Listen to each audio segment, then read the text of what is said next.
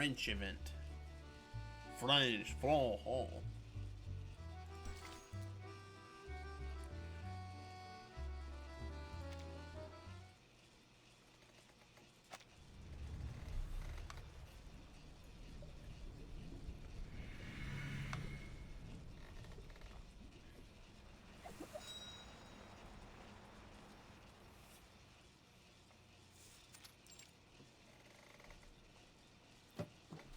Must we really sit here, Adele?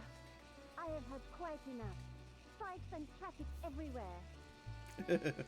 Oh oui. This isn't Versailles, madame. The streets in Le Marais are always a tight squeeze. Besides, we're almost there. I believe the salon should be right above us, in one of these buildings. The traffic might thin once we're near Place de Vaud. This streets were never the problem, ma chère. Perhaps you prefer a client that lets you drive on the Boulevard de Saint-Germain-des-Prés instead? Now, did you bring what I asked? Faint clinking of metal reveals the driver's effort. Il survived all the bumps. I know what you'll say, Madame Felicienne, but I must ask again. Do we really need to carry these pastries around with us? Not at all, provided you ensure there's always a la durée around the corner. If only that were in my power, Madame. Oh look, we're here. And with time to spare. Great, no need to rush. By now, she's used to her employer's temperament and knows exactly how to calm her down. I'll be sure to make some adjustments before tomorrow. Maybe stop by the Champs-Élysées and get those macarons you like before picking you up? That will do nicely. Now, shall we go in? You worked hard to find that shortcut. Let's not squander our timeliness. The remark gives the weary driver just enough motivation. She closes the door and spins around with a proud flourish. See? Just like I said from the start. Je connais Paris comme ma poche.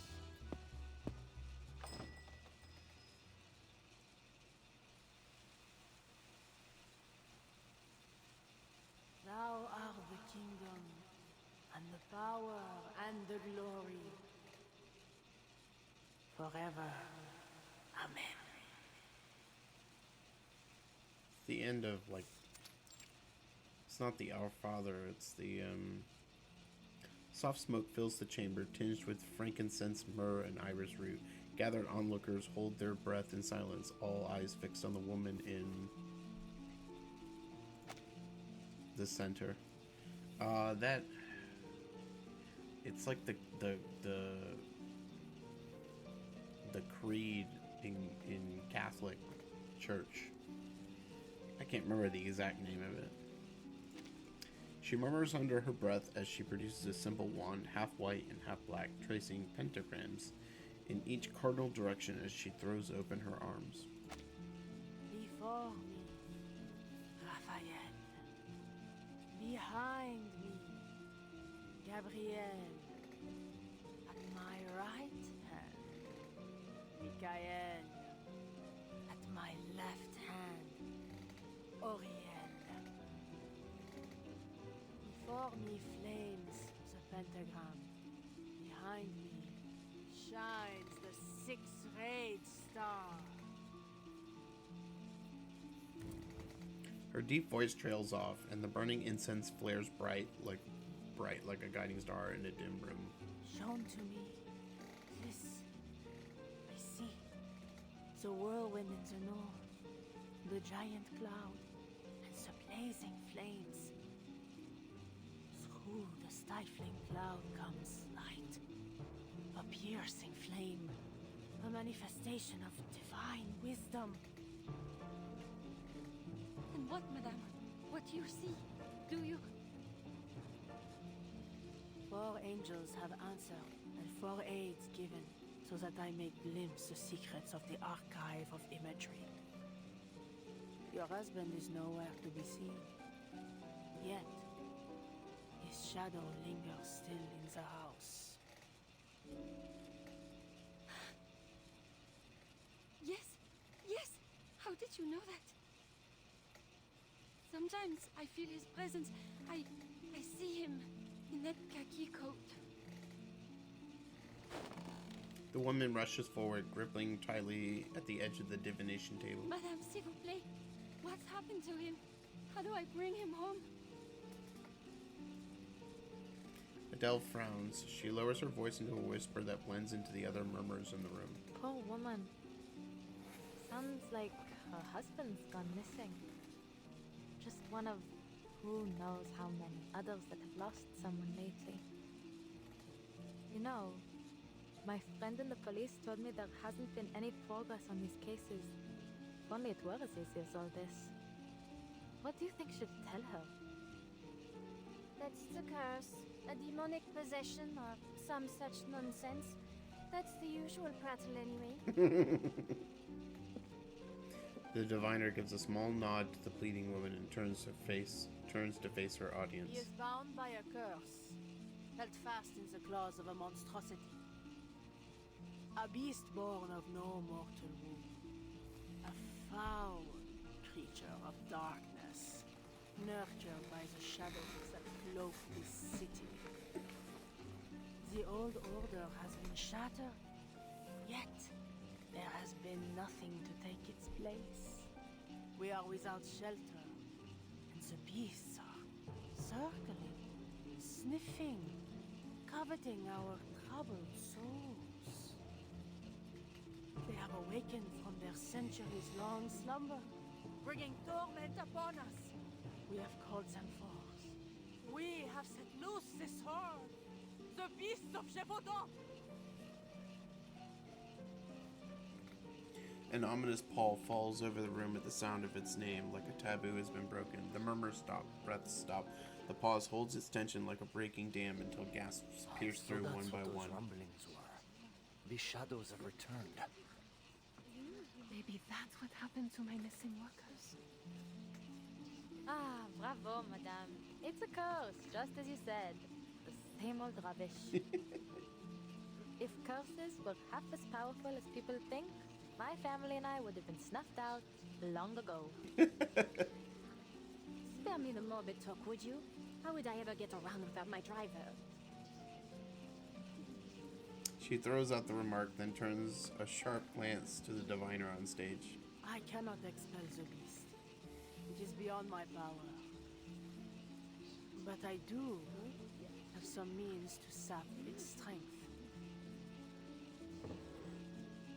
Her apprentice steps up at once, holding out several small items. A crystal etched with a strange symbol, ink, white candles, and a strip of black Our silk. world mirrors the one above, bound in its reflection. All things find their place in the great chain of being.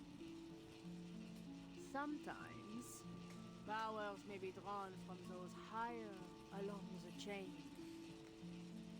From Saturn, I ask for knowledge and insight, and with its power, I offer you this pendulum.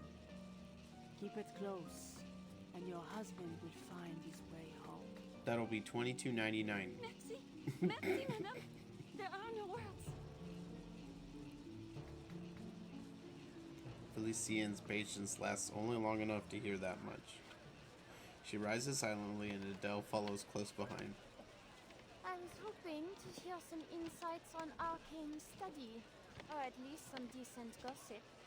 Had I known it was just some poseur selling tired old charms, I wouldn't have bothered. There are still plenty of places in Paris worth a visit. If you're in the mood for fashion, there's the Galerie Lafayette Haussmann. Or for antiques and curiosities, we might try Le Marché aux Puces de Saint-Ouen. Something to take your mind off this, performance. The crowd searches for her, eager for answers, though a few, like them, slip quietly out from the scene. Though it seems unlikely anyone would notice, Adele still lowers her voice.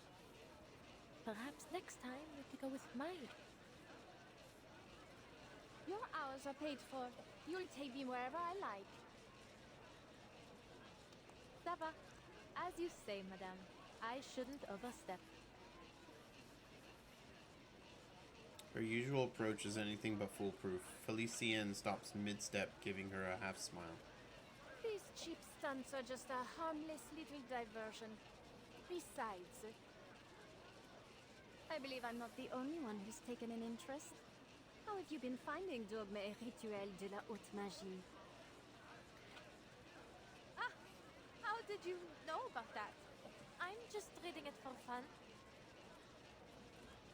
Fun, is it? And what about those red squiggles you've circled around every entry about generational curses? How on? Did you go through my things? Oh, come on, tell me. Her small commotion draws just enough attention to catch the diviner's eye. Madame, please, stay just a moment longer. I see clouds and chains around you. The bonds of one led astray, shackled by fixation. I might offer some clarity. Come closer so that I may see you better. Only as every eye in the room turns toward their way does Adele realize she is talking to one of them. Felicienne, I think she's talking to you. I'm speaking to you, madame. No need to look about. Please come forward. Me? She looks at Felicienne, who now, quite suddenly intrigued by the scene, nudges her driver forward. Yes, you, Adele. Well, don't just stand there. Go on. Show her what's what. Bien.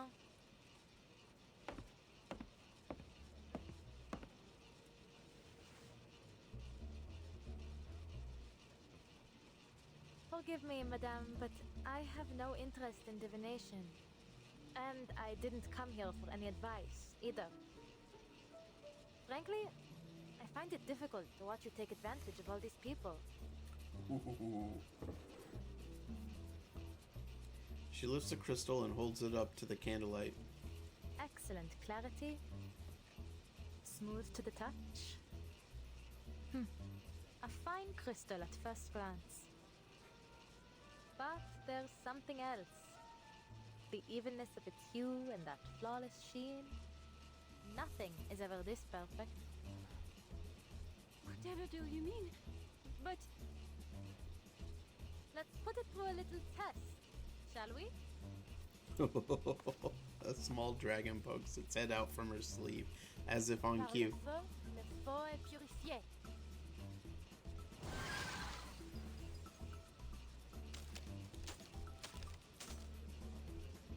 Flames flicker, yet the woman feels no heat, though the once beautiful crystal has been rendered into dull, broken shards. The little dragon climbs nimbly onto Adele's shoulder and tilts its head to receive a gentle pat of approval. Bravo, Feu. The crowd stirs, and Adele catches a few gasps of awe with satisfaction. what have you done to my crystal? Please, allow me to explain. My name is Adele Tavernier. Have you heard of us before? Les Taverniers? Famed jewel hunters? The arcane skill I just used has been performed by my family for generations. We've recovered and examined all manner of treasures, including the Bourbon's own French blue. Fire holds a certain power to reveal the true nature of what it touches. Through fire, we discern falsehood from truth. Sadly, madame, your crystal failed the test. It holds no wisdom of Saturn, nor any power from the so-called chain of being. But luckily, we exposed it before the coin left your hand. N'est-ce pas? This. The lady's gaze darts between the diviner and Adele before she bolts off the stage.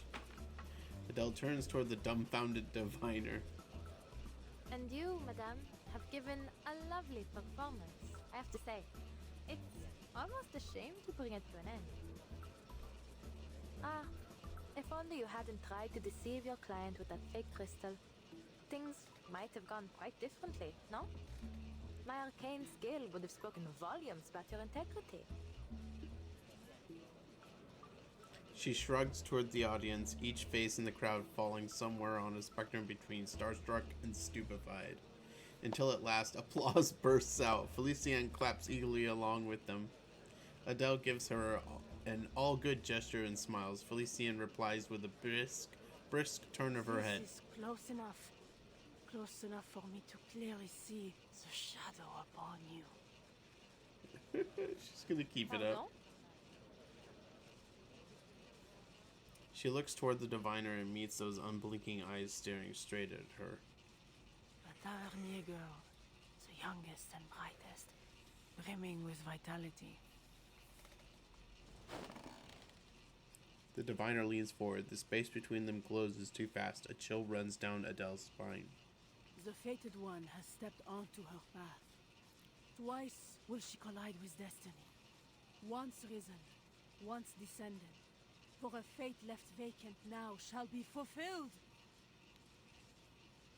You... The call must be answered. Walk with the wise, but beware their words. Beware the gaping abyss of death. What lies below shall reflect what lies above. One shall ascend, but all must be paid. All must return. All must restore.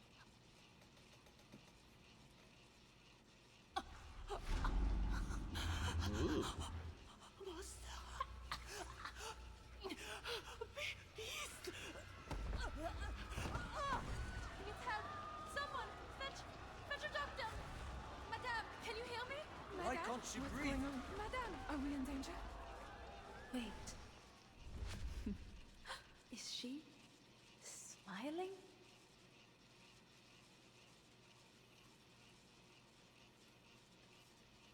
Damn.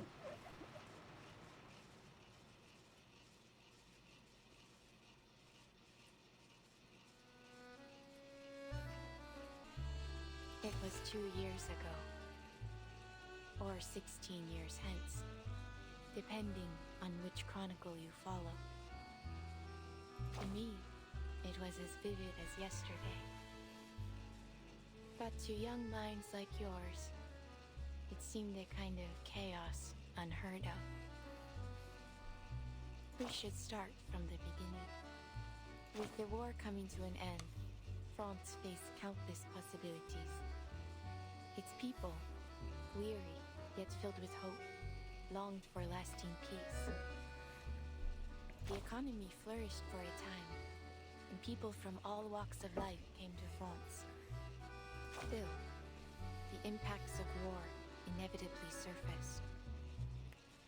As the wartime factories closed, people struggled to survive. Their hardships gave rise to new demands, and before long, Paris became a swirl of competing ideas. You presume correctly. A taxi driver caught up in the whirlpool of ideas that spun within Paris.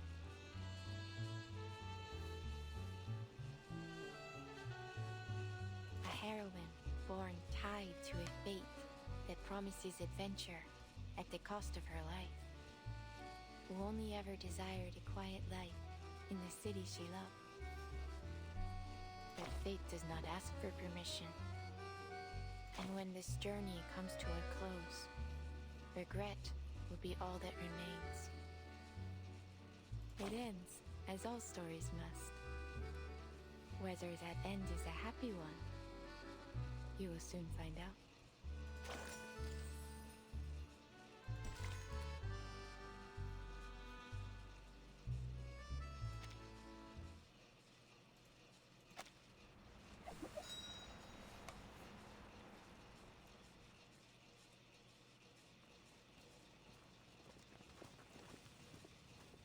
Please, follow the officer outside and leave your contact details before you go. The shocked crowd file out like penned sheep, bleating and chattering with each step. I doubt I'll get any sleep tonight after that sight. I told you we shouldn't have come. Nothing good ever comes of fortune telling. What could explain all that? Hysteria? A disease, perhaps? It's possible. You know, Fabio and Franco told me their neighbors started ranting about fighting alongside Cardinal Richelieu. Next thing you know, the man's leapt out the window riding a broom. Still in the hospital, I hear. But remember what she said earlier? Maybe what she saw was her own killer. You mean the beasts of Gévaudan? Fear and a trace of hidden excitement creeps onto every guest's face. The century-old legend casts its terrifying shadow once again. Monsieur Dom, we will begin our investigation immediately. In the meantime, we ask that you not spread any rumors. There's no cause for panic as of now. The murmurs fade, but the officer's words have done little to calm them. The crowd disperses, leaving behind a few key witnesses. This isn't going to get pinned on me, is it? I didn't even touch her. You'll testify for me, won't you, Felicien? Felicien? She slipped out. Adele turns back to find her employer pacing around the corpse, eyes gleaming with curiosity. Our so-called prophet failed to see her own demise. Well, if this isn't an interesting twist. What are you doing? Get over here before they scold you for disturbing a crime scene.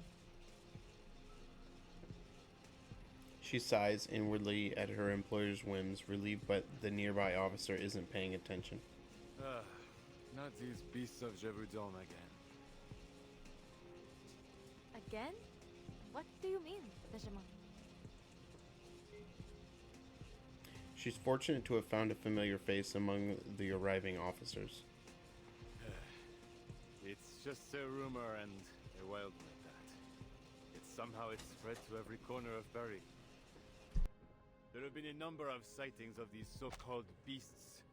But by the time we arrive at the scene, there isn't so much as a trace left of them. Not even a hair.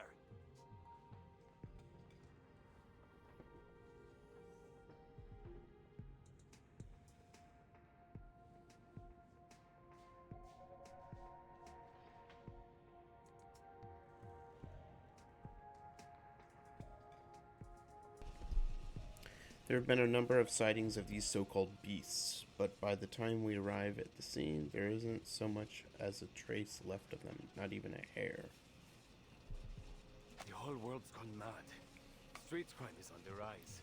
In the last case, we asked you for help with identification on... Well, that was completely... He presses his hand to his temple, giving it a soft rub. As if we don't have enough to deal with. Half the city's on strike, and every day there's some new trouble, whether from the factories or out on the streets. I envy you, Adele. How simple it must be to sit behind a wheel all day and show visitors around. Oh, well, it comes with its own set of problems. Adele glances toward Felicien. She seems to have lost interest in the corpse and is now intent on examining the chair in the corner. Knew you'd say that. The officer pulls out a notepad and pen. When he looks up again, he adopts his best attempt at a professional tone. Allons-y. There are some questions we need you to answer. You know how these things go. I trust you know this is strictly procedure. You were the person closest to the victim at the time of death. So please, Adele, answer with care. Allez-y. Ask away, officer.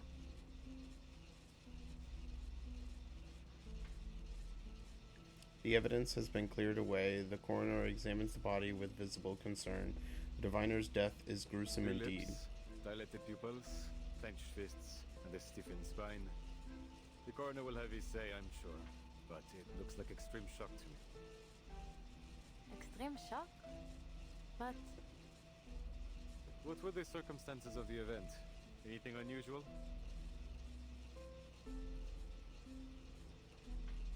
the madame offered to read my fate, but halfway through she started acting strange, staring at me and mumbling things. She said something about a beast and then collapsed to the floor. So she was reading your fortune, saw a beast of Gévaudan, and it... what? Scared her to death? It sounds ridiculous, I know, Benjamin. But it's what I saw. They exchange a glance. The officer's pen hesitates, weighing how much of the madness is worth writing down. Finally, he closes the notebook with a resigned look. D'accord.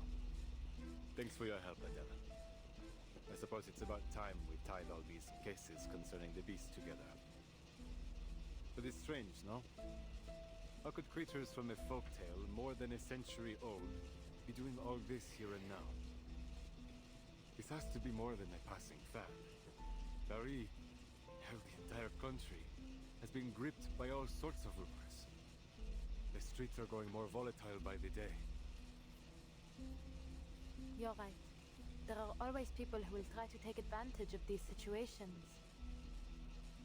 Like this poor fortune teller. I bet she heard some tales about my family and thought she could scam me with a sensational prophecy about my not-so-rosy fate.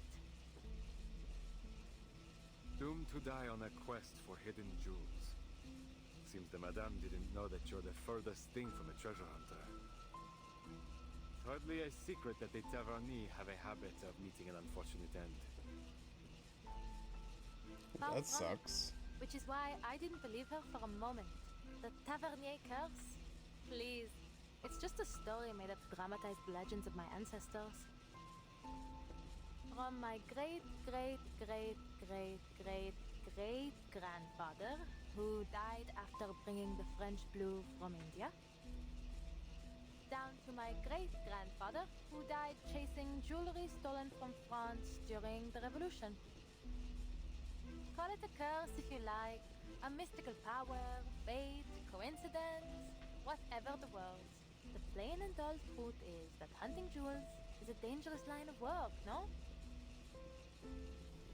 That it is. While we're on the topic, how are your parents doing? I recall you said they were still in the family business. Out on some quest again. I couldn't even hazard a guess as to where they are now. They move around so often. But they have sent letters. Living life to the fullest, as far as I can tell. The officer exhales in relief. Glad to hear it. Maybe I should envy them instead. Traveling the world like that, much better than being stuck in a police station. And you? Don't you ever think of joining them on the hunt? My parents and I are different, to say the least. I don't share their obsession with shiny stones. A simple, comfortable life. That's all I want. No glittering ambitions, no fancy things. Just a job that pays the bills, fills my belly, and lets me get a good night's sleep at the end of the day. Why anyone would want to think so hard every day is beyond me. In fact, this job was the first thing I saw when I opened the advertisements page. Why not? I thought. Suits me better than treasure seeking ever will. I would expect nothing less. He nods and slips the notebook back into his pocket. Très bien. I believe we have all we need from you. Please, don't worry, Adele. I see neither motive nor means for you to do her harm. You're all clear. But we'll get in touch if we need anything else. Oh, forgive me. Another question. Was there anything else that seemed suspicious? Anything that stood out to you? No, nothing really. Oh, wait.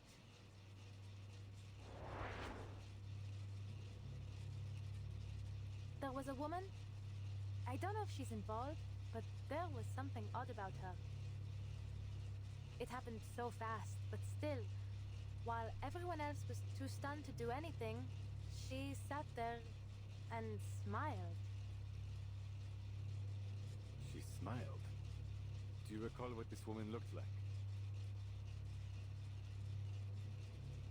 Adele recounts the events as they happened. After hearing her out, the officer's professional demeanor cracks a little. That's Madame Beryl Boaniche. Couldn't be anyone else. On the Crystal Parlor on Rue de la Paix. She's a diviner too. She's the one who reported the case to us. Our officers have already spoken with her. She reported the case?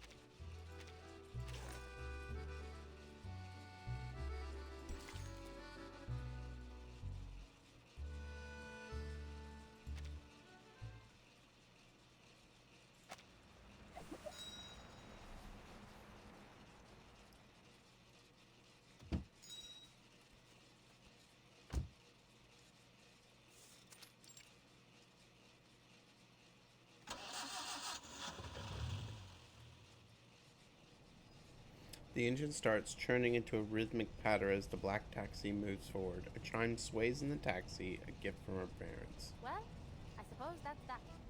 No mysterious murderer, just another diviner. Benjamin said they spoke to her already and cleared her of any suspicion. Cleared? I wouldn't be so quick to believe that. Beryl Boaniche. She hides herself well, that one. The passenger pops a pastry into her mouth, chewing with a mix of irritation and thought. Do you know her, madame? Adele glances over in surprise. She's never seen Felicienne look so This displeased. box is empty. Was that the last macaron? Of course not. I got another box just for you.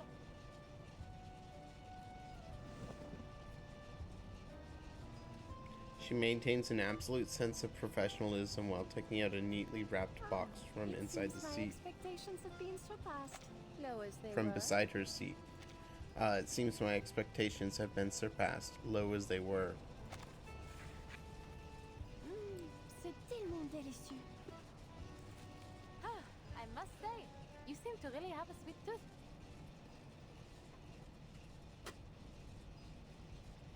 The soft crunch of Felicienne biting into a pastry makes Adele strangely tense. She grips the wheel, focusing So, herself to Beryl focus Boaniche, where is she now? on the road Did ahead. your little policeman say anything? He said she's running a crystal parlor on Rue de la Paix. Turn around. I should like to pay her a visit. A familiar commanding tone comes from the passenger seat. Fortunately, by now, Adele has learned how to handle it. Now? I don't know, Felicienne. It's nearly the end of the day. I'm meeting a friend tonight. I told you that. Then you can tell your friend to meet you at Rue de la Paix. A sharp glare follows the words, audible without even looking at her. I'll double your pay for the evening. Turn us around. Take whichever route you like. But Ah, fine. Triple? No? 10 times then. Damn. 10 times? Why does she want to go so bad? Adele struggles against the temptation, but weighs it against what she read in the pamphlets the strikers have been passing around. Don't be swayed by money alone. Workers need rest. No, Felicienne. I really can't. Celia's always busy these days. I barely get to see her. She's all wrapped up in this parapsychology thing. I haven't seen her in so long. I don't want to cancel on her. We'll go to Rue de la Paix tomorrow. I promise. You live a terribly tedious life, Adele Tavernier. Elysian narrows her eyes with acute displeasure, but before she can speak, she jerks forward from the passenger seat. Wait, look! That's her! What? Who? Perrine Buaniche, just there! Turn, now! Let go! I can turn the wheel, my... Ugh. She crashed. Adele's car skids in a long arc before finally stopping while the oncoming vehicle veers into a streetlight. Have you lost your mind? Yeah. The driver climbs out furious, pointing at Adele as his shouting makes the windows rattle. Huh? I'm speaking to you! Out of the car, now!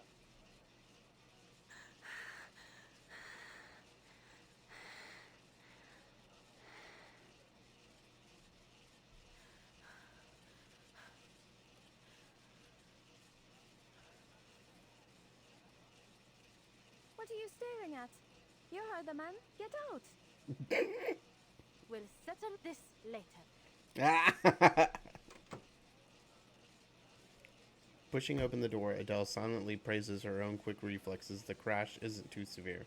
There's no sign of anyone like Beryl Burnish on the street. The whole thing just feels like another stroke of bad luck on the drive home.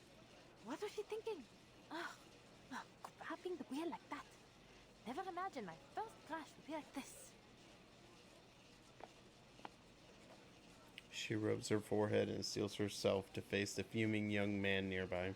I'm terribly sorry, monsieur. I was distracted. Sorry? Do you even have the slightest clue what sort of damage you've caused? We can't afford to lose time here. The nation is calling to us. He slams his fist again against his own car. His already dented trunk lets out a hollow, miserable groan as the crowd thickens. Huh? The nation? Is that a strike slogan? Or do you mean you have urgent business to tend to? Our one true leader has returned. The Emperor has landed at Gauche-Juin. He will bring glory to France once more. He's riding to Paris with only a few hundred soldiers at his side. Our Emperor is too distant from his people. We must go to him. The Emperor? Gauche-Juin? What on earth are you talking about? The man's stern face makes it clear he isn't joking. Adele stares at him at a loss for words. But her silence seems to be taken another way. I see. You've sided with the Bourbons, haven't you? You're another one of the king's stooges. The son of Austerlitz calls to me. I will not be stopped. We're gonna have to kill him, aren't we?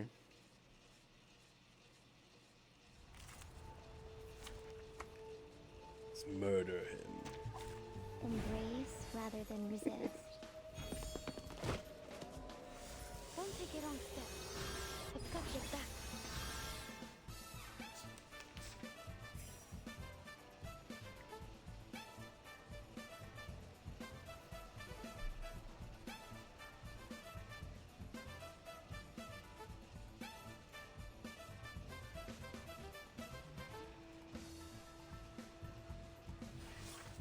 All right, The ranks. an adequate sample. Encryption complete. Regaining control of our look.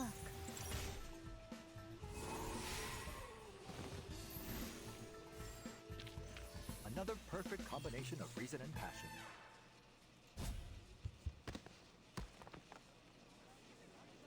Let me be. I must go to the Emperor. Monsieur, calm yourself. Someone help me, please. With help from the bystanders, Adele managed to pull the driver down from the roof, though the communication draws even more onlookers. Another poor fellow lost in delusion. Careful, don't get too close. He's talking gibberish. The 100 days ended over 100 years ago. Please, someone, get him to the hospital. He needs help. Does anyone know this man? I really need to go. I have to see someone. She looks at her scratched up car and the indifferent lady inside, feeling a twinge of helplessness.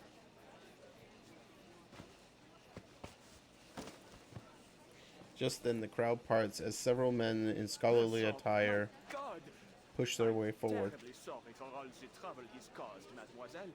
He's my student. Please, allow me to cover the damages. Would you mind leaving me your address? I'll take care of the rest.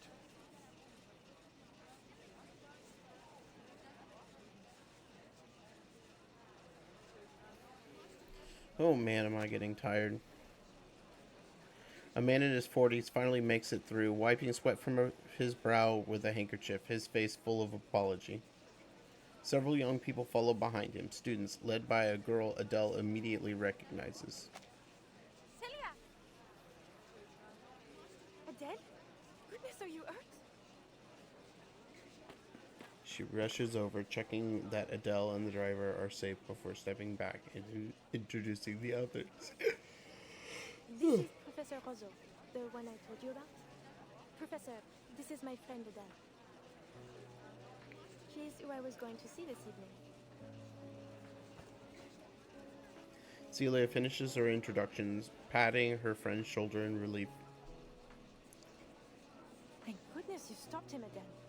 Who knows what might have happened otherwise?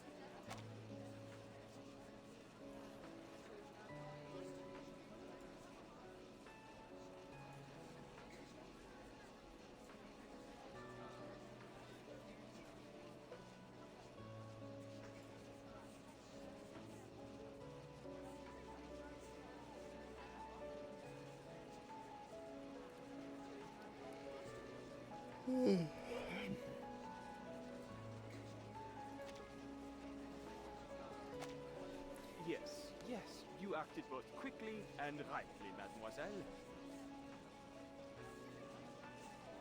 Faced with an unexpected thanks, Adele scratches her head, trying to shift the topic back to the still babbling driver. What's wrong with him? It's a long story. He's been acting strange for weeks. So, when he didn't turn up this morning, we went to his home to check on him. The door was open and it was a total mess. Poor boy, such potential. But then, perhaps I pushed him too hard. The man cuts Celia off, shaking his head, guilt written all over his face. I shan't keep you, ladies. Celia, go with your friend. I'll deal with all this. But Please, Celia, put this behind you and enjoy your evening. But be sure to join me for tomorrow's field work. She glances at Adele, then accepts her teacher's offer.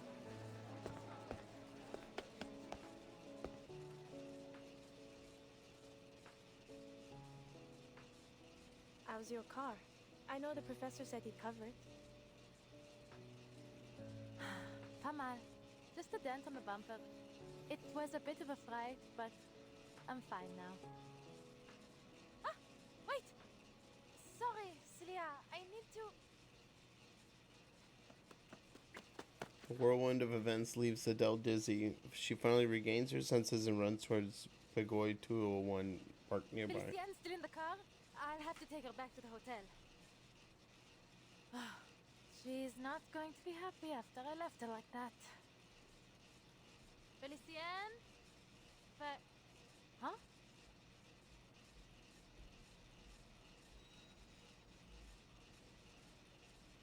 The passenger seat is vacant, replaced by a line of bright red words scrawled across the window.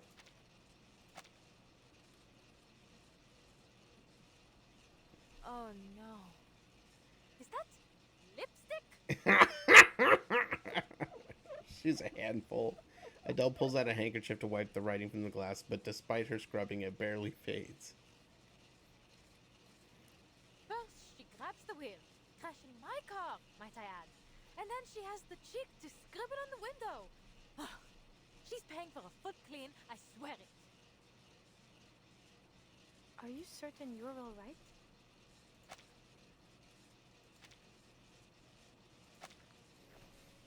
Her friend walks over, peeking curiously through the window. Adele waves it off, refusing to let this small incident ruin their long-awaited dinner. Oh, I'm fine. So, shall we eat at that spot near the Seine again? Or are you feeling adventurous tonight? You said you couldn't stand the campus cafes anymore. So tonight, ma chérie, you choose the food. Really? I suppose if I could have anything. You know, what I'm really missing is some good home cooking. She starts counting on her fingers, reciting a whole list of dishes. Onion soup, gratin dauphinoise, maybe a bit of cheese for a small fondue. Oh, and I just bought a bottle of cider. What do you think? You simply have to come over and see my place now. I cleaned the whole thing. Balcony too. I came over to ask you for help, but you weren't home. Home cooking it is. Hop in. In perfect sync, the two circle to the opposite sides of the Pagoi 201 and open the doors at once. Buckle up to home.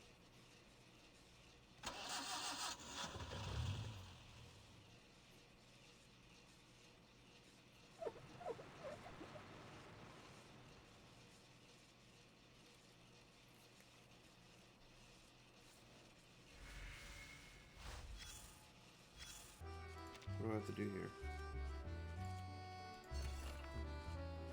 Before a shop window on Champs-Élysées, you stop for a long time so you don't notice the sky changing. What you're staring at is Klein blue gown flowing with black. Ooh, gross. Put clean in half, extra cloth. So this is probably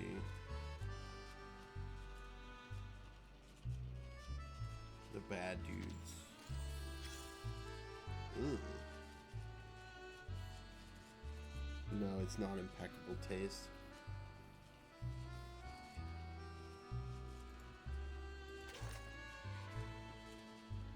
Is there another one? Oh. I was running a crystal parlor in Paris back then. People came for all sorts of products, from ordinary crystal ornaments to the enchanted ones. I had them all. I recognized a few of my customers in your suitcase. What? But many came seeking something I never put on the shelf. Prophecy. I am afraid that was never an option for me. I could never put a price on it. Whether one knows about the future or not, their fate remains unchanged. A prophecy to fate is like a title to a book, and no bookseller should charge for the title alone. Okay, fair. So, I only offered the gift of prophecy to those who did not come seeking it. To my surprise, it did something unexpected for my business. Word spread, and I recovered my investment soon enough. Nor was I. Few things in life have ever surprised me, and this was much the same.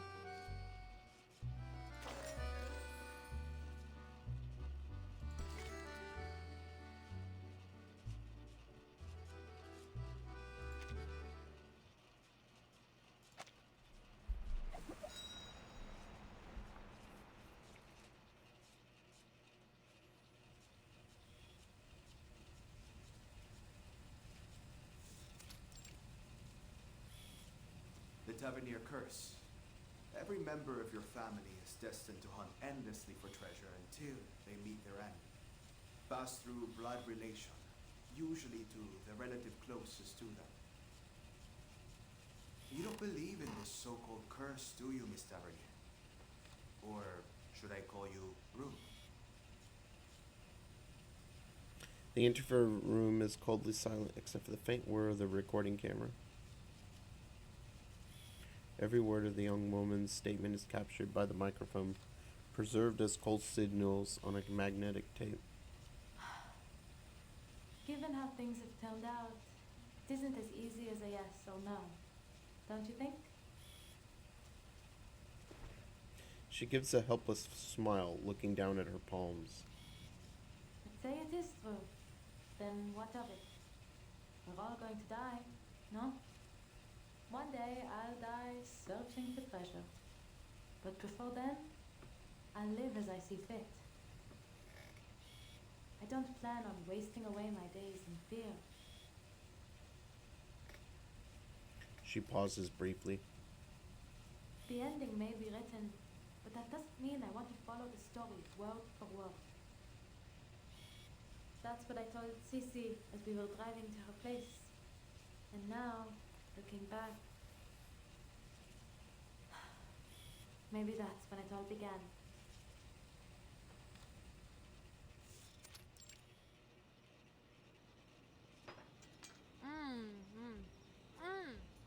So good. This gratin is the best. How'd you get so much flavor out of a simple potato? You like it then? It's just ordinary home cooking, really. Maybe it's finally time you started doing it yourself. Well, Papa didn't exactly teach me much in the out. He'd just pop open a tin can and say, "Be grateful. When you're in the jungle, this is a luxury." But he never took me to the jungle. He never even let me leave Paris. I still haven't been anywhere. Celia smiles and shakes her head. She grabs the empty plate to scoop her friend another serving of potatoes. You can only blame yourself, Adele. You were the one adamant about not becoming a hunter. Of course, because I don't want my life planned out like a stage play. And don't pretend you didn't have a part in this. You're the one who picked the page number in the advertisements. Celia can't argue, so she pours 2 more spoonfuls of stew over the mash, stacking it high into a little mountain and sliding it in front of Adele. Sharp as ever. Since we're on the subject, how is work going? Any interesting fairs lately? There was one thing. Not sure if I would call it interesting, though. Peculiar, perhaps? She bites down on her spoon, trying to recall the scene from earlier. The diviner's expression is still vivid in her mind. I was at a diviner's salon, and the host... I don't know, I think she was trying to scam me. She started rambling about all these strange things that would happen. Things that sounded a lot like the Tavernier curse. And then she... well... she died. What a story. Died? Celia's eyes widen, her fork clinging unconsciously against the plate. Clinking. Then the police came, and I suppose the case is still under investigation. Anyway, you know what I think of those diviners. They're not exactly people you should take seriously. Then why were you there? Not by choice, that's for certain. One of my clients was interested, Madame Felicienne.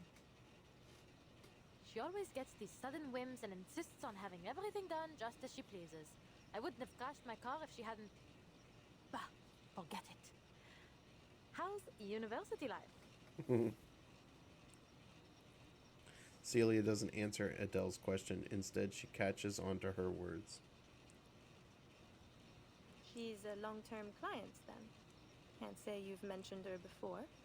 Or maybe I've been spending too much time on campus, n'est-ce pas? What do you think? I swear, this little one might forget you completely if you spend any more time hidden away in your books.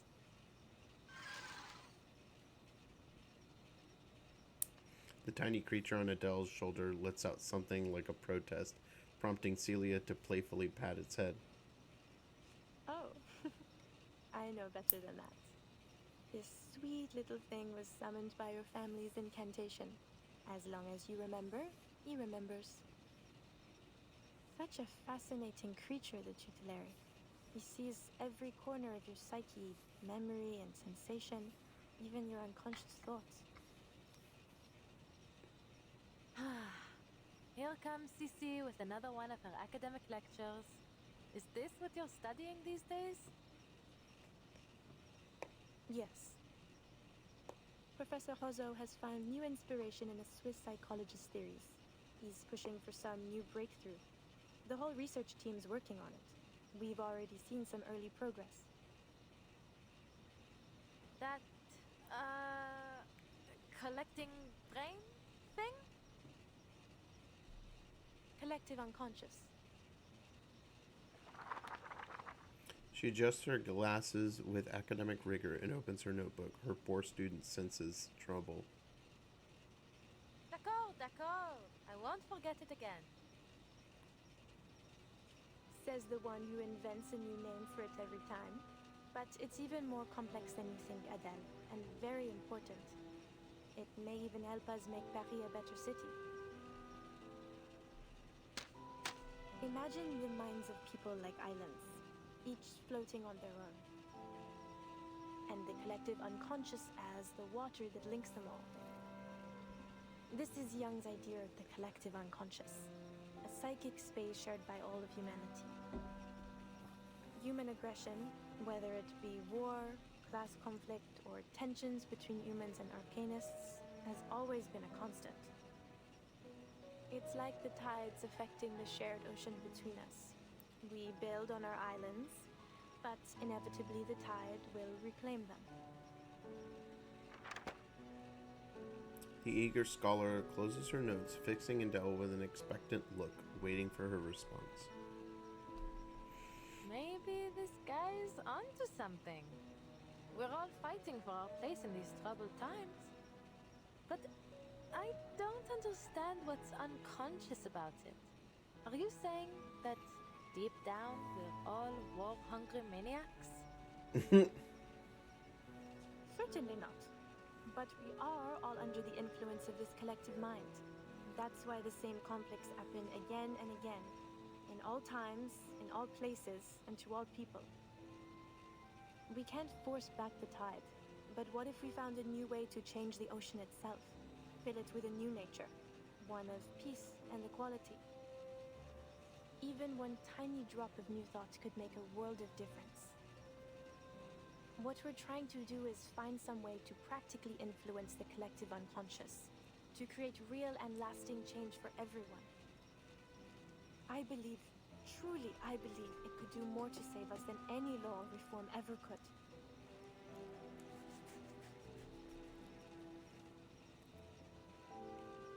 Adele scratches her head. She has no such lofty ambitions nor any intention of changing anyone. So you want to control everyone's minds? What?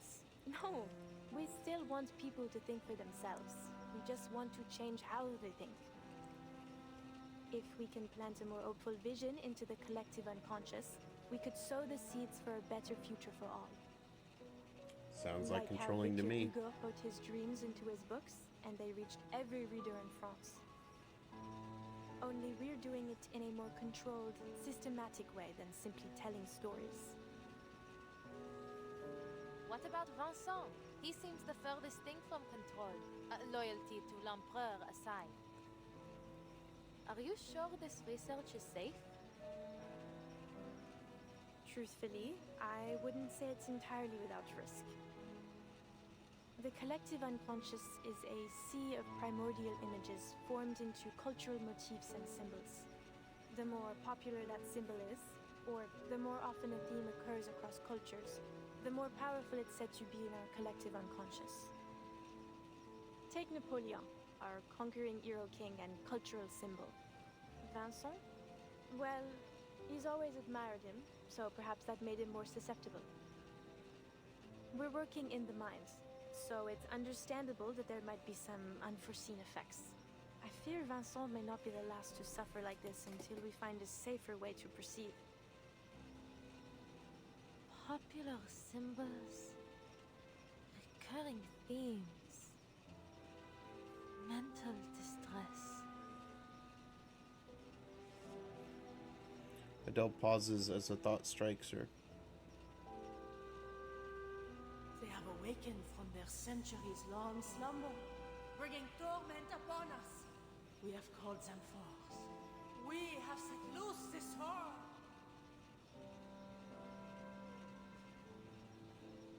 Like the beasts of Gévaudan? She repeats what she heard back at the divination salon. That old legend. But why would the beasts of Gévaudan be... Wait, you might actually be onto something. As the rumors about the beasts have spread, it has gained a new identity in our collective unconsciousness, planting the seeds of terror inside just about everyone. Formidable! Her friend leaps up from the table, dives for her notebook, and starts scribbling frantically. Merci, Adele. You truly are my very own academic muse. I must take another visit to the Danse Macabre mural. It may play a part in all of this. I'll buy you one of those good luck necklaces when I publish my paper. Then you'd better make sure it's chic. I'll want to wear it every day. When it comes to her research, her friend's enthusiasm is irrepressible. Adele has long since grown used to it. So, what comes next? It's only a thought for now. One I must keep to myself. But you'll be the first to know when it's confirmed. I swear, you, and indeed the whole world, will be shocked. You know, and please don't laugh. Sometimes I feel like an adventurer too, hunting for hidden treasures with my pen and paper. I suppose what I do isn't all too different from your parents after all.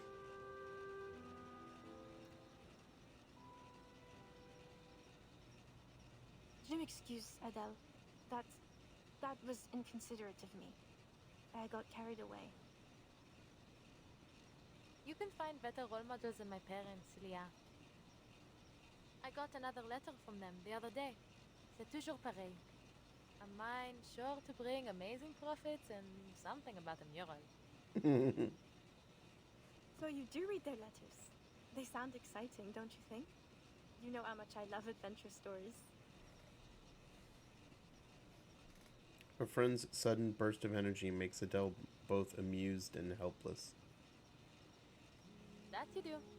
Sometimes I think you're more of a tavernier than I'll ever be. I suppose I have always thought of you as a sister. Anyway, enough about that. Where are you taking your client tomorrow? To Rue de la Paix. There's a crystal parlor we're going to visit. Because of what that diviner told you? You must be the master of your own will, Adele. Don't let your subconscious make all the decisions. Whatever you say, Madame Professeur. I mean it. So many things in life are stirred up from the depths of our minds.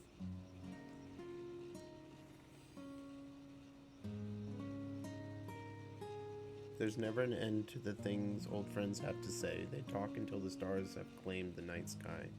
Sissi, dis-moi. Tu crois vraiment? Sissi, tell me, do you really think there is such a thing as fate? Sissi? Celia?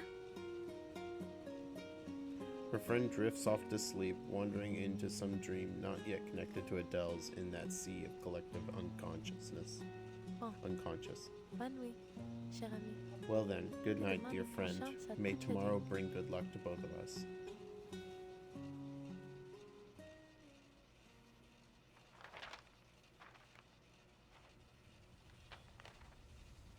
And it was on the following day that you paid a visit to Beryl Boaniche's Parlor of Crystals? Correct. And there, you have another, what did you call it? Unusual divination. Beryl Poiniche had foreseen my visit long before I arrived. Just as she had foreseen all that came afterward.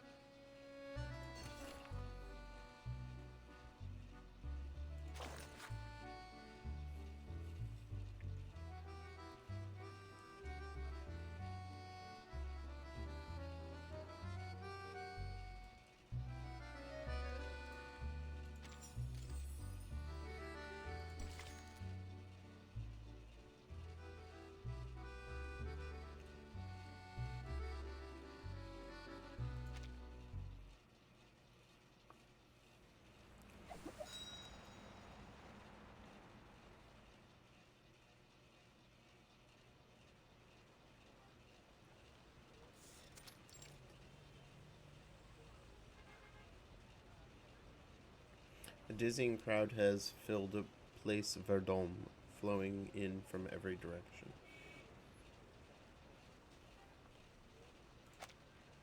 The young driver leans against her car door, kicking at a small stone while watching the passers-by. Tomorrow? She never said the time.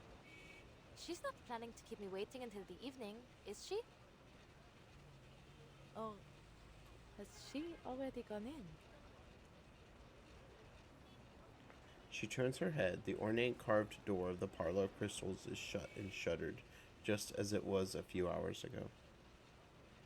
Should I knock again? Someone must be in at this hour. Bonjour! This time the door opens the very moment she knocks.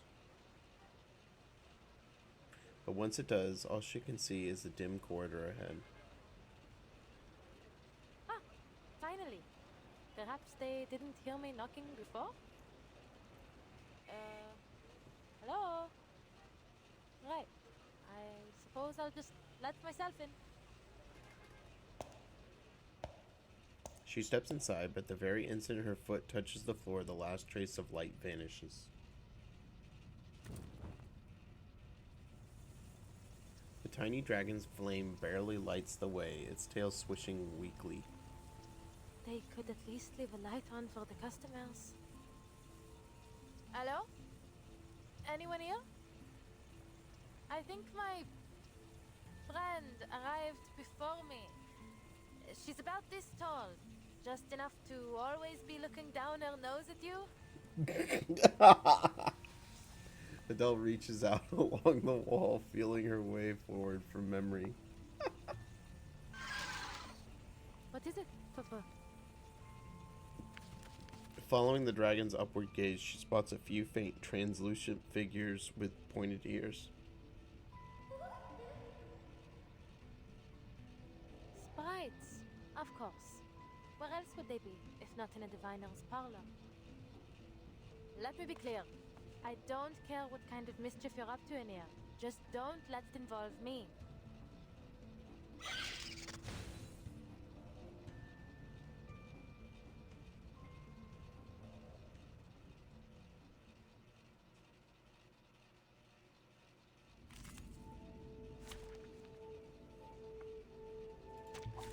Embrace rather than resist.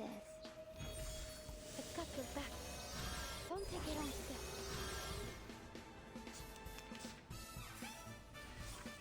I'll handle the policy. Right, loading. An adequate sample. An accurate reading. This'll help. The light that illuminates all.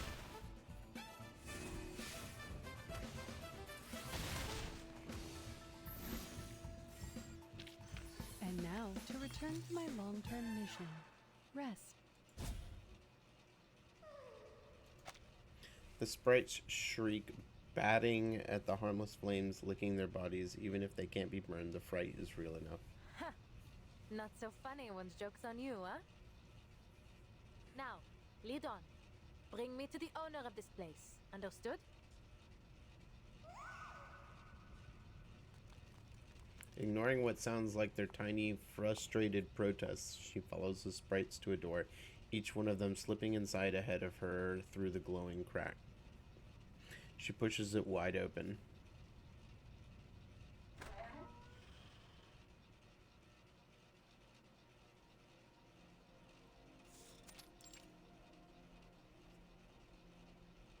The room looks as if it were woven from a million scattered threads of light. The thought crosses Adele's mind as she takes in the transparent, shimmering crystals around her, the reflections gilding the dust in the air.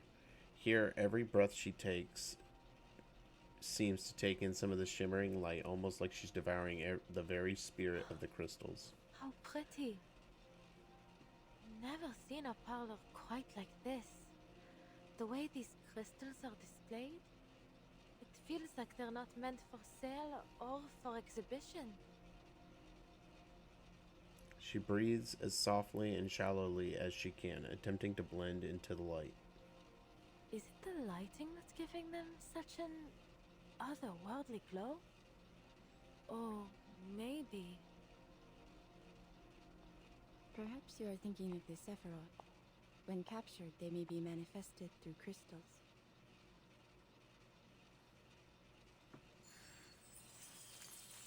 A voice echoes from afar, bright, clear, like the sound of gentle tapping on a glass pane. Some believe it is through these Sephiroth that the Creator formed their world. Without them, the divinity is incomplete. The 10 Sephiroth, the astral light, the flames of the fire which burned in the bush, the glowing stream which flows from the tree of light, the numerals, spheres, Enos, and all aspects of reality. Ah, then you must be Madame Beryl Boiniche? The shop's owner smiles and nods. No further explanation is needed. Anyone who's seen her would know exactly who she is. She extends her hand, brushing a softly glowing pendulum with her fingertips. Through certain objects and rituals, or by gnosis gifted at birth, we may catch a glimpse of a splendor that is not of this world. These crystals are one such object. In their reflection, we are shown the hidden secrets of the archive of imagery. Her voice soothes Adele's nerves, though it comes out so softly that she struggles to register the meaning. Madame, did you... I am pleased that you have made your way here, Madame Tavernier. That door was left open just for you.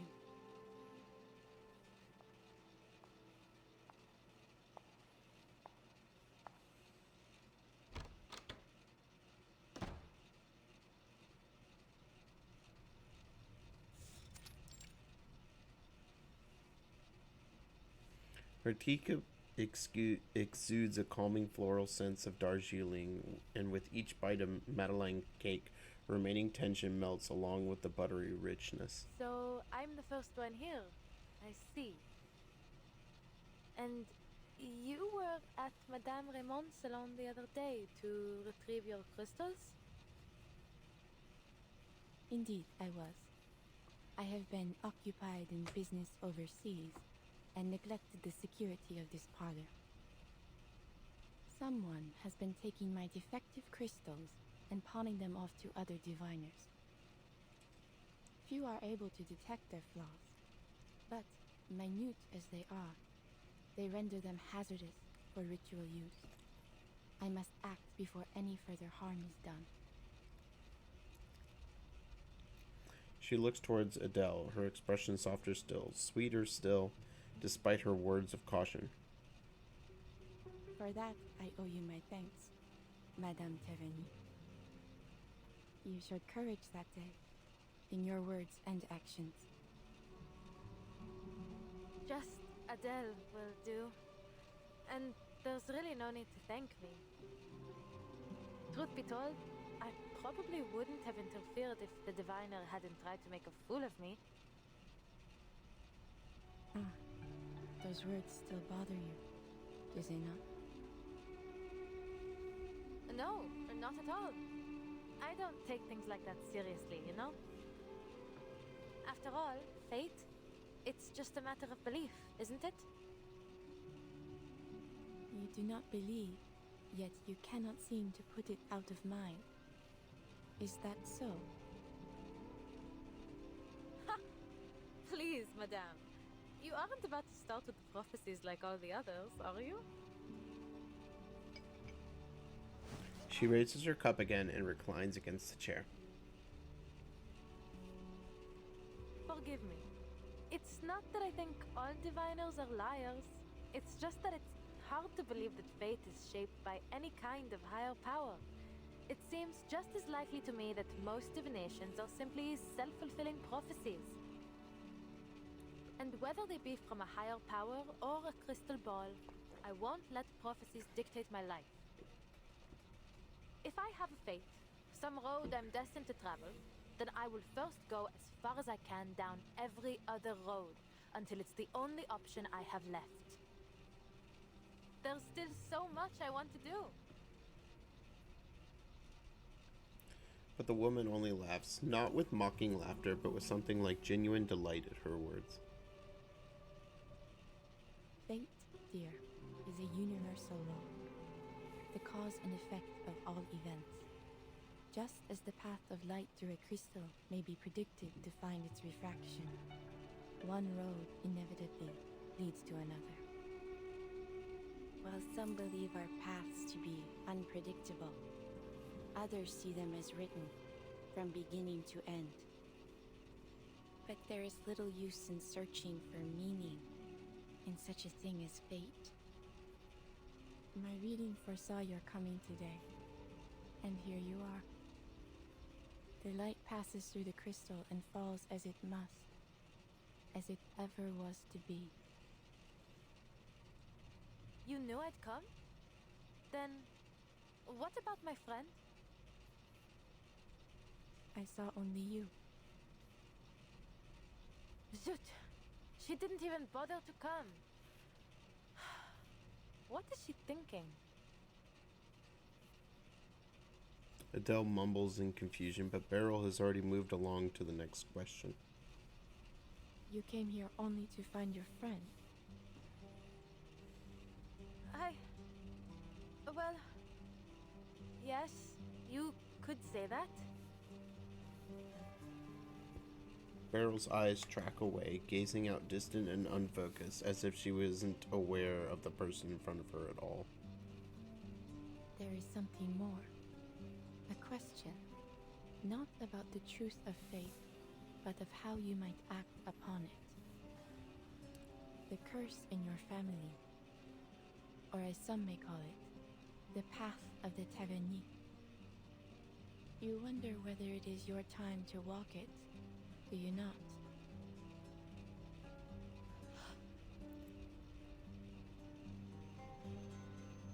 The call must be answered. Walk with the wise, but beware their words. Beware the gaping abyss of death. What lies below shall reflect what lies above. One shall ascend, but all must be paid. All must return. All must restore. How come every diviner I meet these days seems to know about that curse? Is obscure jewel lore really so popular in this city? Adele says it like a joke. That's how she always treats the subject. Mockery felt better to her than fear. Beryl only nods in reply. Madame Raymond foresaw the future, but she peeked too far, and for that, paid dearly. You mean? She still doesn't want to hear that kind of answer. No. Please tell me you're just teasing me. You're saying that it wasn't her fear of the beast of Gévaudan that killed her, but what she saw in my future? Please, Adele, allow me to finish. Beryl shakes her head. Somehow, and with just that gesture alone is enough to lift her heart. Only for her next words to put it right back into a vice grip. The fate she saw was not entirely yours. There is a shadow which lingers on you. In a way, it is true. You are indeed cursed.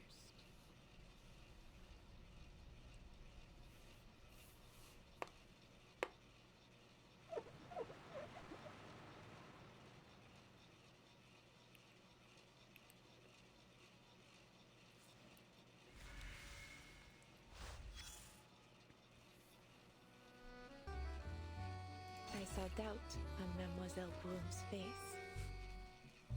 As a diviner, you encounter that look more often than people think.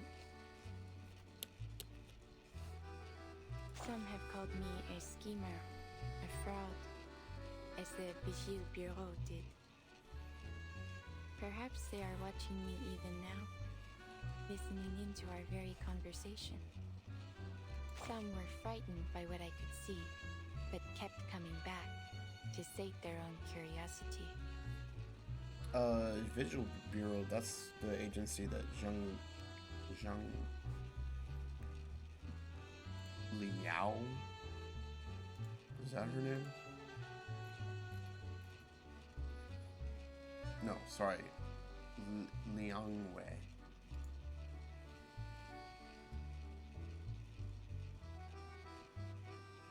Some showed nothing but disdain. Not for me, but for the very idea of a predetermined future.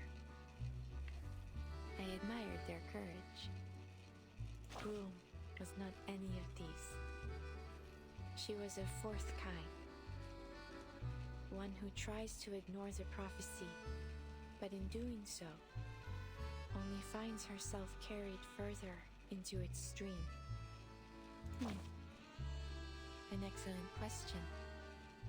Someone who walks between eras and through the storms. What is your view on fate? Few people can imagine the nature of your position. No more than 3, I would wager. And I wish I could say I was one of them. Alas, I am but a puppet dangling at the end of fate's thread. My limited vision cages my imagination, though I may still see a little more than most people. I cannot do as I was meant to. I have lived long enough to know better than to act against fate. Though, in fact, what I would have done differs very little from what I was meant to do. What do you think? Is it perhaps fate that determined my personality? Or my personality determining my fate?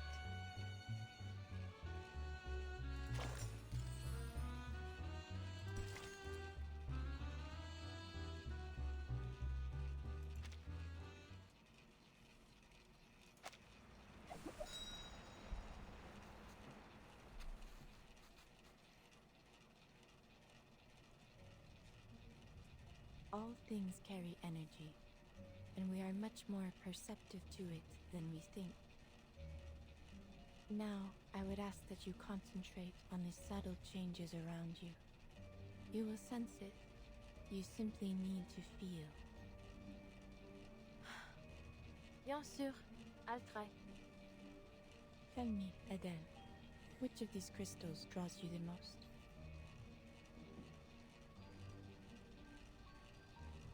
Adele stares at the tray. Rows of crystals lines it neatly, dazzling to the eye. After a few steady breaths, she reaches toward the third crystal from the end of the second row. Maybe this one. A tea-brown crystal, mysterious, sacred, and its smoke frozen within. A smoky quartz from Brazil? Very good.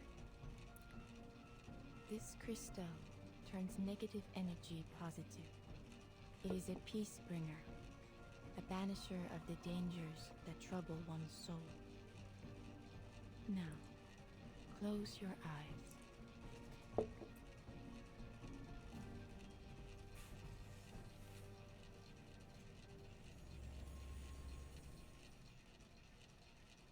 double. 7 portes. 7 en tout révèlent le Sephiroth.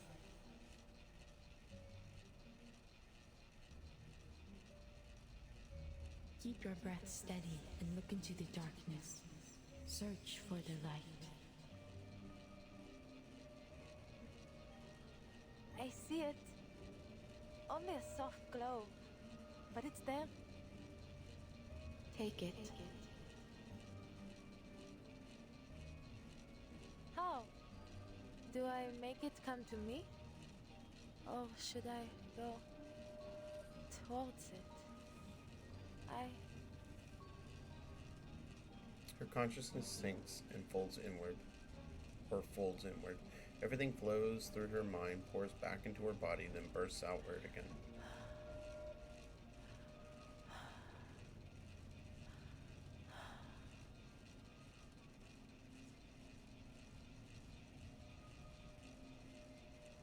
Adele, come on, wake up!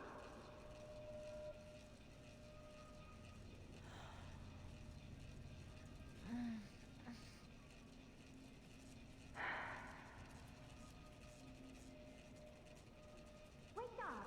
Good heavens, how do you leave like this?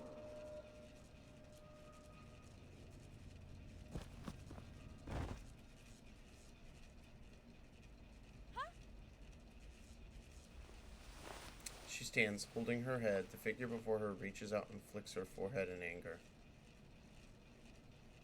Huh? Good morning, I think you meant to say. I've been looking all over for you, and here you are napping like a pampered cat. You certainly know how to enjoy yourself, don't you? Abandoning me to take a doze in this cushy parlor. Felicien? Where were you? I was waiting in the street for hours. You never turned up, so I had to... Where's Madame Boiniche? Perrine? She... Words tumble on her tongue, but refuse to form a sentence. Still dreaming? Look around you. The parlor's already closed. Adele scans the room. They're the only ones there. You'd likely have woken up behind bars for trespassing if I hadn't come to collect you. Quelle honte. This place seems more tedious than I thought. Come on, get up. We still have time to look elsewhere.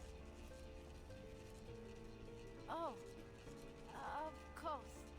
I'll fetch the car. It's by the back door. No, not the car. I'd rather not get into that death trap for a while. It's a death trap because of you. Felicien walks straight through the corridor, pushes open the main door, and takes Adele back into the street.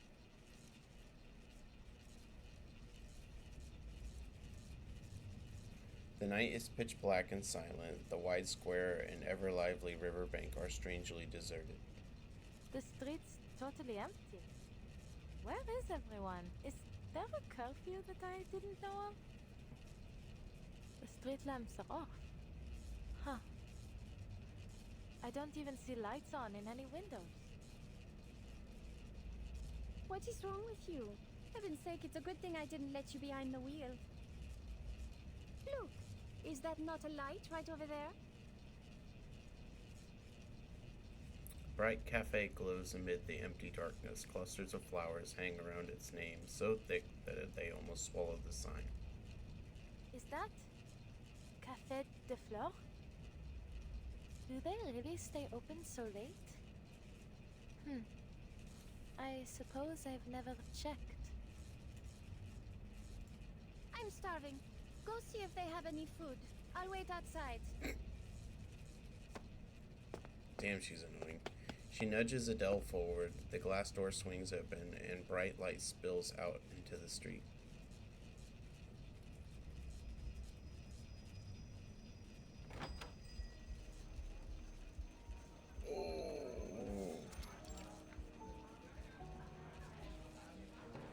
Even this late, the cafe is near to bursting with life. Adele walks toward the counter, wondering who these patrons might be. Some left bank art group or theater folk fresh from rehearsal. As I was saying, Georges Bataille is looking for executioners for a secret society. Executioners, that's right. Every one of the members would rather be sacrificed in the rituals than be the one to swing the axe. Who would have thought? The Normbreakers can't even bring themselves to commit violence. Is it a mercy or just selfish martyrdom? Did you see the last performance at the Théâtre de Ganguinal? Chauvin has been the worst director I've ever seen. He ruined all the gory scenes with his so-called theatrics. But he's a self-absorbed man. It's hardly a theater anymore, more like a circus. I wanted to gasp at the sight of shattered bones and slipped throat, not from sheer disappointment. Honestly, I miss the Apollo Maxa. Every death she brought to the stage was impeccable. Mademoiselle, I must confess I'm confused. You're saying that something could just pop into existence if everyone believes it exists? In a manner of speaking, yes. According to the studies we've been conducting, the answer may be hidden in our collective imagination. Celia!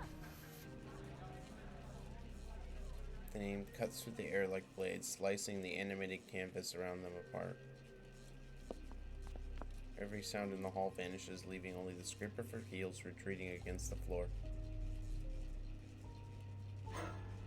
All the customers turn toward her in unison, motionless, eyes locked on the intruder. Adele, what a surprise! I thought you had no interest in my studies. Her friend slinks over to her. Adele holds a dumbfounded stare, completely unsure of what she's seeing. It's creepy, man. She fixes on the darkness, writhing behind Celia's back. The outlines of the customers melt away, replaced by fangs and fur. You look pale. Come, sit with us and have a bite to eat. It won't take long.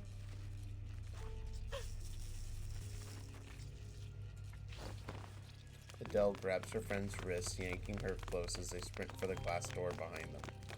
We need to go. Cia. You're hurting me. What's going on? Adele!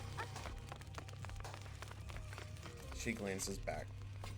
Their faces are no longer recognizable. Mounds of dark flesh melt into filthy oozing slurry that drips into the surrounding dark. What's left of their human parts peels away, and a ghostly fire drifts upward around them.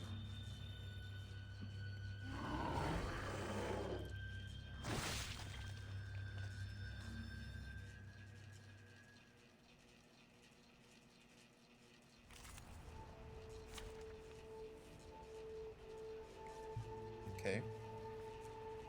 Hang on, let's...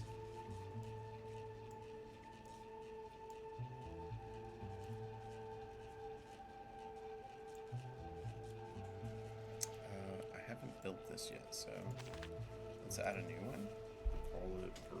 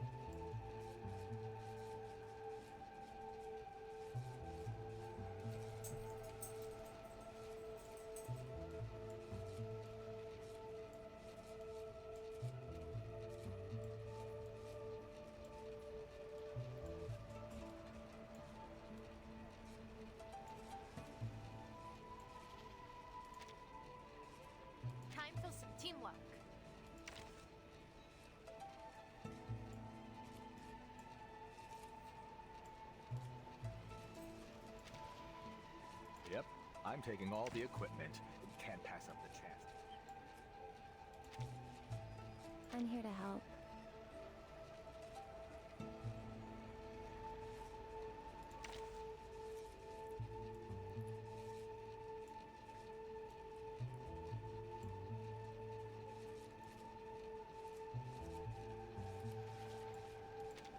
So many people here.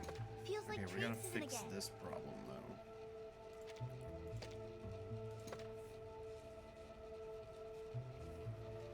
We can't get doubles of these, so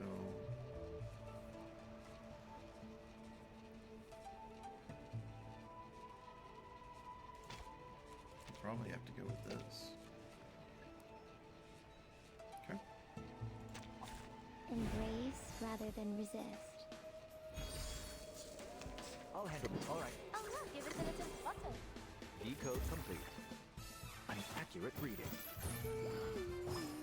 Now, for the truth part. Don't stick around for a fight you're bound to lose. But if you win, run fast. The police may be on their way.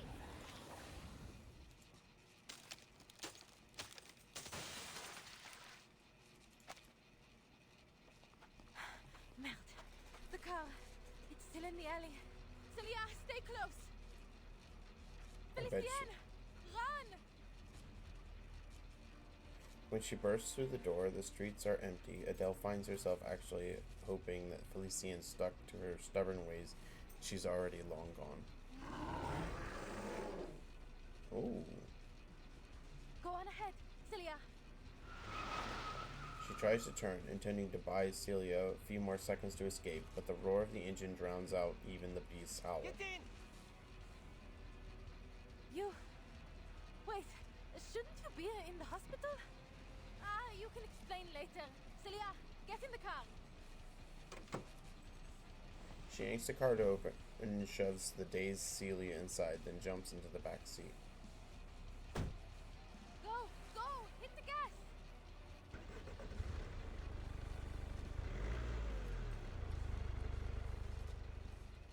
What happened to Felicien?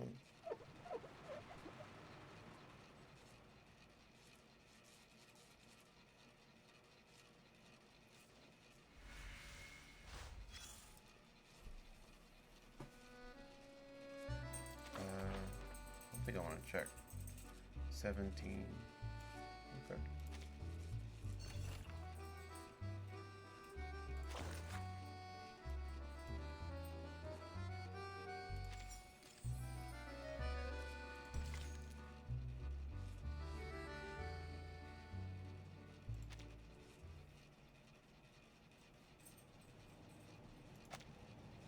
Are you all right? Her friend nods, catching her breath, but Adele cannot help but notice how pale she is, far too pale, beneath the yellowy glow of the street lamps. Good. I knew you were tougher than that. Adele exhales, leaning towards the window to see the shadows fade behind them into the night. Ah, even with twice the legs, they still couldn't outrun us. Monsieur Vincent, yes? We bumped into each other yesterday, remember? I appreciate the help. You came just in time. But, shouldn't you still be in a hospital bed? Impossible n'est pas français. I was back on my feet in no time. The driver lets out two short, rough laughs and slams on the accelerator again. Bravo, monsieur. Glad to see you're doing well. I don't remember who he is. Her friend pats Adele's shoulder, but she doesn't notice. Did you notice anyone waiting outside the cafe earlier, Vincent? No. Adele, please. Something feels wrong. Adele squeezes her hand, leaning forward, closer to the driver's seat. Those lipstick marks on your passenger window. Rude, wouldn't you say? People really need to learn where to put their lipstick these days, huh? Funny that you got the same message, in the same spot, with the same smudges. thought I wiped it off yesterday. And how did it get here? Where did you get this car? Oh, is this even real? Am I in a dream? You're speaking nonsense, Adele. How could this not be real? Have you been sleeping all right? Enough, Sissy. You're just a part of this nightmare like everything else. Celia's eyes goes wide. She looking weaker by the moment, like a candle burning out the last of its wick.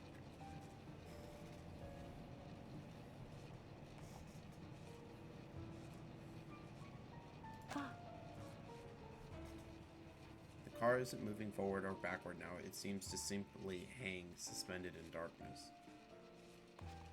Her dragon climbs up the seat back and leaps onto Adele's shoulder. Le feu est purifié.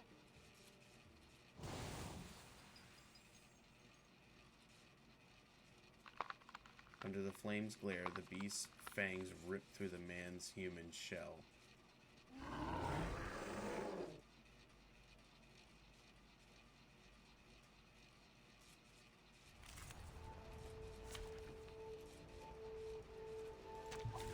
Battles can be just as informative as codes. You just have to know how to read them. Alright. Okay, yeah, this was the guy that we crashed into. The perfect solution. New code complete. Now, for the true spout.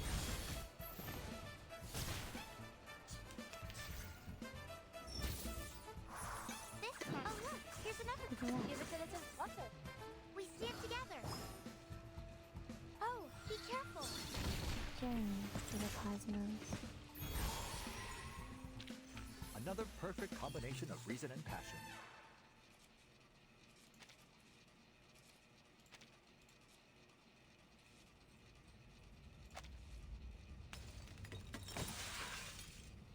The beast that once was Vincent leaps out the window, his twisted form swallowed up by the abyssal night.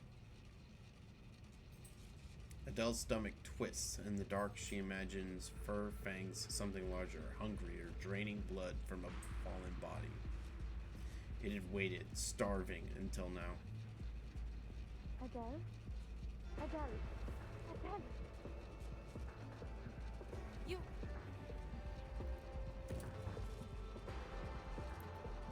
Before she can react, her dragon's tail coils around Celia's arm. The flame flares for a heartbeat. No longer. Celia seizes her hand. Listen to me, Adele. I remember now. I know the truth about the Beast of Gévaudan. Manus Vindictae cracked open the archive of imagery. That's what's been causing all the disappearances and madness. They're trying to destroy Paris. Don't trust Oiseau and don't come looking for me. Take this. Something cold drops into Adele's palm. She looks down, instantly recognizing the diamond now hanging from the necklace. A brilliance like that could never be matched. It was a legend, one that should be far beyond her reach. What? Is this the French blue? But surely this isn't the real thing.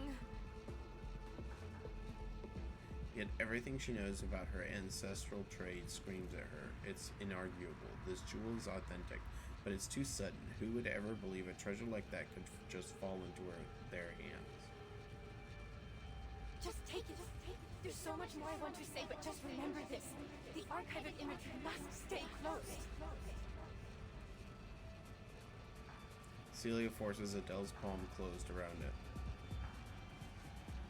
Destroy the stone. Celia! Des ténèbres, la lumière. From darkness, light. The heavy darkness in her mind lifts. Adele looks around, her temples throbbing.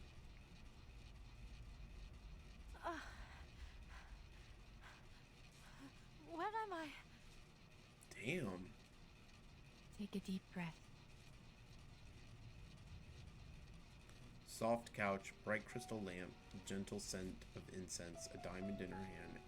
everything exactly as it was before the cleansing ritual. Even Beryl, sitting opposite, looks down at her from the very same pose she had been in before Adele closed her eyes. Was that? Was I dreaming? Not quite. You plunged into the depths of your mind and uncovered the shadow lurking within. I saw them.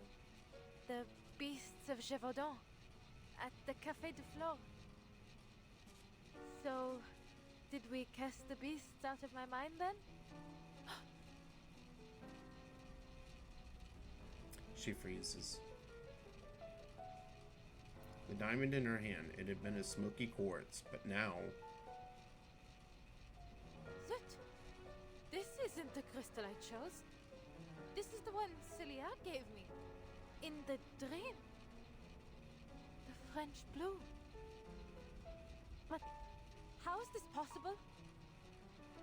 Am I still asleep? Is this part of the dream too?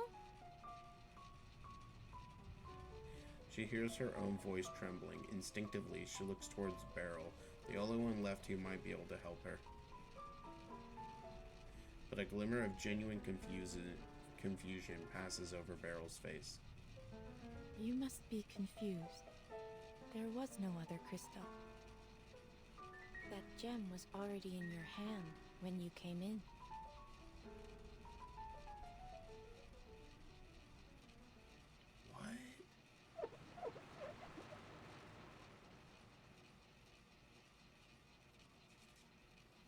Okay.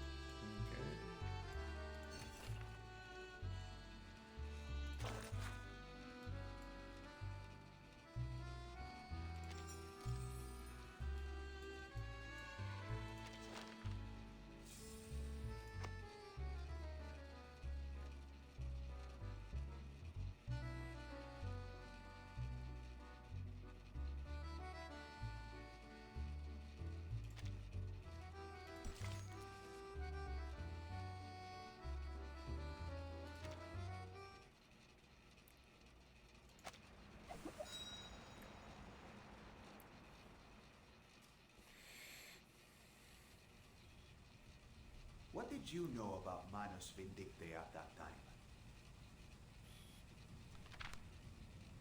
Stack of photos slides across the table toward Adele.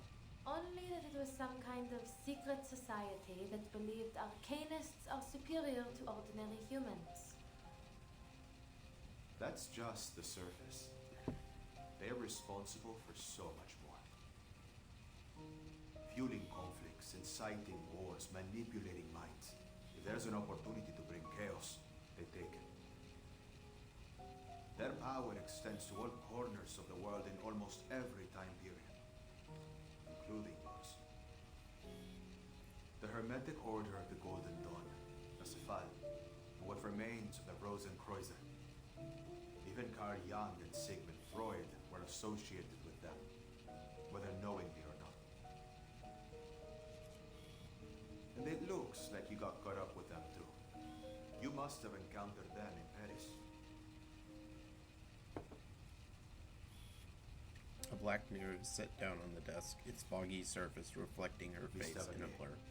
What you say next is critical. From this moment on, everything you say will be monitored by a lie detector. Do you consent? I do. She studies the image of herself while absent-mindedly touching the back of her hand. You seem confident I've encountered them, but I really have no clue how I would have any connection with them. Then you've got nothing to worry about. This is your drawing of the diamond necklace you saw in your dream, correct? The photos vanish, replaced by a rough pencil sketch. The fingertip points at the diamond pendant drawn on the paper. You identified it as the French blue, correct? I did.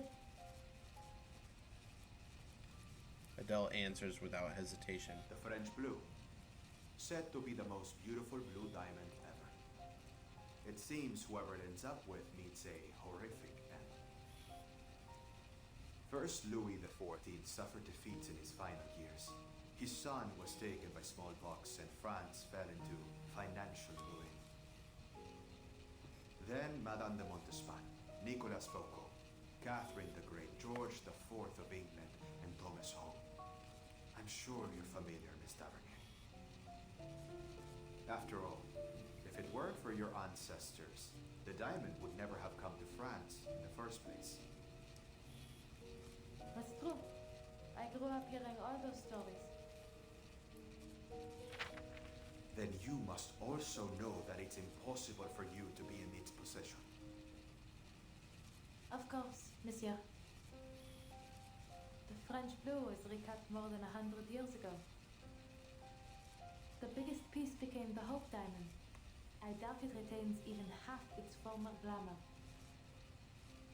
But believe me, at that moment, it was the only conclusion I could reach. She faces the questioner from the side of the table. The mirror image holds still, untouched by any light. That diamond in my hand could only be the French blue.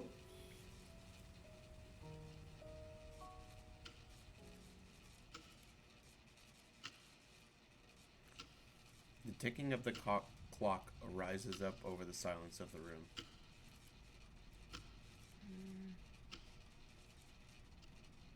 You have spent 3 hours studying that diamond, Adele.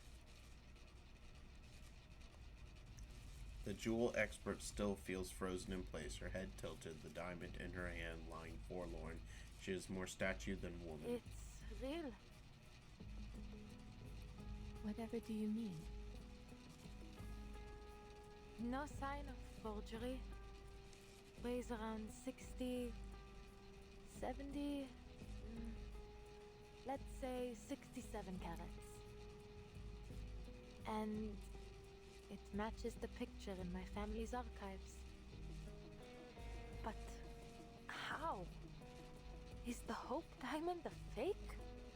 Has the true French blue always been in the hands of the Taverniers? C'est impossible.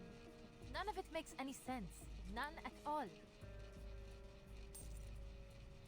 She firmly sets it down, her composure breaking as she questions the diviner. Madame Boaniche, what is the meaning of this? Are you playing tricks on me? Am I seeing illusions because of that cleansing ritual? If you insist I arrived with it, then I'm taking it back home. Adele, I run a crystal parlor. I neither sell nor possess any such diamond. I am just as certain as you that I am not its owner. This diamond, this French blue, it doesn't exist. It cannot exist. And yet here it is before you. It has passed every test. The discussion circles back to where it began. Faced with the proof before her, the jewel expert is left speechless. I don't understand. Celia gave this to me in my dream. How could it be here, in reality? How does something from a dream become real? Dreams often reveal truths greater than our senses allow us to see. Beryl remains like an island in a storm, still and unmoving, as if matter were self-evident. The material world is a result of contraction, shattering, and reconfiguration of Numa on its descent through 4 primary spiritual worlds. Everything we see is a mere manifestation of its true form. If destroyed in this world, it will yet persist in the spiritual world. So long as the idea of it remains, it may return to the world of matter through an emanation of Numa. Perhaps this diamond in your hand is the idea of it, manifested for a second time. The diviner's reasoning is flawless, but her words only leave Adele more lost. But how? All I did was see it in a dream. She clenches her fist, feeling the prickling of her nails, wondering if this too could be another dream, but all she feels is needless pain. So if this dream made the diamond real, why only it? Why not my friend Celia? She was there too. I think the key... Damn it all! It's like I'm trapped in a dream where you just know something awful is about to happen. Yeah. She groans and taps her forehead, tangling herself in the logic. In the end, a more tangible worry wins out. Oh, this is giving me a terrible feeling. I need to find Celia. The things she said in that dream. I have to speak to her before I do anything else. She presses down on her dragon's head before it can lunge at the diamond, a momentary respite from her growing concern. She be at the campus now? Or still in the field? Maybe I should wait for her at her place. She lets her eyes wander as she thinks, coming to a sudden realization that there's an answer hanging right in front of her. Madame Boaniche, you couldn't do a divination to tell me where Celia is now, could you? This diamond came from her, so you can trace it back to her, right? I am afraid not. Though it may be a fine material for divination, it will not provide the vision you seek. If we are to find your friend, we require an item she has often used, or something dear to her. No problem. I just need to pick something up for my place. Please, madame, would you wait here for me? I'll be back in 30 minutes at most. She bolts up from her seat and makes for the door. The diviner smooths her skirt and rises to follow. I am sorry, Adele, but I must close the parlor now.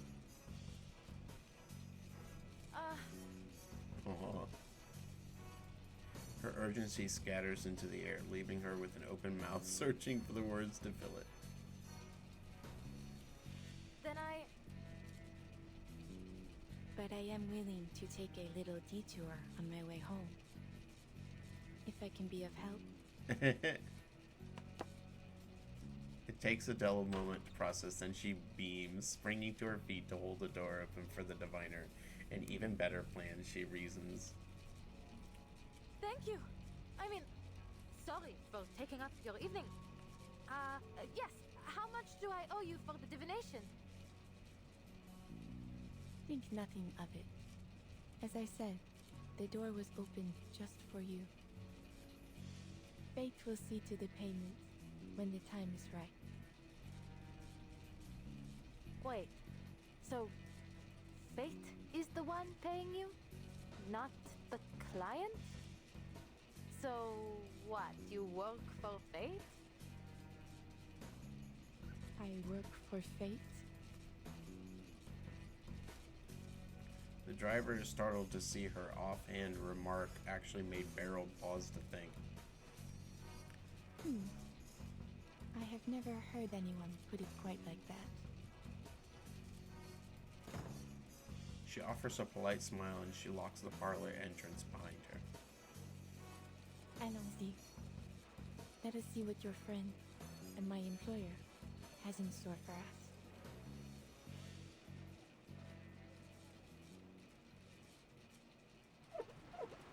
her employer being fate. Okay.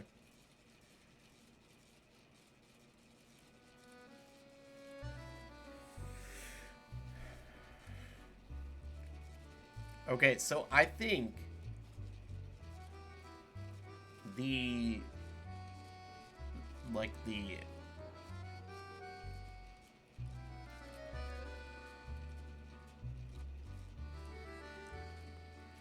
whatever the cleansing ritual did, it cleansed the shadow around the crystal, the diamond, the French blue. So the French blue has been in their family all this time.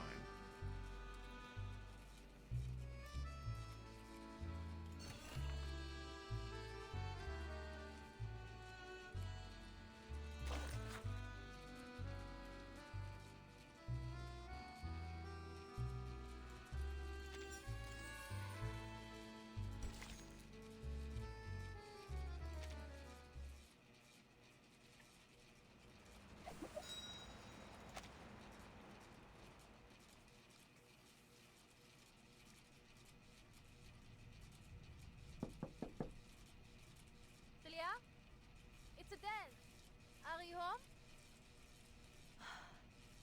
I thought not. Adele turns to the next door, pulling a key from her pocket. I live right across the hall. There must be something of hers in there.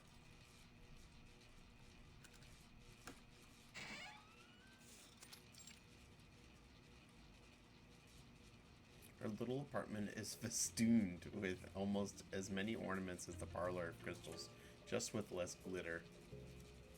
Uncut stones, exhibition pamphlets, city maps, sewer maps, an assortment of repair tools. Come on, Cece, you must have left something here. Among the stacks upon stacks of odds and ends, Beryl's eyes land on a framed photograph. Ah, this is her, is it not? The two of you seem very close. In the black and white photo, the figures feel alive. One little girl gleeful, the other so nervous she's nearly out of frame. Almost like sisters, actually. My parents were always traveling, so her family often took care of me, making dinners, that sort of thing. Adele answers Beryl's questions as she pulls open drawer after drawer. Looks like the quiet type, doesn't she? But she's hugely ambitious underneath it all. She's certainly set her sights higher than I ever have. Ah, come on now. I don't need them, they're all over the place. But now... Aha! Will this do? From the bottom drawer, she lifts out a stack of letters. The stamps are from all over the world, though the envelopes themselves look the same, each bearing a single neat missive. To our daughter, Adele Tavernier. Beryl picks one up for a closer look. The stamped edges curl slightly, yellowed mismatched against the fresh white envelope. Madame Boniche? I thought we were trying to find... Adele looks to her with urgency, but finds a worrisome response on Beryl's face. A knowing look, as if she could see right through her. Letters. Yes. They would do nicely. I thought we were looking for Celia. Beryl glances at the empty drawer by Beryl's feet, the least conspicuous spot on the well-used desk. It is little wonder Celia came to be like family to you, with your own so often away. Right. Not that I mind, really. They've hardly been around since I was little. I see. Shall we begin? Let us find this chosen family of yours. She begins leafing through the letters, treating it as part of some quiet routine. Her eyes lose focus, but her hands keep moving, tracing every letter, searching for the invisible gleam between the lines. Finally, the light returns to her gaze. I see her. Swallowed by the city. sinking beneath the ground, in a relic of the Great Plague, in the world below, dancing with the dead. What? Swallowed? Beneath the ground? In the sewers? She frowns, first with concern, then curiosity, until she suddenly brightens. Could it be the catacombs? Oh, of course! The Danse Macabre she talked about. It's there! She must have gone to see the mural. Ah, Celia, you never pick the easy places, do you? You had me worried, madame, the way you said it. It sounded almost like she'd passed on to the other side. Now certain of her goal, she jolts up and heads for the apartment door, but Beryl raises her hand. I see you there too, Adele.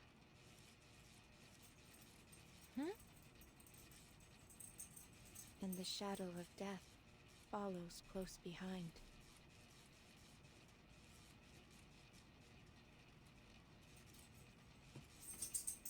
The words don't feel like a warning, they're a statement. The diviner looks on past the confines of the room as if seeing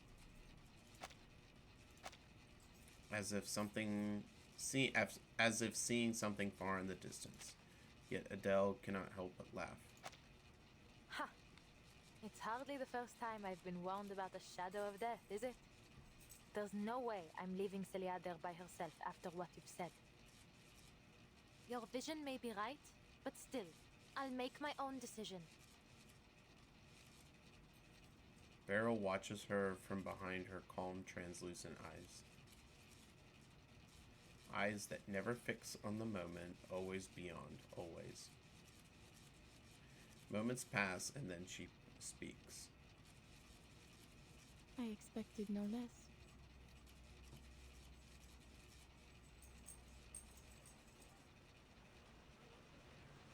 The two of them return to the street below, but as she walks, Adele slows her steps toward the car, as if moving slower would stretch time itself. Though she may have some idea where her friend is, she's only grown more confused.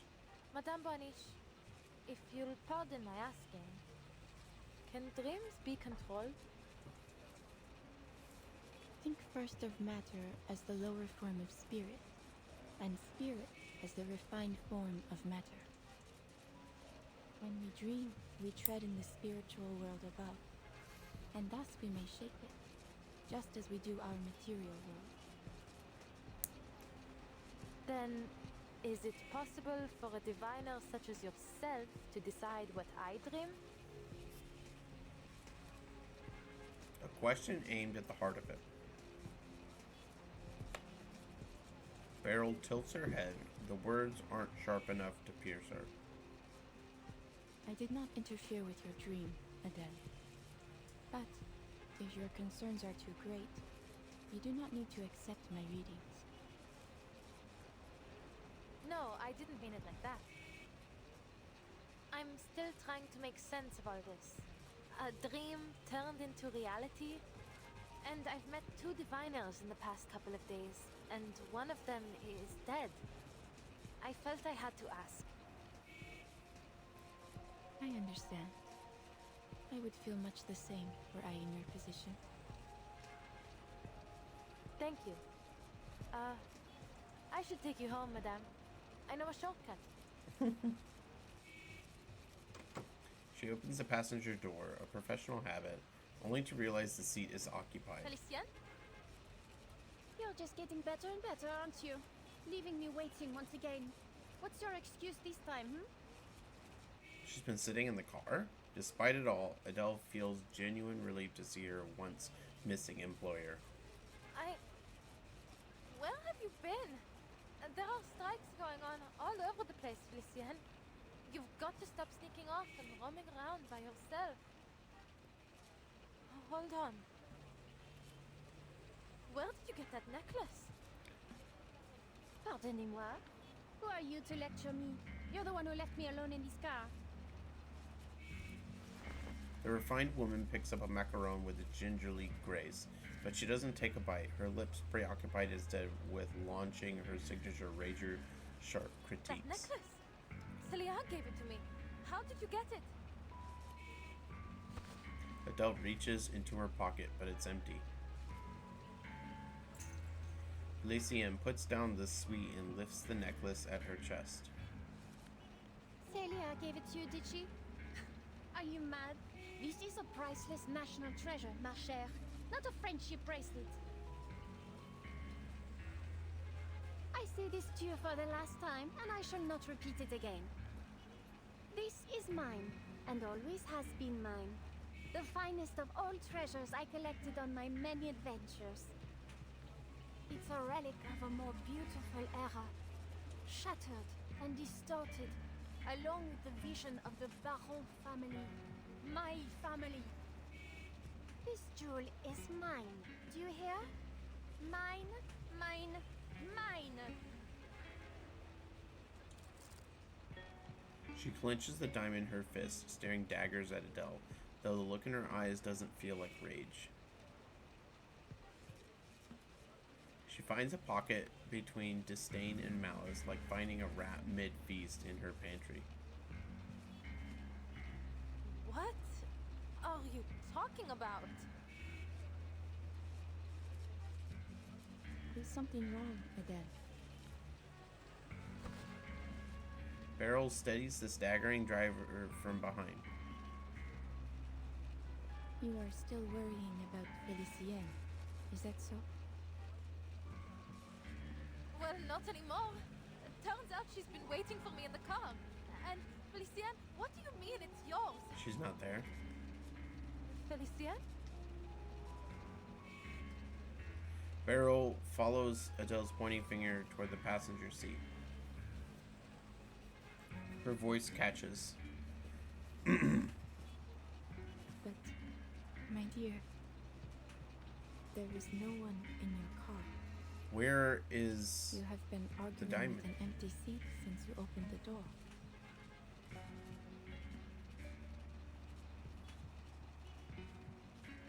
Adele blinks, mind and tongue stammering at a colliding dissonance of what was and is. How? Check and see if the gem's still in your pocket.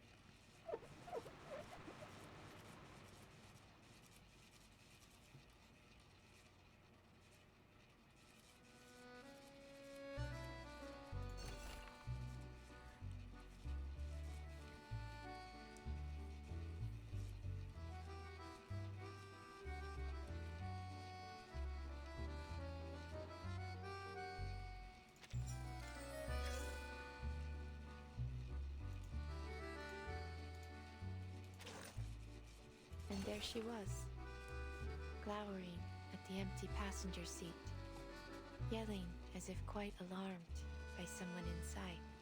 I believe she called her Félicie? No, Felicienne. Yes, that was her name. Indeed, I once knew a Felicienne as well. Well, it is far from a common name. That much is certain. But then such a coincidence would border on theatrical, no? I should like to think that fate has more elegant ways of crossing my path with brooms.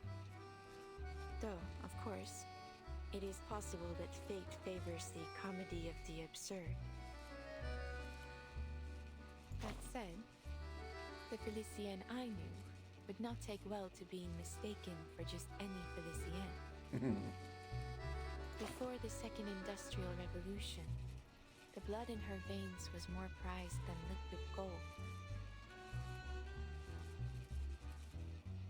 Indeed, her family was once renowned for their command over thunder and lightning. Though their influence faded when humans learned to harness electricity for themselves. Even so, the fortune her ancestors gathered would keep the family running for another 2 centuries. More than enough for our Felicienne to live a truly opulent lifestyle.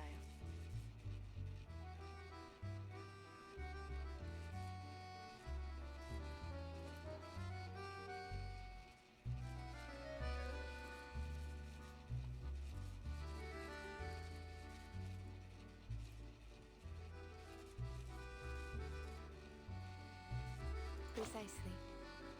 When she was born, this storm had not yet begun. Not that it matters much, you see. In times like these, those born before the storm often still cross paths with those of another era. Just like you and your friends. And myself and Bloom.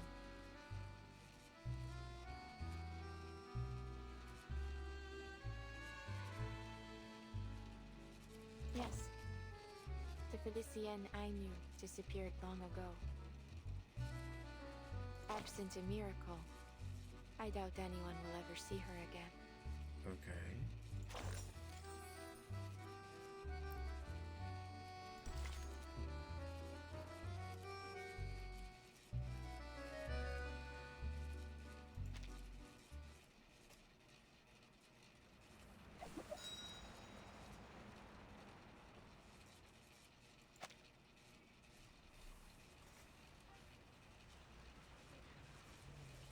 Adele forces a broken smile to her face. Madame Boaniche, as much as I appreciate your humor, now really isn't the time for it. Where did she go? I'm quite used to her attitude, but stealing that necklace crosses a line. Adele. The distance in her voice and manners disappears. The diviner becomes mortal, her voice laced with genuine concern. Felicienne was never here. Perhaps it fell out of your pocket. Allow me to aid you in its return. I believe it is best you not act alone in your current state. Ah, I've got it now. She didn't come to your parlor today, so she must have gone somewhere else. And she's been waiting in the car ever since. No wonder she got angry and stormed off. She fidgets with her sleeve button, desperate to escape this farce. Aye, aye, aye, c'est trop. What a day. I think it's better we speak again another time, Madame Boaniche. Would tomorrow work? When did you first meet this Felicienne? Oh my goodness. Beryl moves faster, forcing the car door closed. Honestly, what on earth is happening today? You want proof? I'll give you proof. Madness. Never thought I'd have to actually convince someone that I worked for that terrible woman. She rummages impatiently through her pockets until she finds her wallet. It was raining. She started complaining about the mud on her shoes the moment she stepped into the car, then insisted we head straight to the Champs-Élysées. You know, wealthy young ladies like her are always generous with payment. I often have to take time out of my evenings just to count all her tips. That very first day, she even gave me some gold francs as keepsakes. I've got them in here.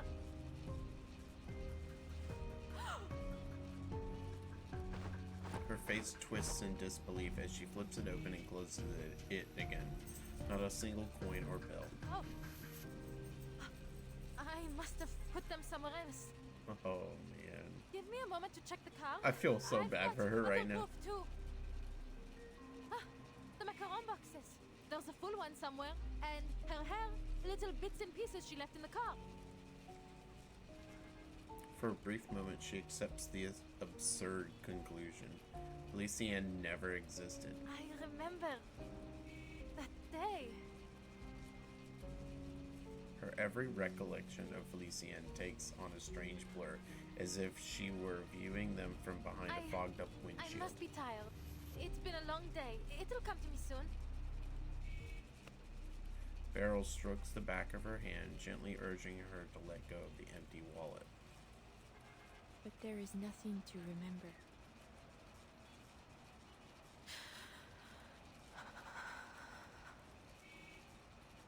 Something's wrong with me. Prophecies, dreams, the necklace.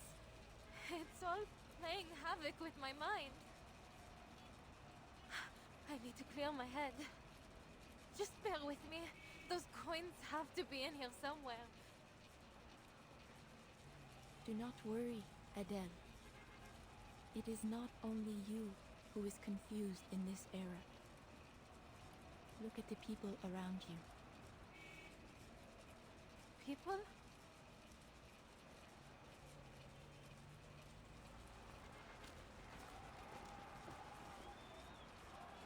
Sound crashes back in. She rubs her temples, fighting the dizziness. No more atrocities, no more oppression. Liberté! Égalité! Stand with Paris! Stand with the people! Dans les communes! For France! Excuse me, monsieur. Beryl calls out to the nearest worker, a man waving a bright red Phrygian cap. Where are you going?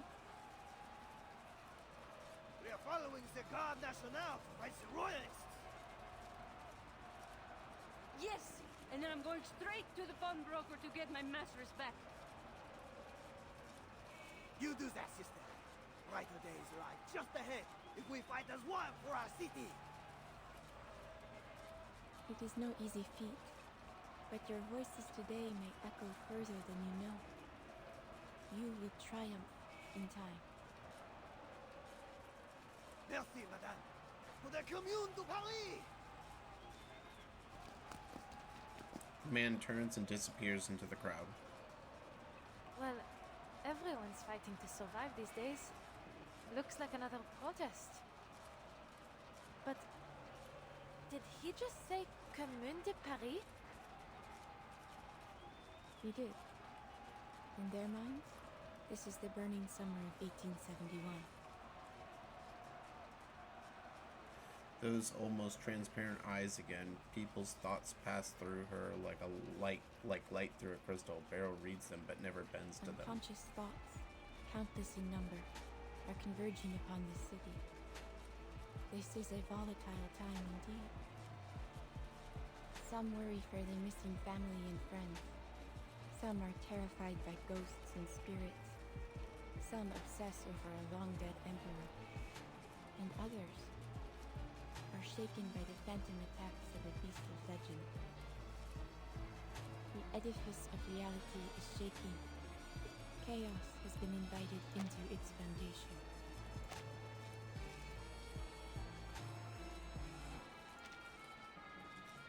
Whispered fears, murmured madnesses.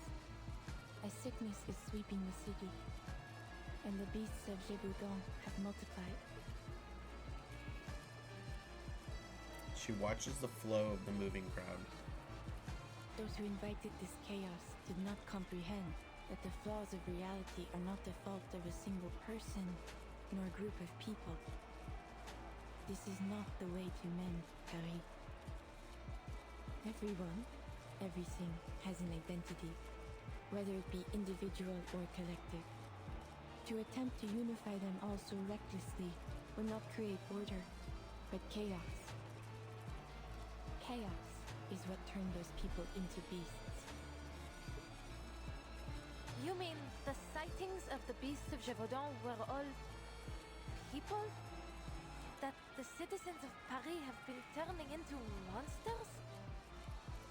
Then are they the ones who killed Madame Raymond? Who cursed me, took Celia, and trapped all these protesters in this delusion? And Felicienne too? The things she describes are fairy tales, myths, urban legends meant to scare children. They aren't real. They aren't meant to be believed. She grits her teeth, unable to reconcile her doubts with her experiences.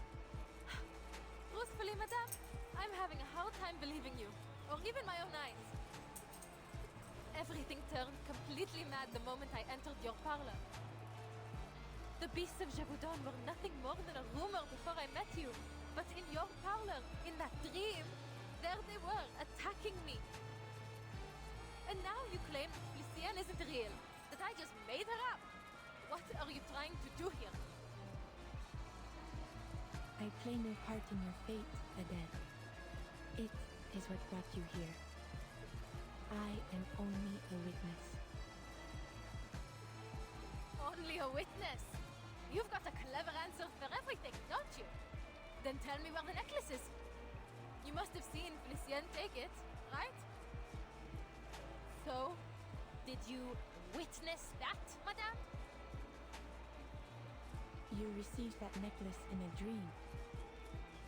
It is only natural that it would vanish into another.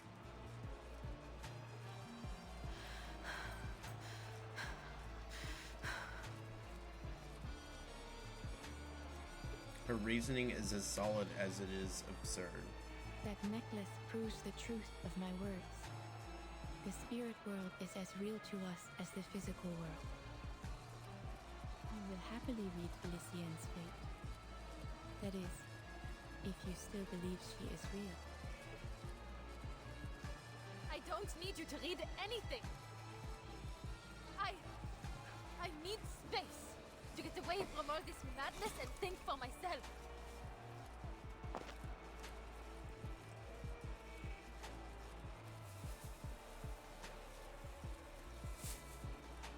Adele. The ringing in her ears continues, and the street noise rushes in all at once.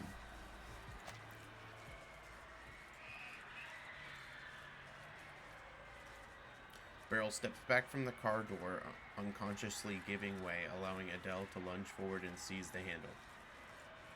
The ringing in her ears returns, the street noise rushes in all at once. But she's made up her mind. If she can just get in, start the engine. Adele, behind you. What? A damp, metallic breath brushes her neck.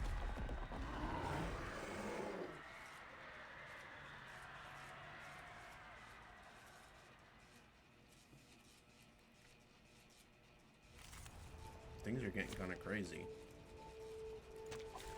Stay behind me. I'll keep us safe. All right, I'll handle this. This seems safe, no? The perfect solution.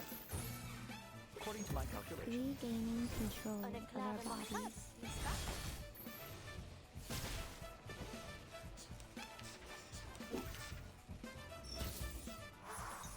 Oh, look. Give us a Right. We see it together.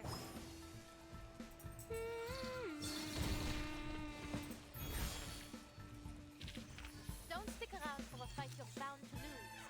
But if you win, run fast. The police may be on their way. I love how she's got this little shoulder thing for her dragon to perch on. Stay close to me. Adele reacts instantly, pulling back with Beryl's tug, raising her arm. A burst of flame shoots from her fingertips. Her little dragon beats its wings, setting the beast ablaze before it can fade away. Your hand. Did it get you? Bon sang. This is no dream. How did they get here? Shouts rise from the nearby crowd. Adele gasps, scanning the street, seeing no second monster. She finally exhales. Is that what you meant earlier? The diviner nods faintly, blood running down her now paler skin.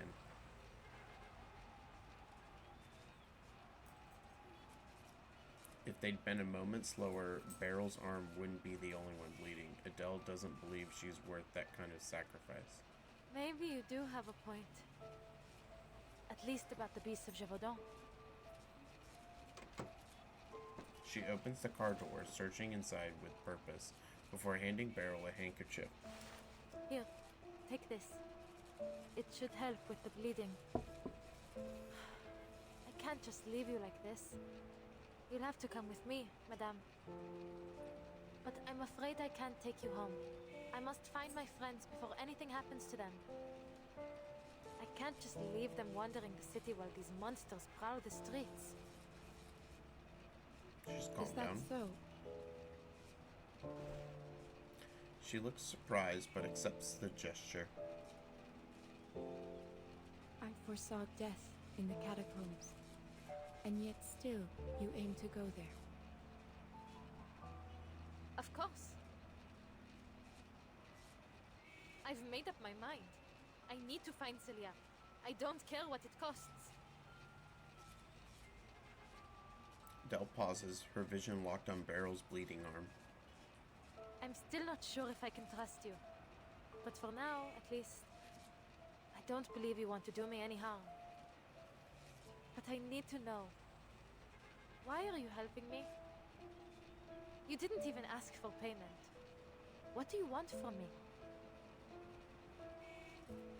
Beryl's translucent eyes barely retain a visible roll. It's affectionate, almost motherly. Her question is harmless, utterly naive. So this is what you choose to ask. Why wouldn't it be? Of all there is to question, your future, this chaos, you choose to ask about me. What's so strange about that? Her flawless, gentle smile returns from matron back to diviner. Nothing. Your curiosity is only natural. I have never once lied to you, Adele. You are cursed, haunted by a shadow of fate. I only wish to see what will become of you. But don't you already know? I'll die in the catacombs. What else is there to see? You know this yourself. Yet, here we are. We have a common interest in that fate, you and I. Let us leave it at that. Go to the catacombs, Adele, with me by your side. You will need my help once you enter.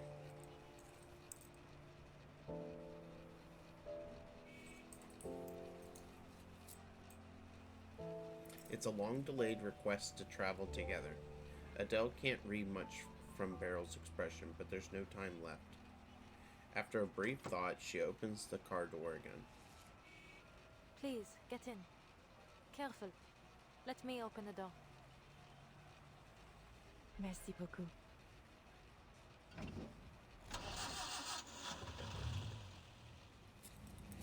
Miss Pagode 201 slips through the crowd, turning down a quiet street toward its destined end.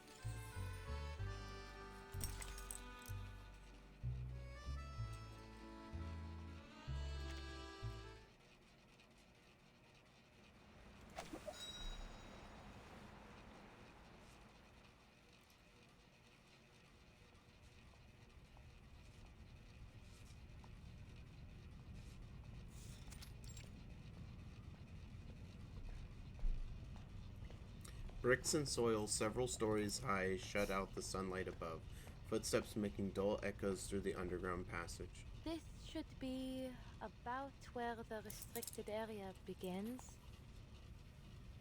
Though I doubt the police have the luxury of worrying about our trespassing. The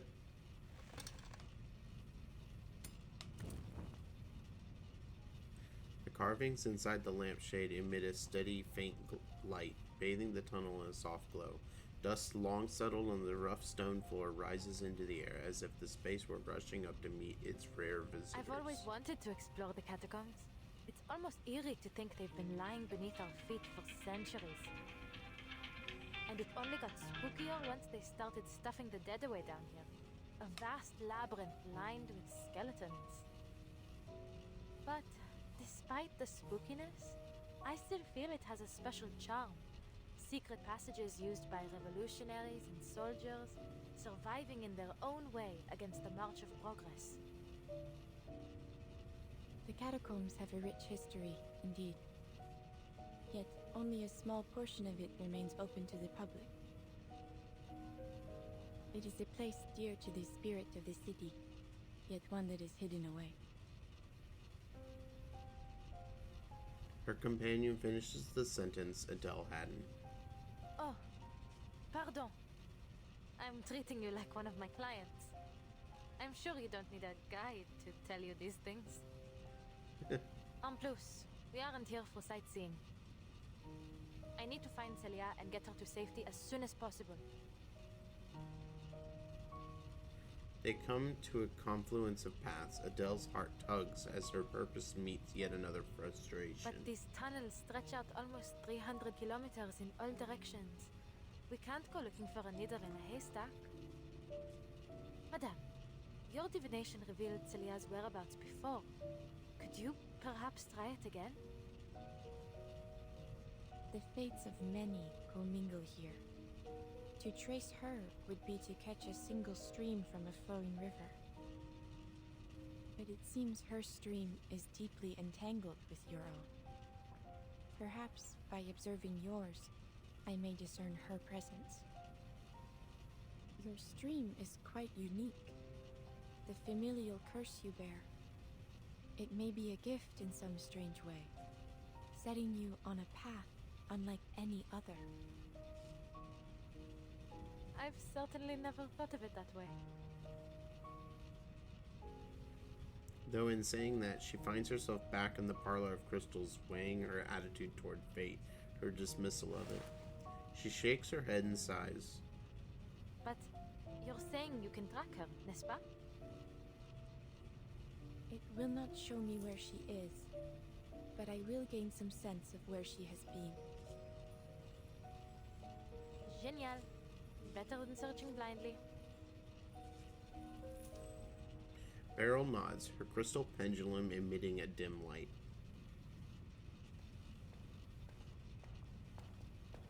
To the left. D'accord. Then we go left.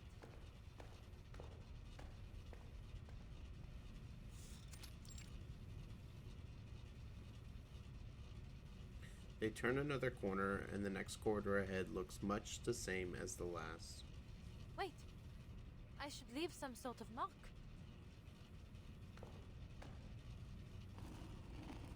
Adele picks up a stone and scratches yet another arrow in the wall. On the wall. We've been walking for a while now, but we still haven't found anything. Forgive me, madame, but are you sure your divination? Look. The fruits of your search.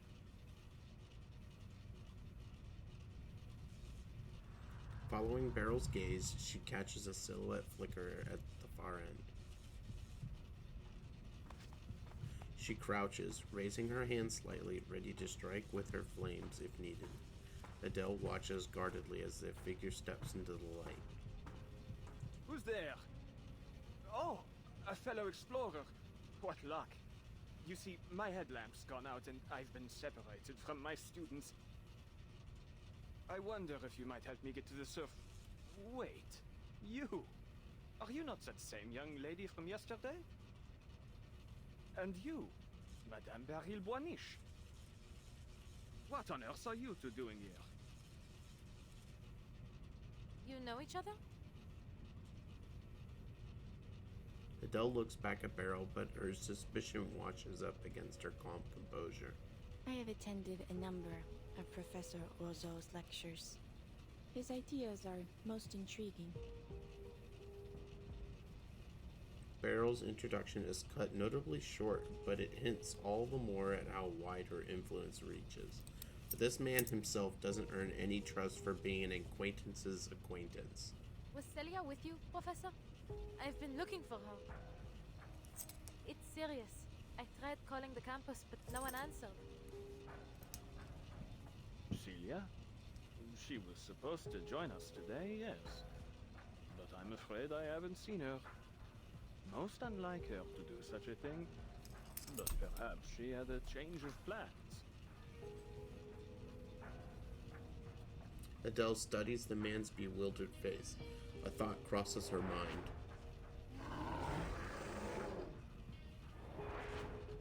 Burn him. Forgive me. Burn him. Huh? Burn him.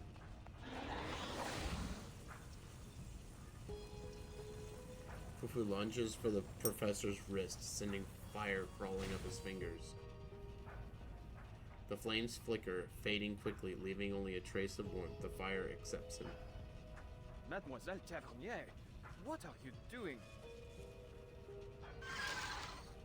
No need to be alarmed. It's just my arcane skill. It's a relief to know you're as real as you appear. But you have heard about the reappearance of the beasts of Gévaudan, no? To say nothing of the critters that surely nest down here. Monsters wearing human skin could be lurking nearby. We can't be too cautious. I appreciate the warning. He brushes away imaginary ashes from his sleeve and resumes the prior conversation. Knowing Celia, it may very well be that she lost track of time organizing her research materials. Are you quite certain she's not at home? That does sound like her. But I went to her place. No one was there. In all likelihood, he's in some cafe with her nose buried in a book. But mademoiselle, why is it that you are so concerned with finding her? It's as if you're certain she's in some kind of danger. She cannot help but notice he's moved one hand behind his back, a guarded stance. She may well be. Madame Boaniche has had a premonition. They go over a brief account of the prophecy, the nightmare, and the necklace that serves as proof.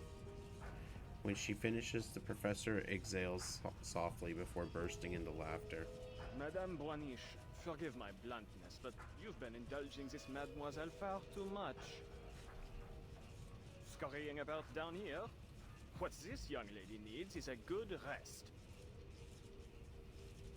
It is her will that brought us here.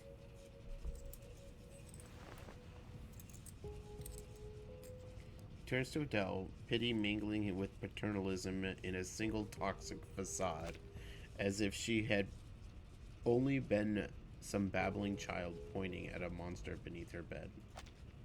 Mademoiselle, I know you're a dear friend of Celia's and worried about her safety. He's lying. But you mustn't let yourself become paranoid, especially with all of this hysteria spreading through the city as of late. Are you saying I'm making things up? That this is just some kind of mania? It isn't! Absolutely not! How else could you explain the necklace? There may be many explanations. Many, indeed. So I fear, in the worst case, that you've been under the spell of this mania for much longer than you realize. Think, mademoiselle. This necklace you were given in this dream of yours. Where did it go? Where is it now? It was Felicienne. She... Adele hesitates mid-step. Bringing up her vanishing employer would only make the situation worse. I remember. I saw it. She wrings her memory like a dry sponge. At the end of the tomb's darkness, she spies the same fur that had haunted her dream. Watch out!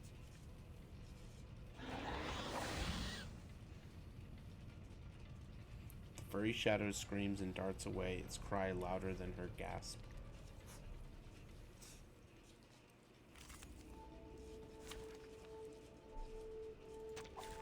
Stay behind me. I'll keep us safe. All right, I'll handle Oh yeah, it is heels, they said, no? an adequate sample. An accurate reading. Un éclair remarquable, n'est-ce pas? Take a deep breath. Let's not make a scene out of it. This To the right, to the left. give it a little butter. You are not welcome here. Regaining control of our look. Purge the impurities. Now, to preserve this memory in our dreams.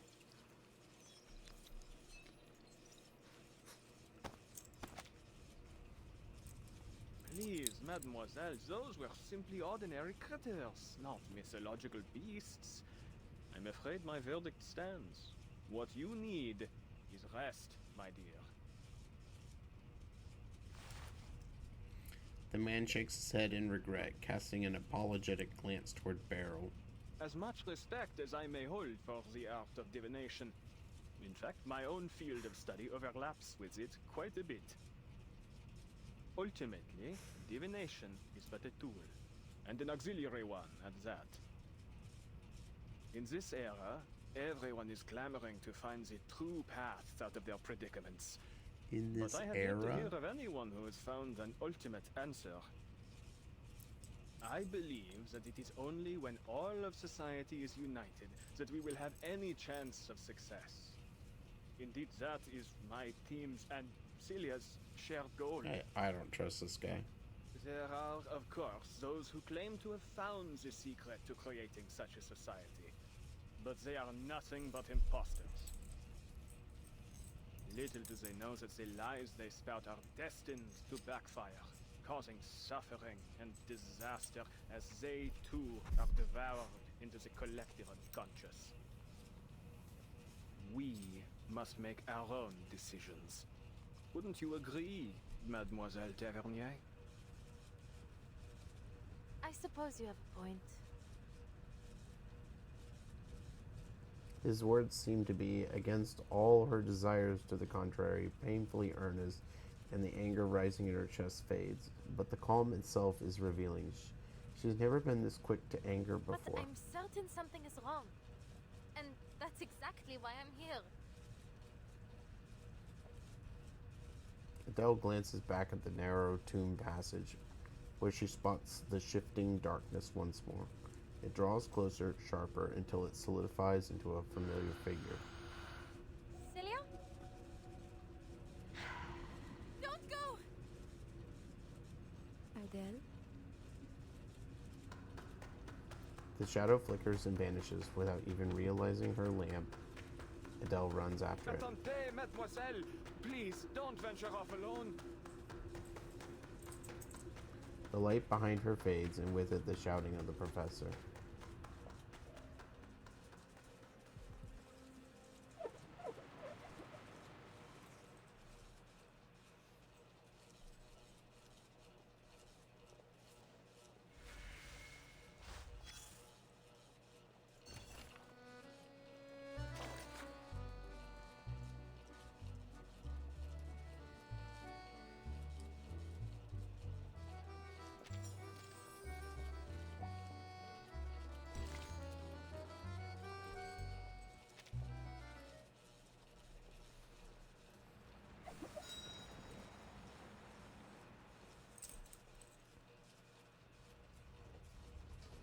Celia, wait!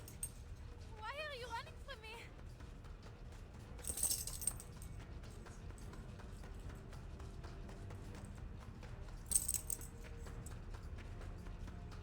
Oh, whoops. I forgot to push auto.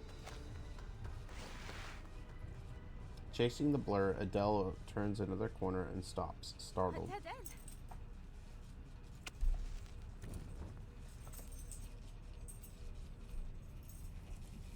A relit lamp reveals nothing ahead but tightly packed Where did she go?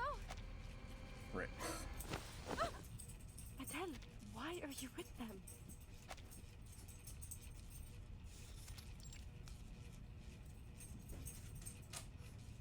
Two hands grab Adele's shoulders and wrench her around, face to face with her lost and very anxious friend. Celia? How did you... I just saw you over there. Never mind. Are you alright? What happened to you? I've been worried sick. The grip tightens, concern turning into panic mid-sentence. Answer me. Why are you with them? Them? Who do you mean? Sorry about that. Manus Vindicte.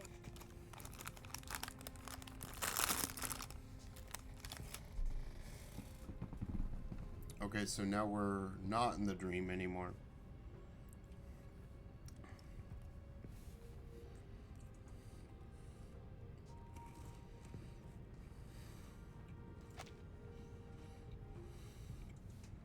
The professor deceived us all. He's been a member of Manus Vindicte this entire time. He never wanted to help anyone. A name heard only in dreams bursts out through clenched teeth. We can't let him open the gates. We can't let him unleash the Imagerie of Paris. Wait. Hold on a minute, Celia. Manus Vindicte. In imaginary Paris. Please, I don't understand.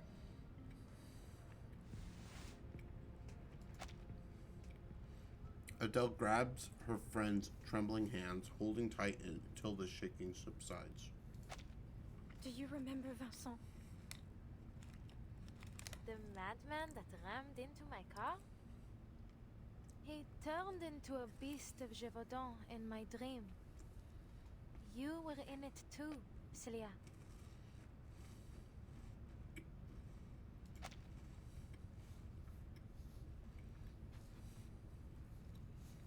She looks to her friend, expecting yet more doubt. No, Adele. It wasn't a dream. Yesterday morning, I went to the hospital to check in on him.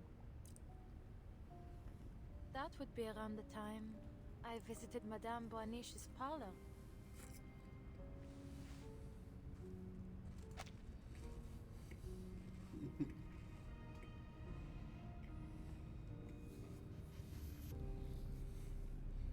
Celia nods. She puts on a calm face, but the slightest quiver in her lips shows through.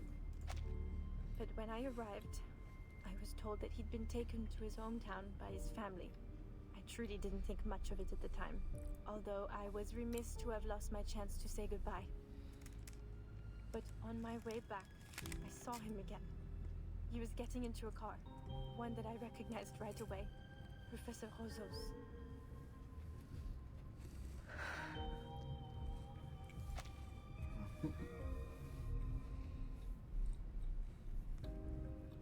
Every time I freaking put something in my mouth, I've got to read. She takes a deep breath, her breath holding back both shock and fury. It was altogether too strange. I couldn't just let it go. So, I hailed a car and tailed them. They parked in a hidden spot and entered the catacombs together. They kept going deeper, and I followed.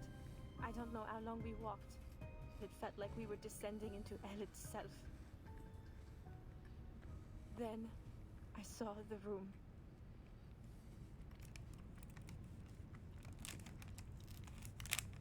You should feel honored, Vincent. Few have ever had the privilege to stand in this place.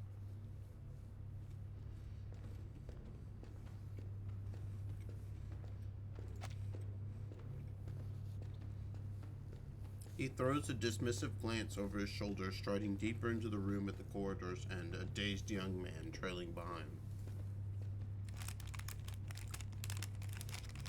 Moments later, the hidden young woman peeks around the corner.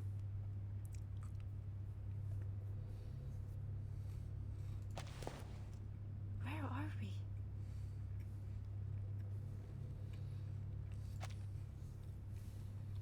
The strange light spilling from the entrance stings her eyes, unnervingly bright.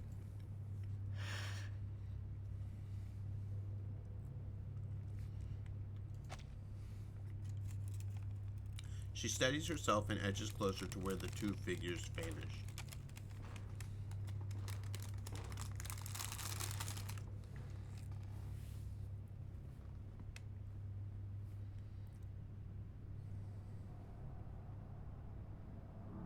The center of the room is dominated by a strange circular pit, its interior wall fitted with a ladder of unknown make. Ladder?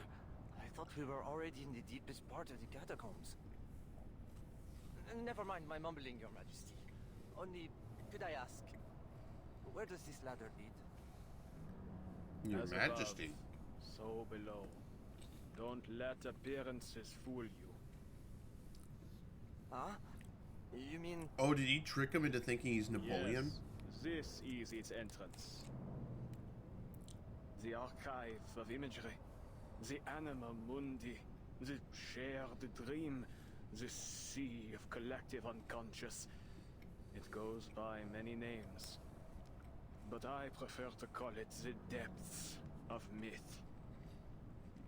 And it exists in a more tangible form than you may think, my dear boy.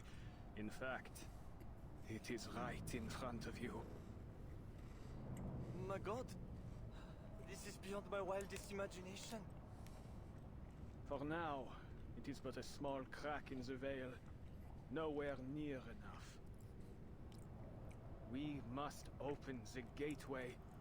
If we wish to restore the glory that once shone on this land, we need a far more radiant light. Like the brilliance of the sun of Austerlitz. He stares downward, his eyes reflecting the brilliant, flickering light below. As I told you, there is risk here. The maelstrom of imagery will devour any who dive into it, reshaping their body and soul into something else entirely. But I have faith in you, my boy.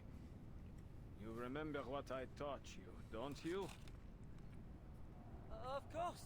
I'm ready! It would be my greatest honor! The young man doesn't hesitate for even a moment. He descends the ladder, his movements deft and sure, as he vanishes into the deep. You must find the key.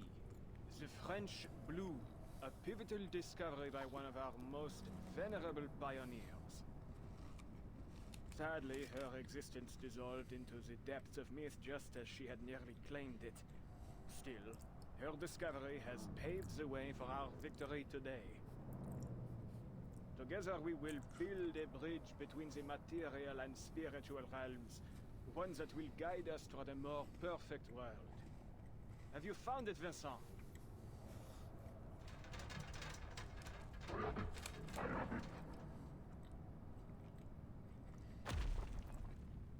The young man reappears, but where his hand should be, and he instead grips the side of a pair of massive lupine talons.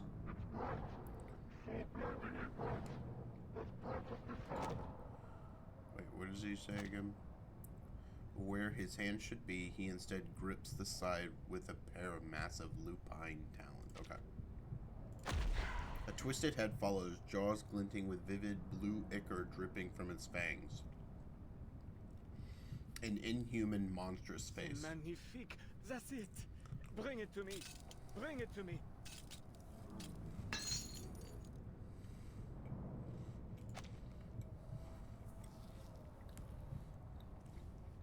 But in the next instant, the blue scatters into drifting light and fades away. The rapture on the man's face freezes only to melt away into What nothing. a shame, dear boy. It seems you weren't worthy after all. The beast lets out a mournful cry, but the professor ignores it as he turns toward the entrance. Perhaps, then, the final experiment must fall to you, Celia. My brightest student.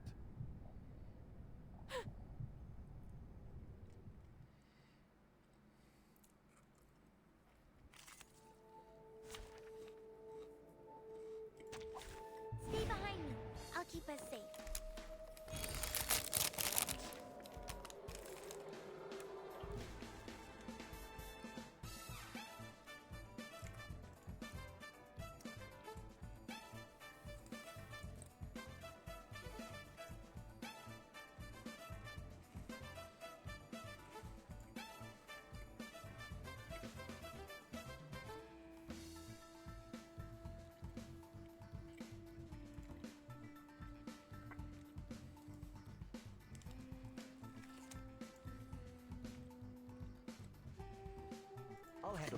is electrical. Give it a little throttle.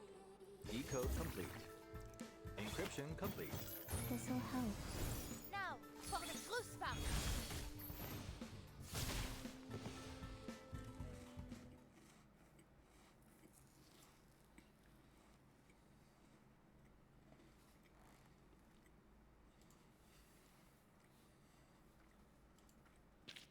Now, to preserve this memory in our dreams.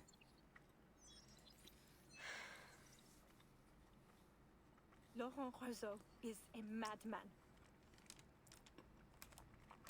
Obviously. Rage and sorrow twist her friend's once studious, gentle gaze. I thought he genuinely wanted to make the world better through parapsychology. He'd gone much further than anyone else. But I was perhaps too foolish, too naive to realize that all his novel theories, all the inspiring dreams he shared with us, were lies, meant to ensnare us, to use us. All those rumors of monsters in the city, the madness in the streets, the disappearances, they were his handiwork.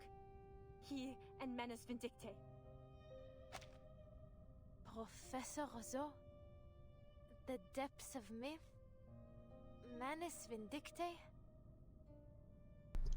I saw him. Vincent. He became a beast of Gévaudan. I saw it with my own eyes. Then he turned to me and... Her voice breaks with emotion. Countless questions crowd forward, but in the end, they all yield to one. But you're safe now, Sissy. That's all that matters. We'll figure things out later. For now, we need to get out of this accursed place. Adele holds Celia's hand so tight her knuckles bleach.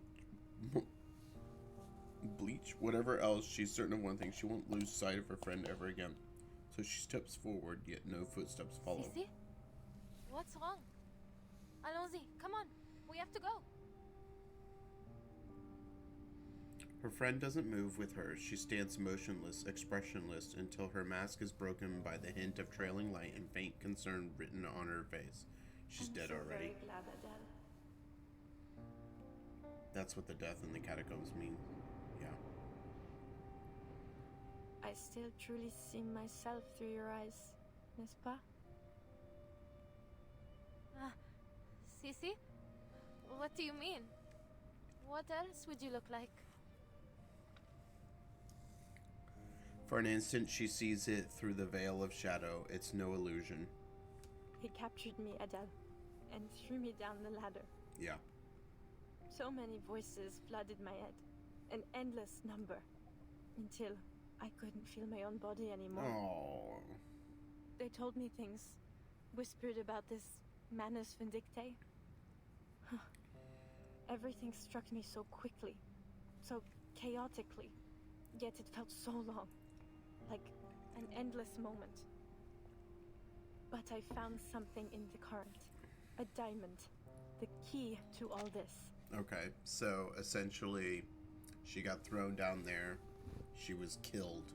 And so she reached out to Adele through the spiritual realm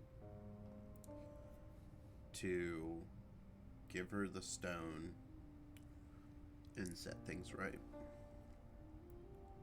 If that diamond falls into their hands, they'll use it to unleash the depths of myth. And when that happens, all of Paris will be drowned in the maelstrom of imagery. And I'm afraid everyone will suffer just as Vincent and I have. I had to get the diamond away from them. I had to make sure they couldn't use it. But I remembered what you told me, Adele. That the real French blue was recut long ago. Then, the diamond must be an imitation. Something fabricated by Manus Vindicte, no? So a thought struck me. If it's only a forgery, then your arcane skill can destroy it. I kept thinking about that, over and over, and told myself I had to reach you. Then, just like that, a car door appeared in front of me. One I truly could not forget. It was your passenger door. She releases this long-held truth like a taut rubber band, immediately snapping the moments together. Maybe the depths of myth really does connect our dreams, blurring the line between what's real and what's imagined. At the very least, it led me to you. So then, in that bizarre dream, it really was you? Yes, it was. The depths of myth, how it connects us, truly is amazing. But I'm afraid I can't go any further. Too much has changed. I've changed. They won't stop chasing their key. Razo will do whatever it takes to retrieve it and inflict the suffering on all of Paris. Please, Adele, tell me you destroyed the diamond as I asked. You did, didn't you? She clutches at her, desperate for an answer. But Adele is at a loss for words, unable to summon up an explanation without stammering. It was all so strange and confusing. I was worried about you, and I thought the diamond might be the only clue as to where you were, so I didn't destroy it. It should be with Felicienne now. Felicienne. Quelle horreur! You can't mean that, Felicienne. That's right. I told you about her over dinner. No, this is terrible. I see now. They're all... Listen to me, Adele. Felicienne is an enemy. She's with Manus Vindicte. You mustn't trust her. She's more dangerous than she... Oh!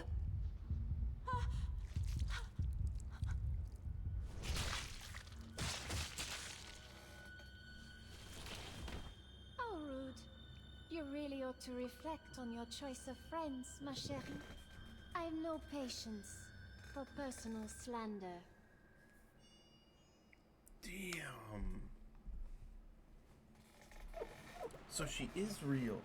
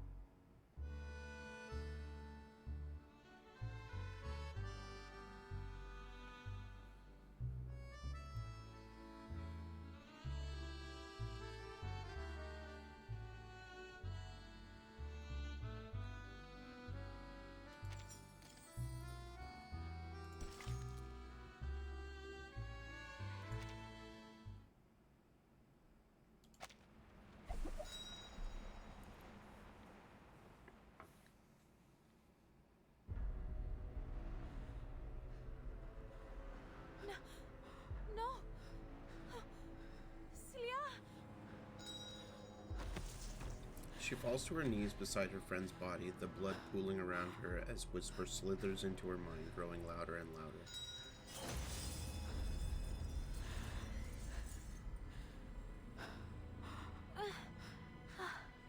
My head hurts.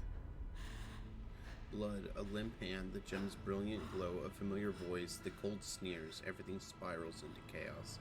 The world spins, the darkness swallows everything. Take a deep breath, Adele.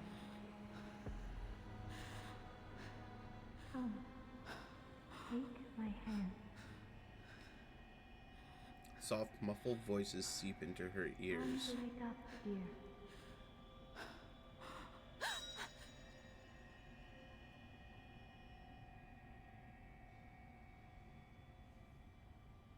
No way. When did the lights come on after several slow blinks? Madame, Buanish? Are you kidding me? This was all a dream from when we started following that trail? Or when she did the divination? When did the lights come out? After several slow blinks, she begins to make sense of the faces staring down at her. Feeling better? Take a breath. Rest a moment. We are here with you now. Who's we? We? Seeing another figure beside them, Adele instinctively leaps up to put Beryl behind you. Stay away from him, Madame Buanish. He's the one behind all this. What? Celia told me everything. She saw you turn Vincent into a monster. Oh, my dear girl. When we get you back to the surface, we must get you some immediate mental care. You've been pacing around in circles, talking to yourself, laughing and crying for who knows what reason. And now, just as I thought Madame Buanish had managed to calm you down, you start spouting this nonsense. Enough with your lies. You can't fool me. If you know what's good for you, you'd confess all your evil plots and come with me to the police. Wait, isn't that... She's ready to strike, but something in her periphery catches her eye. A small arrow mark carved in the stone center. It's the one I made earlier. It's exactly how I made it. But I followed Celia. We went so far. How could I be back where I started? Aren't you listening? All you've done is pace in circles and mutter to yourself. And now this rubbish about Celia. For pity's sake, girl, look around. She's not here. Ask Madame Buanish if you must. But I saw her with my own eyes. Felicien stabbed her. It was real. It was true. She was dying in my arms. Her blood was on my face, my hands. She holds out her hands, the very ones she used to lift the bloodied body of her dearest friend. But there's nothing there. No stains of red, nothing but old calluses. How could this be? She's wearing the necklace again. Must be another one of his deceptions. You have to believe me. She grabs Madame Buanish desperately, as if she were the only thing keeping her afloat. Can't you use your divination to see the truth? Please, Madame. You have to help Celia. She's dying somewhere. Her voice trails off. Adele realizes that Beryl's answer isn't what she wants to hear. It seems this curse still shadows over you. What you saw were simply illusions. Rest assured, I will do what I can to help you through this. Beryl reaches toward her, but Adele steps back. Illusions? So, even you think But there's no mistaking it. I saw Celia and Felicien and the diamond. Felicien has it. Celia told me it has to be destroyed, or else... The spinning returns, whispers swelling in her mind again until she hears Beryl's puzzled tone. The diamond? You mean the one strung around your neck? Huh? Following Beryl's gaze, Adele lowers her head. There on her chest glimmers the same brilliant blue jewel. Impossible. Felicien took it from me. But how can it be here again? No! This is absurd! Confusion and shock under the weight of her fractured mind ignite into searing rage. Destroy it right now. Celia is right. This wicked imitation must be destroyed. It must be destroyed now. Come, Fefe. She calls to the little dragon on her shoulder, its little flame gathering to burst into a torrent. A blaze capable of destroying that false stone. Huh? But the fire never comes. What's wrong, Fefe? Destroy the diamond. Fefe? She feels the lack of weight before she sees it. Her beloved little companion has become the latest to disappear. What's going on? But Fufu is more than just a pet. It shares her mind and soul. It could never vanish like Celia did. Her mind goes blank again, dizziness swelling in the waves. This is all too strange. What was I doing again? Her head pounds. All sound vanishes except her own panicked breathing. Right. The diamond that Celia gave to me. What she said was real. I have to destroy it. Resolve flickers to the surface, only to be dragged down by the tide of hesitation. This isn't any ordinary diamond. It's the miraculous French blue. Do I really have the right to destroy a national treasure? Inhale, exhale. Even that simple act stretches her mental state. Who asked me to destroy it anyway? Oh, it must have been Celia. But Celia, she gave the diamond to me. It's mine.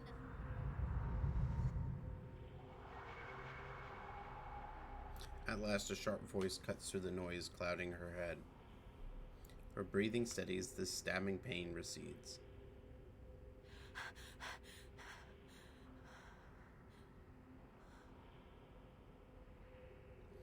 She stops. A drowsy calm spreads through her. Even worry, every doubt slips away into a warm abyss. Mademoiselle, you seem to have been through a lot. You need some rest. Perhaps some fresh air might ease your symptoms. Come, I'll lead the way back to the surface. My colleagues and I have a reservation at a restaurant nearby. Please, join us for dinner. A firm hand falls on her shoulder, and at last she finds herself unable to resist I think it. you're right, Professor. I No. need some fresh air.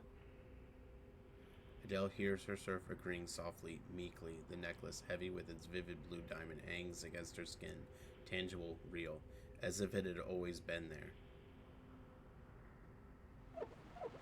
Dude, I can't figure out what the hell's going on in this one.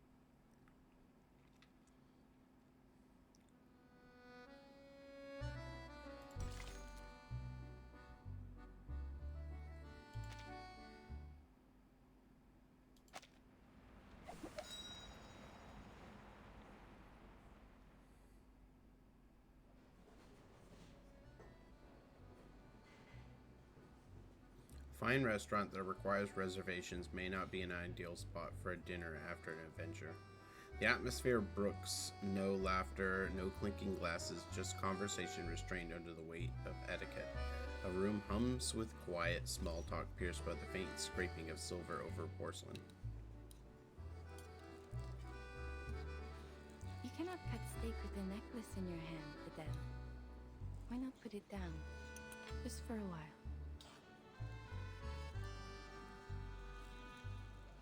No. Thank you, madame. But I can't afford to lose it again.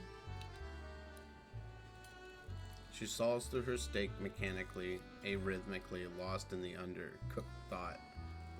The song becomes like a chore. She pushes through muscle and sinew until she's all but sawing the plate in half.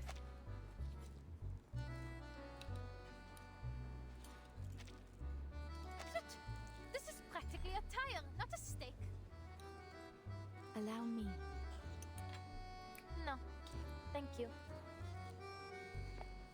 During idle conversation, a diner from the next table steps forward. Madame Bouniche, it's been a long time. I'm glad to see that you're still in Paris. And you? Still in search of your lost fate?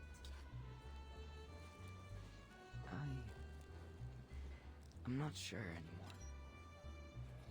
What you said may have been right. Fate is a kind of erratic stream. To search for meaning in it or impose meaning upon it is pointless. Even so, some part of me still longs to try. Perhaps it will one day be in reach. But I wouldn't want us to dwell on my insignificant problems. I understand that Professor Rousseau has made some interesting breakthroughs in the resurrection of the dead. Though first, perhaps you'd introduce the Senora here? She is the one I spoke of before. The girl who stands at the confluence of streams. Adele, this is a regular of mine. We call him Hummingbird. A pleasure, I'm sure. Ah, yes. I see what she means. You look a little pensive, Senora. I wonder, have you found yourself seeing otherworldly figures and hearing elusive voices? Are you still yourself? What are you talking about? The young man notices Adele's behavior. A moment later, he returns with new dishes, a bowl of mashed potatoes and a plate of macarons. I'd say you prefer these over steak. She sets down her knife, wavering between the two plates before finally taking the macarons. They're passable. Though nowhere near as good as La Durée, I must say. Her words weren't meant as praise, yet she can't help but return to the plate for another. The professor is about to give his speech. If you don't mind, Madame Bourniche, might we continue our chat later?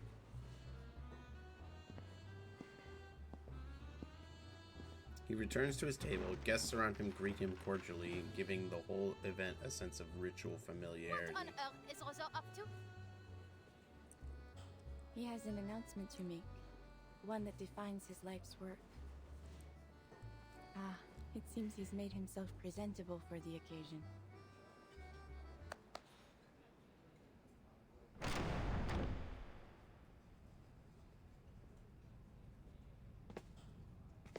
These are all Manus. Yeah. Greetings, dear brethren. We gather here today to celebrate a momentous discovery. One that belongs to arcanists alone. A breakthrough that lies far beyond the reach of human comprehension. Enough with the self-aggrandizing. Get to the point. I didn't come all this way to watch you pump yourself full of hot air. Isn't this bitch dead? There's no need to rush, is there, Animus? We have all the time we need.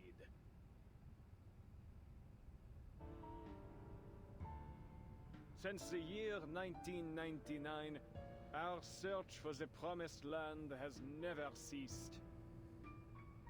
Following the will of the Guiding One, we have unraveled countless mysteries of this storm.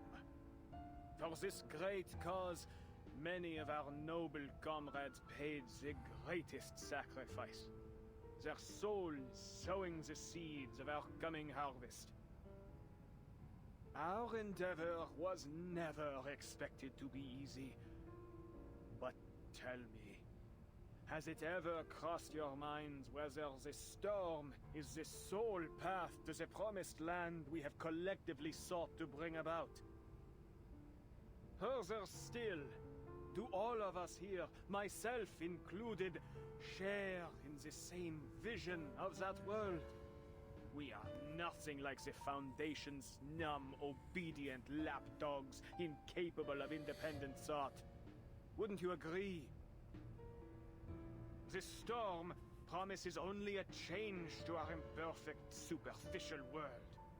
Yet I believe a transcendent world may be drawn up from the depths of myth. A world where each and every dream becomes reality. Tell me, which would you prefer? famous song and dance. Perhaps you'd care to show something new and actually feasible for once. Otherwise, you'll get naught from me. My dear Animus, worry not, for I have come well prepared to open your eyes. I have discovered a means to access the depths of myth, and through it, achieved a miracle. The miracle of resurrection. Allow me to demonstrate.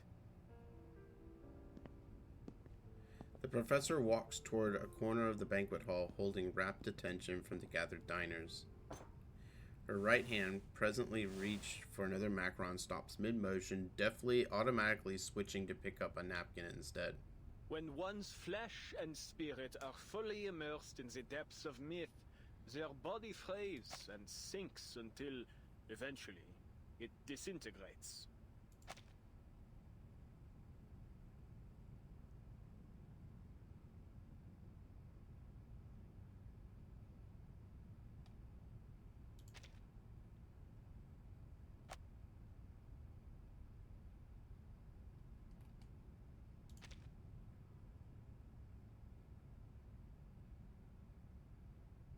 Yet the spirit remains intact.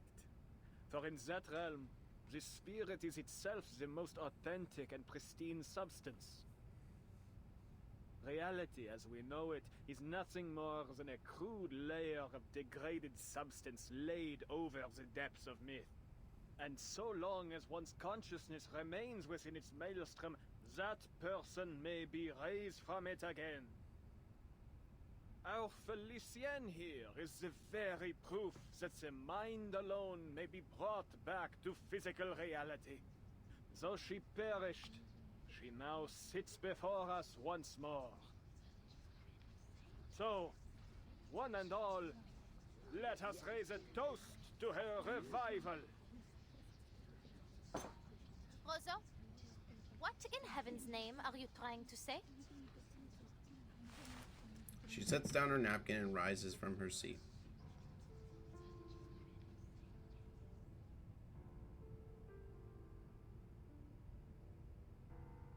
Ah, Felicienne, you've fully rejoined us now, haven't you? Won't you please introduce yourself? What do you expect me to say? You know very well who I am. Diviner's eyes follow her, though the focus of her vision lies far beyond. Though the focus of her vision lies far beyond this hall. I would feel a great deal better without your patronizing tone, madame. I have neither need nor want of your sympathy. Ahem. She lifts a glass of red wine to her chest. Voici là. Before you now is Felicienne, priestess of lightning, advisor to the Sun King, vassal of the Guiding One. Attend to my words. I have conquered fate and overcome death itself to stand here. I arose from the depths of myth by my own power, unlike the poor, unworthy fools Roseau sent in. Yet he dares to claim this miraculous deed for his own. Quelle honte, monsieur! Have you no shame? But of course you don't. All of you non-entities lack in both gratitude and shame. Basking in the grace of the Guiding One and myself without even realizing it. Did you think you had even scratched the surface of the power that dwells here? Roseau, you utter fool! This affront of yours ought to cost you your life. Yet, I am not so base as to destroy what may still have use. So, just this once, I will forgive you. As for the rest of you, my forgiveness likewise extends to the rudeness you all showed in stuffing your faces before toasting to my health. Et maintenant, à ma santé. This is so bizarre, man. This is a miracle. Bringing the dead back to It isn't really possible, is it? He came back to life? So he can't die anymore like what the guardian once said? What a farce. All you've done is manipulated some girl into believing she's Felicienne, and yet you dare to call it a miraculous resurrection. What utter blasphemy. An offense to the word miracle and to the guiding one herself. I heard another voice in Felicienne. One that belongs to someone else. Could that mean... Why do we speak as if she is not present? Let us bring our concerns to her. There are things only the true Felicienne would know. Mind alone, returning to reality. But has Felicienne lost her arcane skills in the process? If so, then this revival is meaningless. Whatever the case may be, if this is a true venue of life eternal, should we not seize it? At least until we find an alchemist capable of concocting the Fountain of Youth. I believe I see one drawback already. Only one who dies in the depths of myth may be returned from it. To die elsewhere would be to lose the original image of one's being. I imagine this is our shared goal then, to unleash the depths of myth upon the material world, so that we might render a collective image of all who dwell in this era to be raised anew. A demure and polite voice in the corner interrupts their debate. But ought we not to first celebrate Felicienne's return? Though I must say, it is a strange sort of return. How different she looks, n'est-ce pas? True. This dowdy girl is a poor vessel for one so noble. This is so bizarre, man. Mind your tongues. You're speaking of my new body here. For all her faults, I would not call the girl dowdy. She simply chose to turn a blind eye to beauty.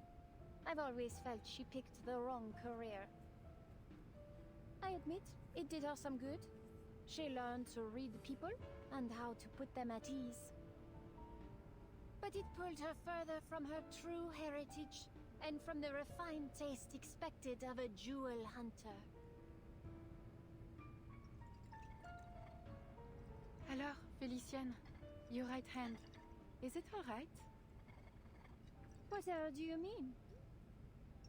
Do you not feel it trembling? Oh, shoot. Is something wrong?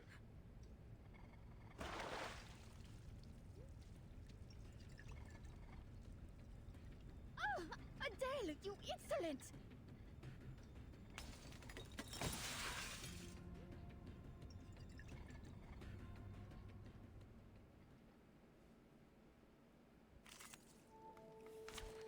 So Adele is fighting back. Stay behind me. I'll keep us safe.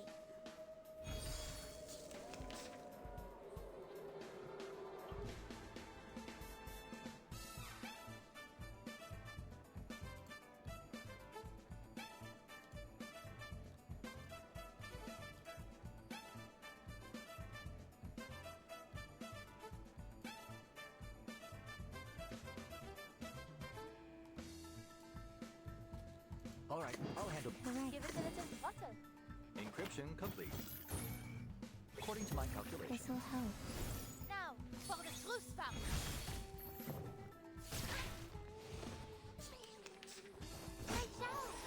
Take a deep breath. Good.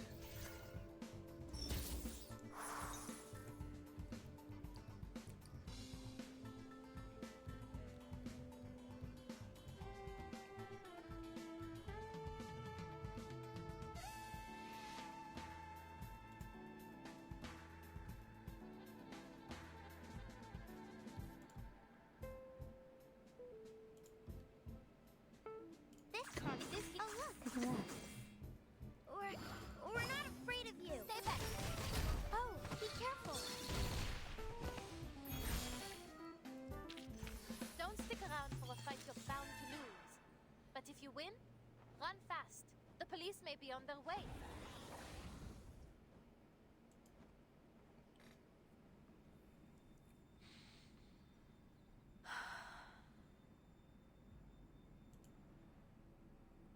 It's like being shocked awake by cold water.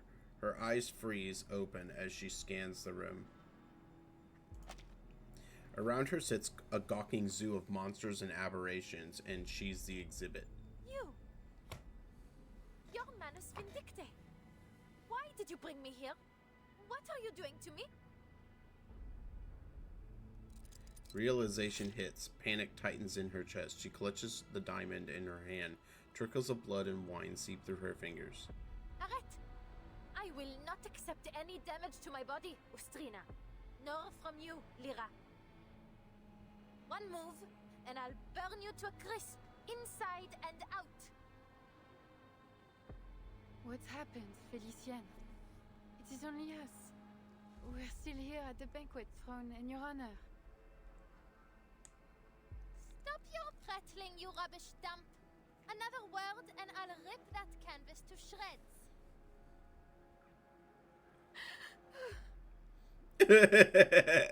She's so angry. That means she has to really be Felicienne. Words of wisdom from a puppet of all things. Need I point out who pulls your strings, hypothetic? You cowards! Ganging up on a poor, innocent woman! Each and every one of you is a monster! I won't play whatever game you have in store for me. Get out of my way! Fascinating. Though Felicienne's spirit has seized control of her body, the former spirit seems able to resist. If I am indeed correct, what we are seeing is their thoughts and memories beginning to blend, causing this confusion. The professor scribbles down notes in a rapturous flurry, recording every little tick, word, and movement. Laurent Rousseau, you've been in league with Manus Vindicte all along. You were lying to me. Everything Celia said was true.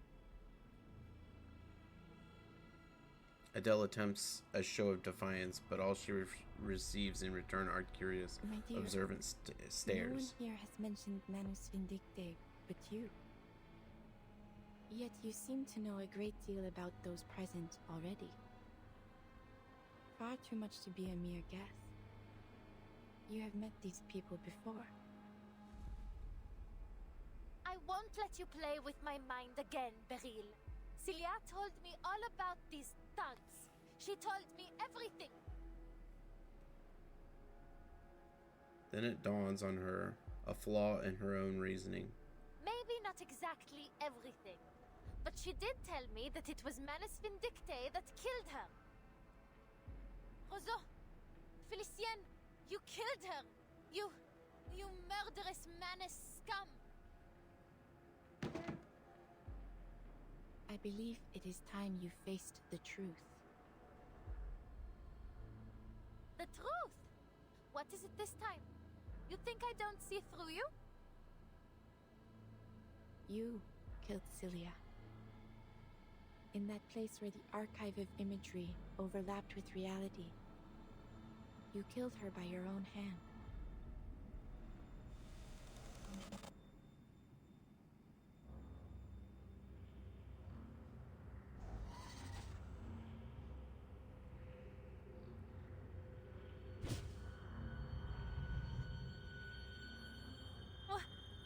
What?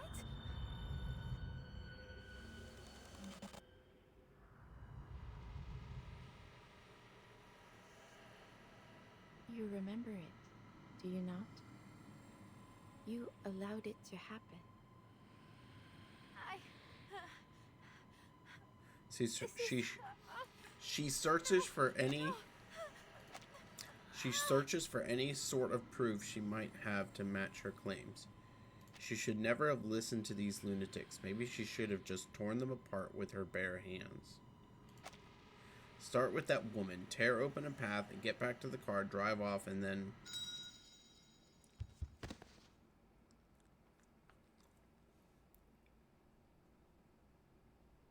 This is feeling like Broom is all alone. The banquet ends in chaos, though the guests hardly seem to take notice or seem to even care. A small band of waiters arrives to begin clearing the scene. The professor steps over the shards of glass and porcelain to where Beryl sits. Felicienne has quite the flair for the dramatics, doesn't she? And as always, our audience simply sat back, their eyes glued and mouths agape.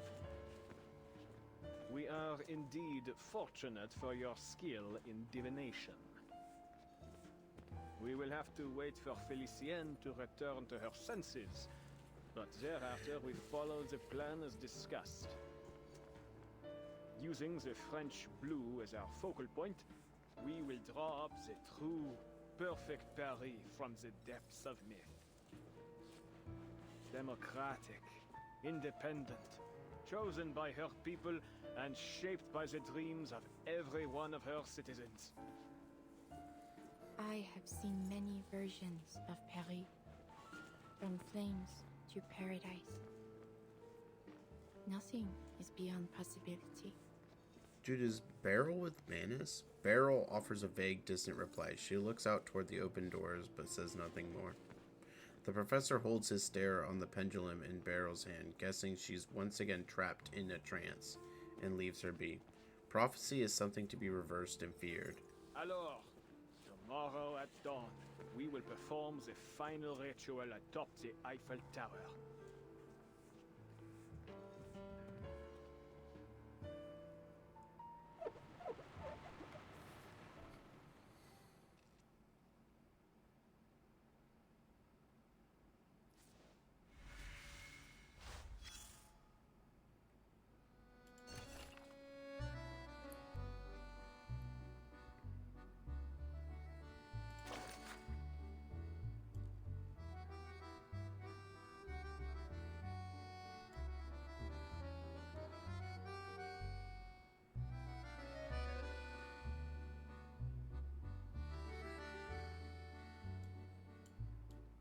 Whose example? But the guiding one. Oh, okay.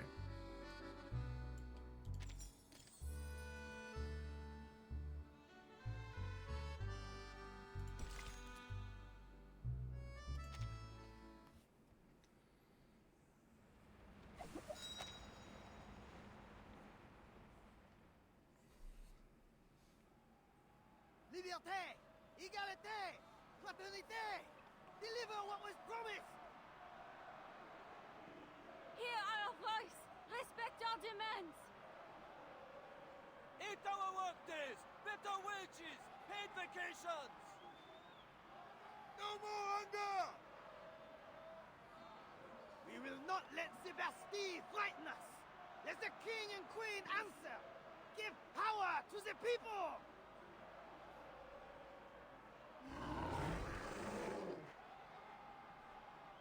Drive them out of Versailles! Bring them here to Paris! Liberty or death! The beast's roar mingles with the chaotic chants. Screams of death and horrific brutality echo through the streets. But as long as one person still stands, this grotesque carnival of protest will not end. Liberty or death! Hysteria spread across Paris, twisting the city lights into bedlam, into utter chaos. 3 people passed through the turmoil, unbothered by the screams around them.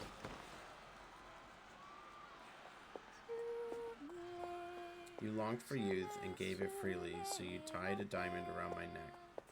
Le diamant au cou, tu m'as noué. Honeyed words, your false embrace bound me in a cage. Jeté dans la cage. Quelle surprise! The great Felicienne seems in better spirits now. And all we once shared was sealed in silence. Locked in a box far below the earth.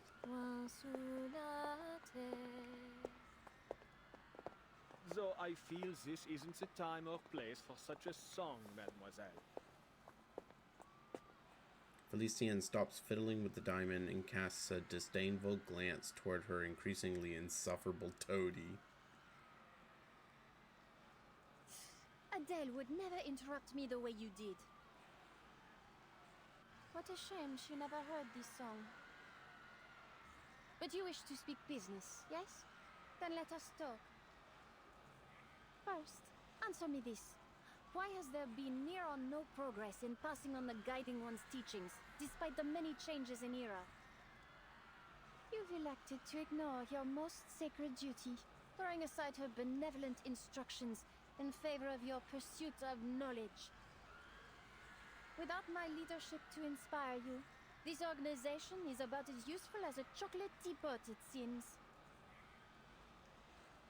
Please, mademoiselle. All these problems will be solved once I unravel the deepest secrets of the depths of myth. Look at you, still clinging to that old drivel. Did I not already expose your worthlessness? I'd have had you swept out by the servants in my day. But you're living proof of my thesis. You came back from the depths of myth. How can you not believe? What I believe in is my ability to conquer death. I have no particular interest in your imaginary Paris. No, you're babbling nonsense about ideals. It is our shared goal to return the world to its most glorious era, n'est-ce pas? We've found the means. I only ask that you trust me.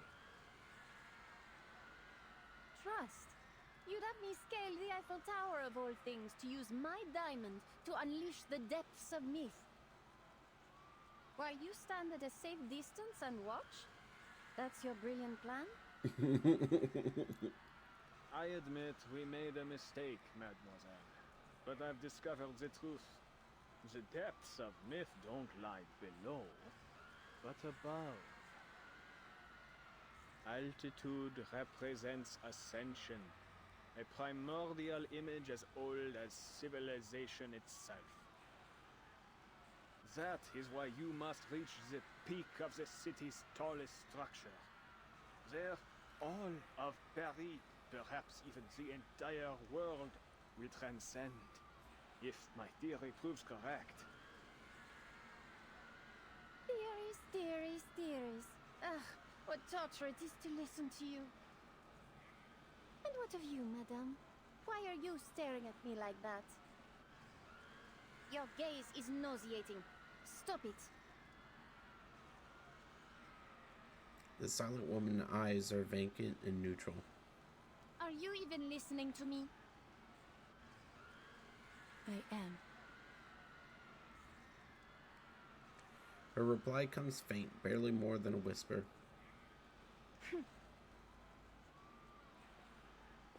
The three weave past the protesters, heading toward the Champ de Mars. Not a single passerby seems to take notice of the glow coming from Beryl's pendulum.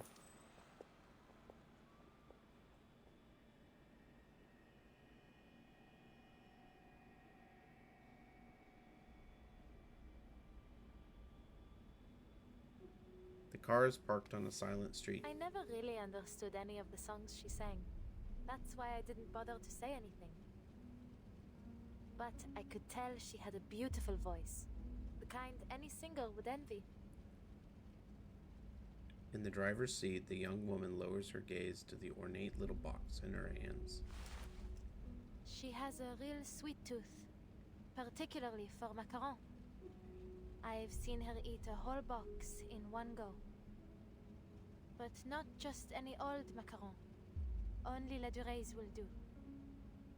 I often had to plan our trips around the store on the Champs-Élysées. Lucky for me, Felicienne was a late riser, or else I'd have had to race all the way from the bakery to her place every morning. A weak smile tugs at her lips. But what she was eating, they weren't macaron, were they?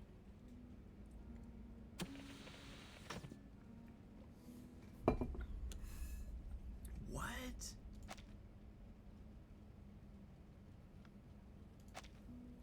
But what she was eating, they weren't macarons, were they? Inside, the once neatly arranged pastries have taken on another shape.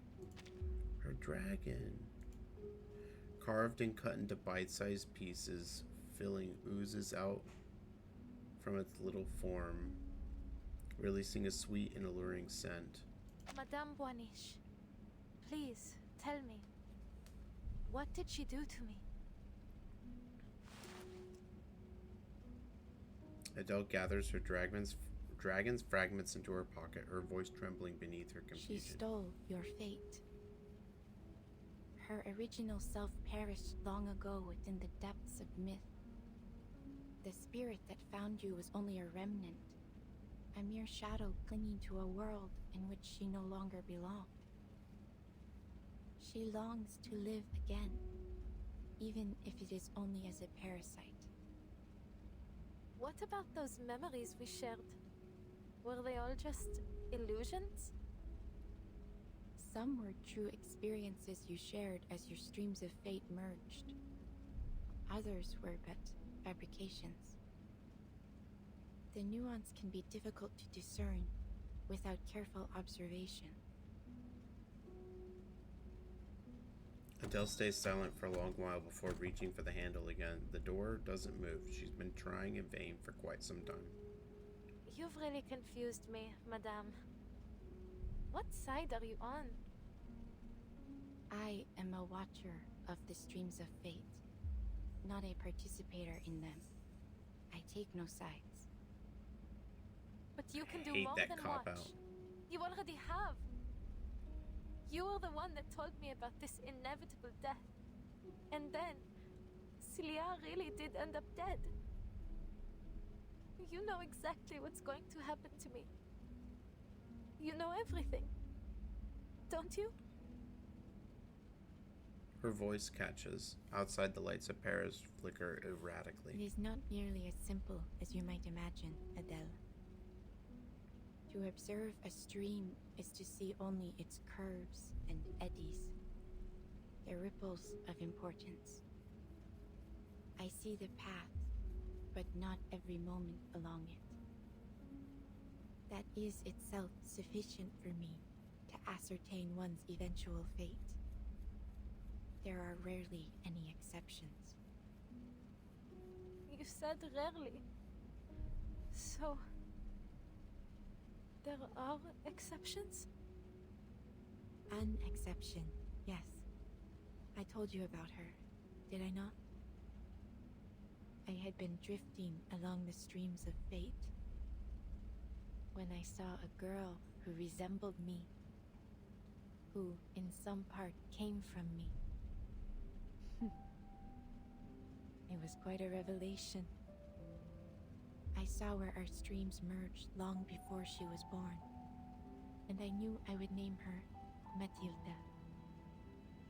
That she would grow up to be kind, brave, and truly gifted. I followed her through every turn and every ripple to the very end. Then I looked away. I stopped watching. The diviner ends the story in her always even The tone. way you describe it, it sounds strange, Madame. Almost cruel. As if you've ignored her in the present because you're afraid of her future. I studied the entirety of her stream, every moment of her fate. It seemed enough. The car window reflects the puzzled look on her face. But then, something peculiar happened. In the final moments of this millennium, there was a certain kind of rain. Since that time, the streams of fate have lost their clarity. At times they are muddied, at others interrupted, twisted into vortexes. As they began to shift, so too did everything else. The fates I had seen had taken a new form. Nothing was the same. She turned toward Adele. Soon, Felicienne will complete Roseau's ritual. Once that happens, your spirit will rest forever here in this car, and a calamity would fall upon Paris. All the visions I saw end here. You're implying something, aren't you? Are you saying that my fate isn't set in stone? I am simply stating what I saw. Many who learn of their fates become passive to them, hoping that by inaction they might avoid their consequences. Others are driven to attempt, however vainly, to change it.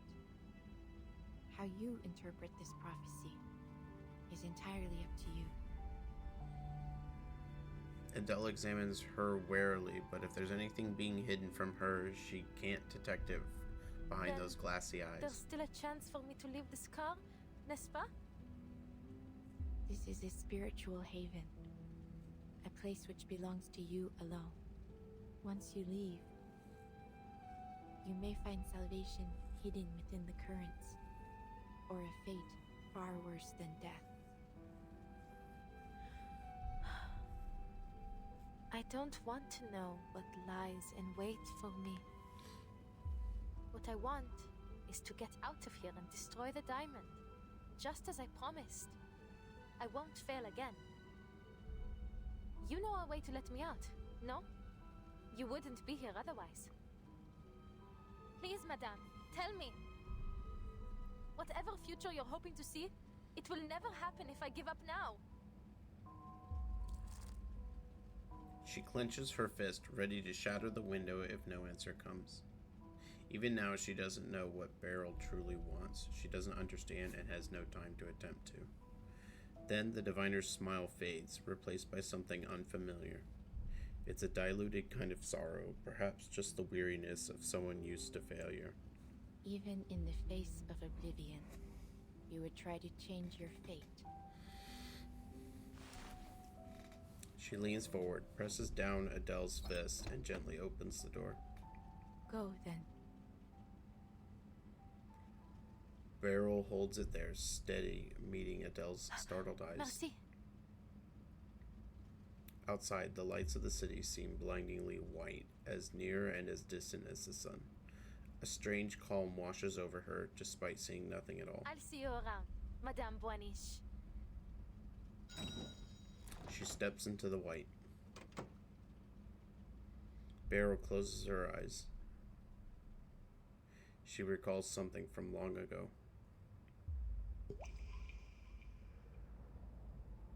So, where is this so-called fate you've been waiting for? You've seen the end already, n'est-ce pas? The only one possible, anyway. My triumph. You prophets are all the same. My family bankrolled a dozen frauds like you, yet not one ever foresaw the revolution.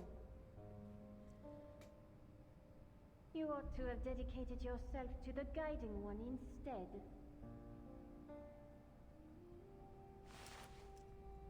Beryl raises a finger to Felicienne's lips, shushing her arrogant colleague. You speak because you seek my direction. You wish to unravel the secrets of resurrection. You're clever for a prophet. Of course, that's my goal. I wouldn't allow those bungling followers to take credit for such a discovery. I must determine the truth before anyone else. North, that is where your path leads. But know that there are consequences to what you seek. You will not emerge from it the same.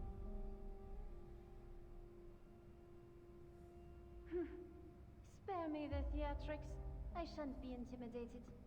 You've pointed the way. I have no more need of you. Whatever consequences lie ahead depend on me, on my actions, not some puddle of fate. Au revoir, madame. Let us see what the all-seeing lady has seen for us.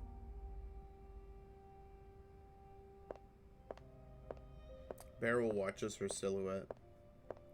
It passes through the corridor, out the door, vanishing into the Goodbye, blinding daylight. I look forward to seeing what comes of your actions. To seeing another prove me wrong.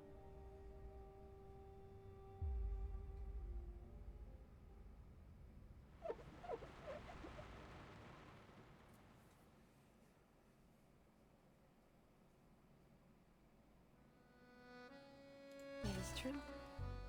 I have held back many important details concerning matters like the nature of Felicienne and Brom's relationship, and Professor Roseau's true intentions.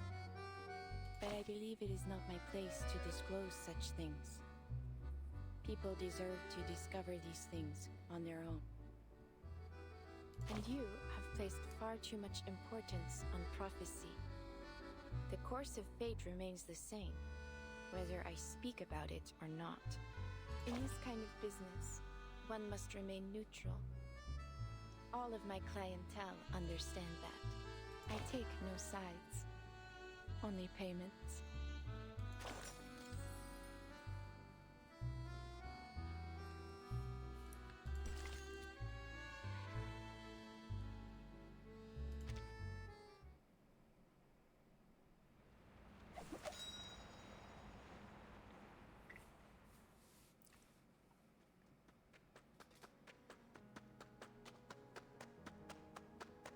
She runs through the endless white, not knowing what she's searching for, nor where the path will end.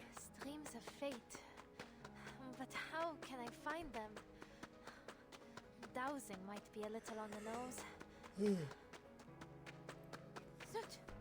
She was just steps away from me when I was in the car. Her steps grow heavy, but she doesn't stop until Paris appears before her. What's that?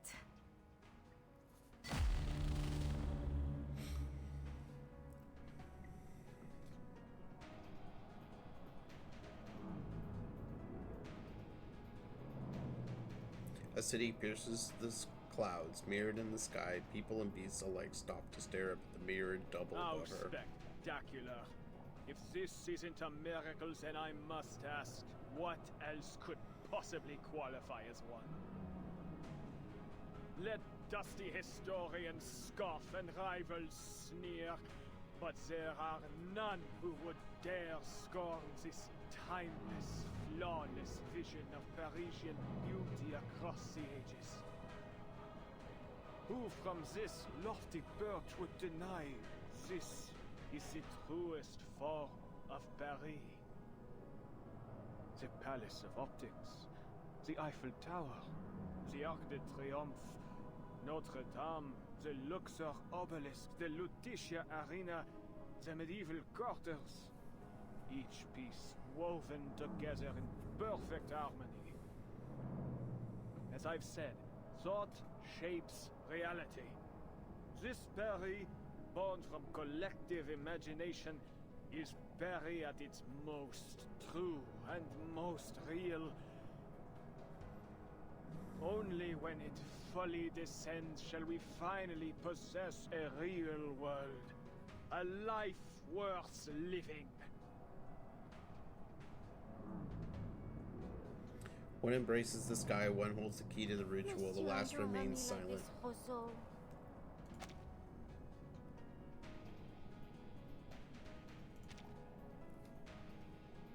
And you, madame? Did you foresee this? The fate of Paris now rests in my hands, and yet I remain myself. What a pity it must be for you. No more tricks? What lies below shall reflect what lies above. So, this is what will befall Paris? She reaches toward Felicienne, but her hand passes straight through her. I can't touch her. She tries everything, attacking, casting arcane skills, pinching her own arm until a flash of light swallows her entirely.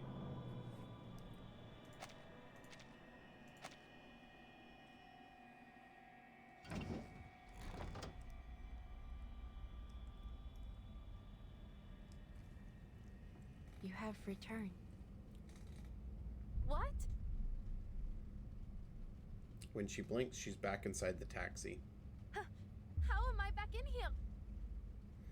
You failed to take back your body. So long as you return here, though, there is still a chance. I found Felicienne. I was right next to her. But I couldn't reach her no matter how I tried. Then give up. And accept this as your final resting place. No. I won't sit here and do nothing. I will destroy that diamond. I must. For Celia. But how am I supposed to reach Felicienne? Wait. I don't really need to reach her, do I? She snaps upright, remembering. Madame Boiniche, you said before that the stream of my fate merged with Felicienne's. So, in a sense, she and I are always together, n'est-ce pas? Her fingers brush the dragon's spine in her pocket. The smooth cut... Then I don't need to find her, nor even find myself. The smooth cut, because the she is limp-tailed me, Timp. and I am her. Then I don't need to find her, nor even find myself, because she is me and I am her. You have begun to understand. She only had the means to claim your body because your spirits are closely intertwined. Any impact to your body affects both souls, though the weaker of the two spirits often cannot endure the strain. Often, but not never, no? So even you can't see what comes next. You don't know whether Felicienne or I will win this fight. She locks eyes with the impartial diviner, and then she sees it, the flaw, the crack in the illusion. Beryl meets her gaze. For once, real fire flickers in those crystalline eyes. The currents of fate will bend to your actions. You will steer its course, rather than be swept away. You have never once yielded before destiny, and that is precisely why I have followed you from the beginning.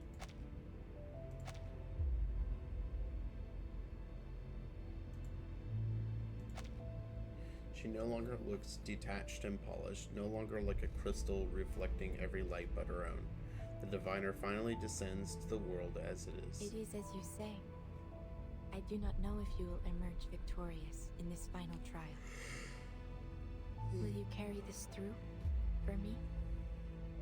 Do you even need to ask?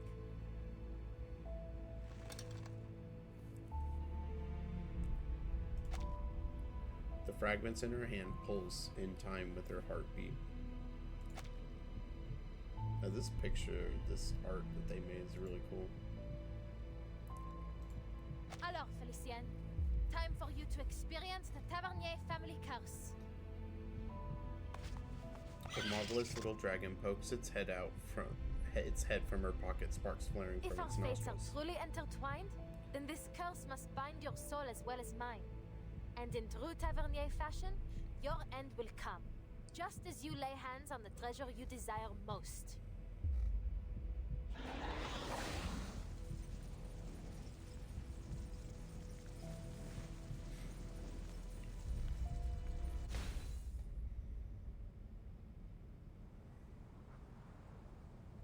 The ritual proceeds moment by moment as the Paris above them begins drawing closer to the ground, the twin Eiffel Towers nearing collision. The unnatural light emits brightly from the diamond, drawing the two worlds together. Incroyable, Felicienne. Just a little longer and Paris as it should be, born from the collective unconscious, will descend into reality. The true Paris, not like the garbage heap below us. A bullet grazes the diamond. Felicienne instinctively shields it with her hand. The mirrored city above begins to fade.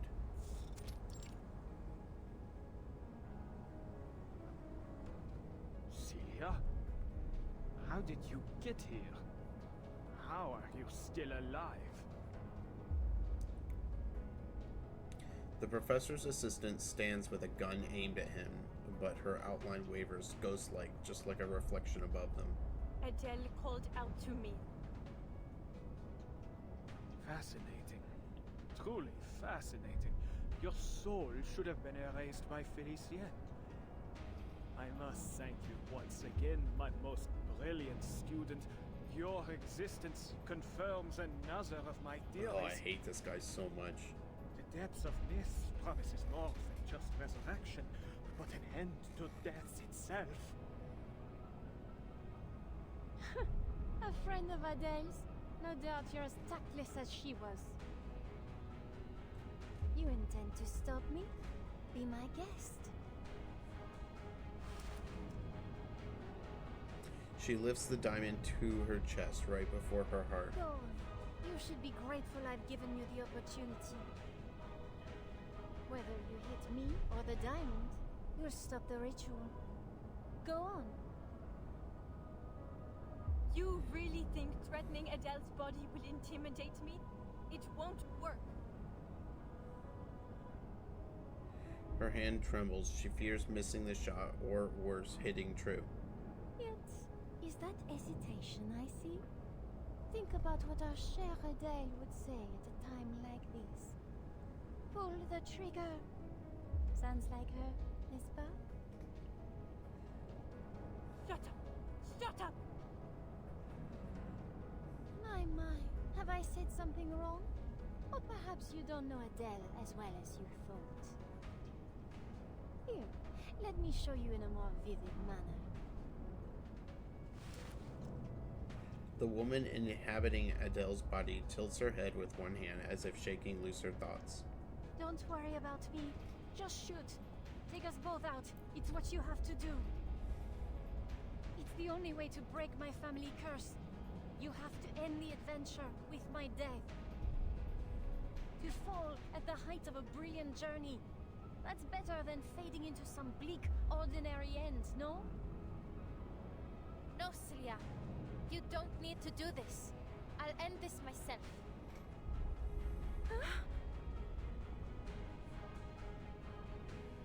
An unexpected line is delivered in a clumsy play, stunning both the actress and her audience. At that moment, the sleeping dragon awakens in her pocket. You irritating little lizard! How dare you harm your own master! Damn you, Adele! You and your wretched pet! Flame sears through the haze, pain burning away the chaos of her memory. The scorching heat, purging all illusion, returns the body to its rightful owner, allowing her to move freely. So this is what it feels like for a soul to be scorched. I finally understand why so many fear hell. Adele, you fool! Tell your pet to stop at once! Do you wish to die with me? No, I don't. Not right now, Felicienne. So why don't you draw the diamond? I can already guess your response. You keep dreaming! This diamond belongs to me! Not even death can steal it from me! Listen to you.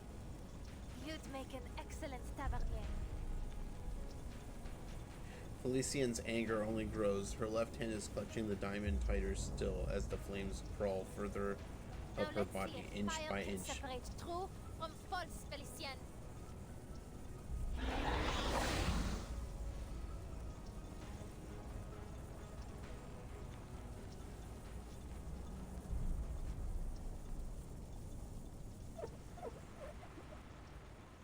Damn.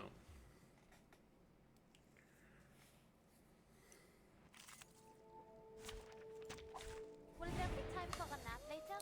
Oh, it's back to Lucy? Why did it change my characters?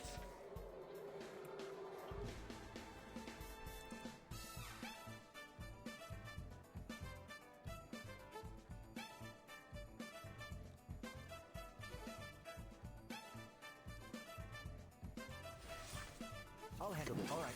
Give it a little water. According to my calculations, the perfect solution. Regaining control Eliminate of our what's bodies. false.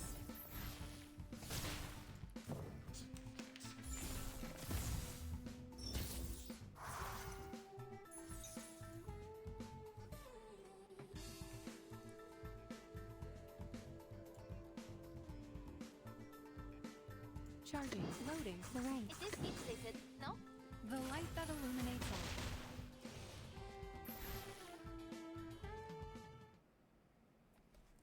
You're fired, Adele.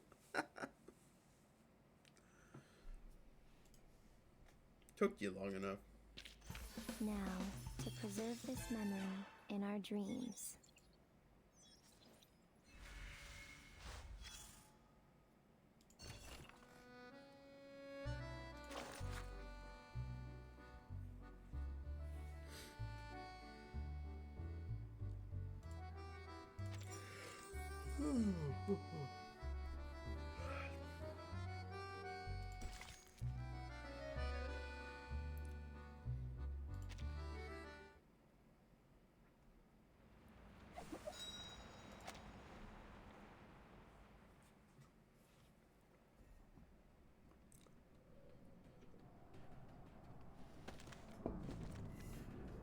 The professor writes one last line, snaps his notebook shut, and reaches under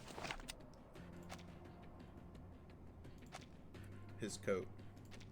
His fingers grip his oldest friend, La Protector revolver.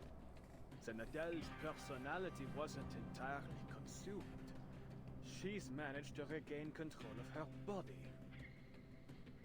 Even a spirit as strong-willed as Felicienne lacks the ability to completely dominate another. Perhaps I was wrong to shift focus from the power of the collective unconscious. There is no need for that, Professor. Her spirit returns. She raises her hand and nudges the barrel away from Adele. Even were you to interfere, the outcome would remain unchanged. You are but a pebble in the course of the stream of fate. Wait with me a little longer. Things may just take an unexpected turn. You saw something, didn't you? Quite the contrary. I see nothing. And that is what fascinates me most of all.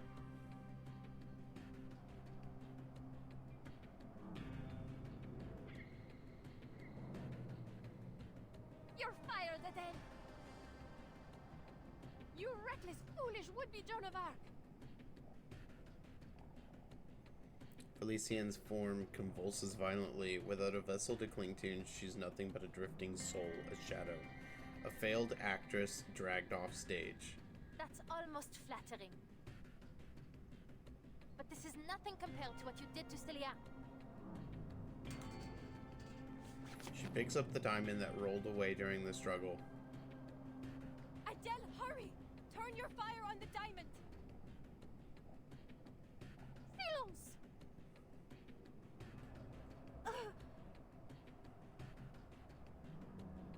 Her figure flickers as Felicienne lifts her hand, then with only a twist of her wrist, Celia's outline melts away. Stop this, Felicienne! There's no time to check on her friend. Instead, she grips the blue diamond so hard she imagines it could break. Only the real remains. All falsehood will burn away to ash. The charade must finally be put to rest. Par le feu est purifié.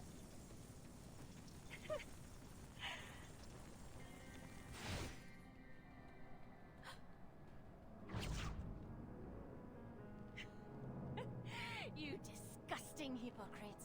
Don't you dare wag that finger at me! You may fool everyone else, but not me. I know you better than anyone. I know your true colors. Deny it all you want, but our souls are entwined. Because deep down, you and I are just alike. Take pride in it, girl. Boosting me will be your greatest achievement. Be honest now. No need to play pretend as you did with Celia. All that time, you let her keep writing those letters, knowing full well that your parents were long dead. How wickedly false indeed.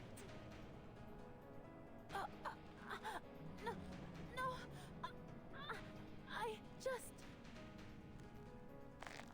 cold fingers tighten, blurring the line between the living and the dead.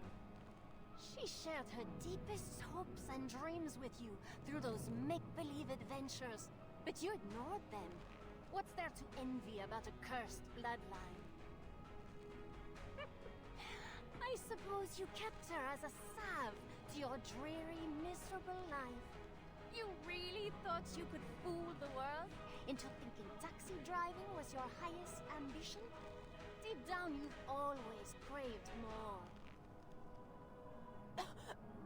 Don't act like you know me. She gasps for breath, forcing out a strained But protest. I do know you. I know each and every one of your wicked thoughts better than you do. She told you to burn the diamond, but you secretly desired it. You craved your place in this adventure, your death. Who could blame you for triggering the curse? You weren't chasing treasure, not by choice, not like your parents. All of this to pretend you are unwillingly caught up in this adventure. You even get to play the savior. And oh, how your dear little friend fits the role of a damsel in distress. All you need is a villain. And that's where I came in, just as you wished. Of all people in Paris, why did I come to you? Have you given it even the slightest thought? Muscle and bone grind and twist beneath her crushing grip. Admit it, Adele. You wanted me to hurt Celia. You wanted to kill her. Adele uses all her strength to turn towards Celia's face, finding it frozen in shock. You're lying. Ah, yes, lies. She lied to you too, Adele.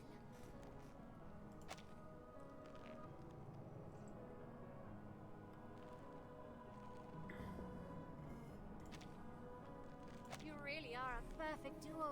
Two little liars keeping secrets from one another. Allow me to reveal another secret. Destroying this diamond will bring an end to more than just me. It will end her as well. Though perhaps, without her, you might at last be free. That's not... true. How is she still so corporeal? She looks at Celia again and hears the same plea she's heard 100 times before. Don't listen to her, Adele. You must destroy the diamond. The depths of myth must not be unleashed. Lose your friends or lose the city. What will it be, Mademoiselle Tavernier? What am I saying? I have no intention of giving you the chance to decide. I am not about to die again.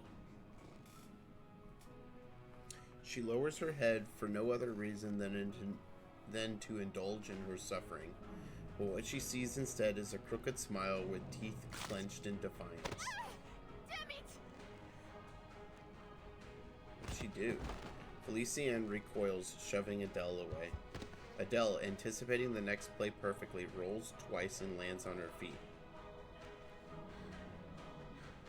Funny that. I'm not ready to die, either. She doesn't look back at Celia. Those anxious eyes burn hotter than any flame of truth. The shell of Felicienne peels away complexity, and without warning, a massive shadow takes form at the tip of an alpha toe. Get away.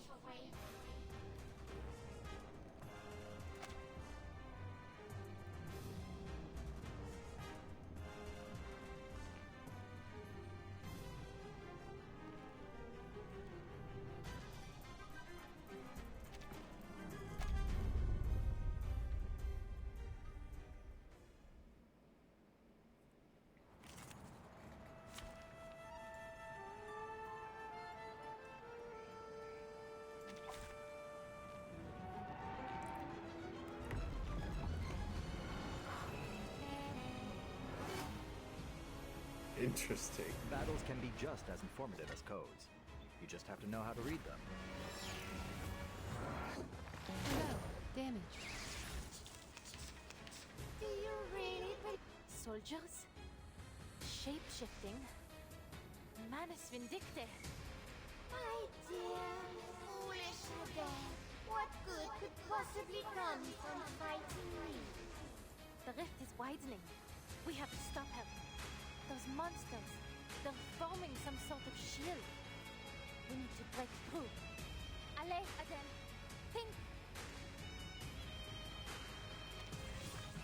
I'll handle the It text. is heat treated. Give it a little water. Charging.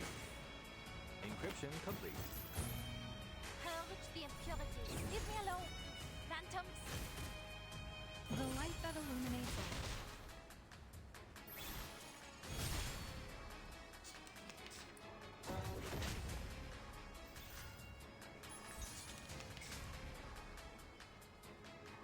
If the depths of myth is nothing more than a sea of collective unconscious, then the creatures born from it must be mere reflections.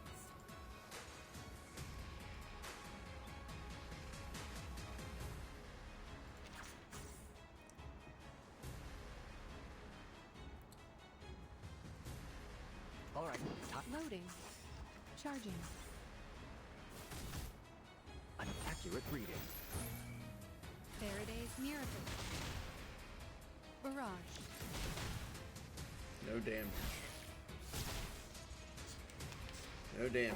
Take a deep breath.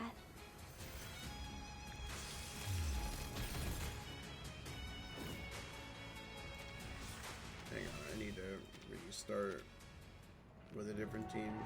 Battles can be just as informative as codes. You just have to know how to read them. Spell. Damage. Do you the rift is Ale.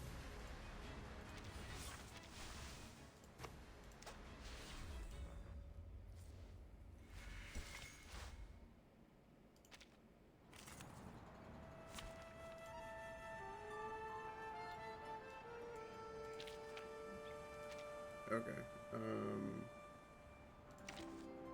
Just pull you out.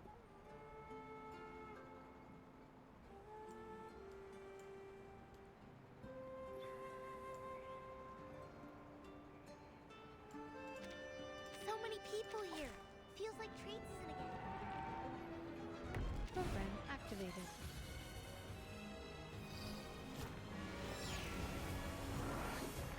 Make a scene out of it. Do you really? Soldier. My, what? The rift. Ale. Oh look, here's another one. All right. Time it. I'll handle the tech support. Charging. We stand together.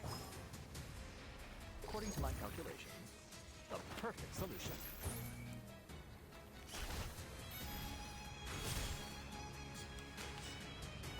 That doesn't sound Make a good. scene out of it.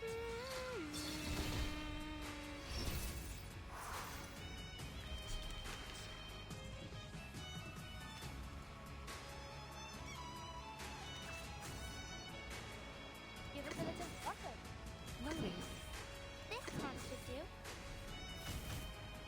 Eliminate what is false. Leave me alone. Phantoms. The light that illuminates all.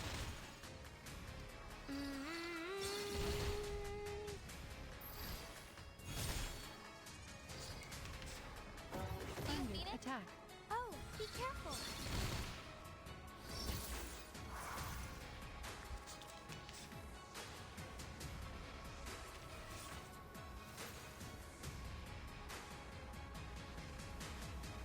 If the depths of mere reflect.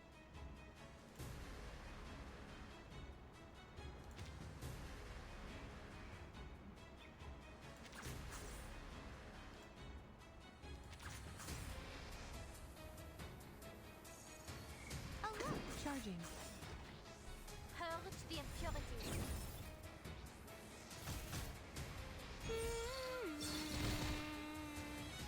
Faraday's Miracle.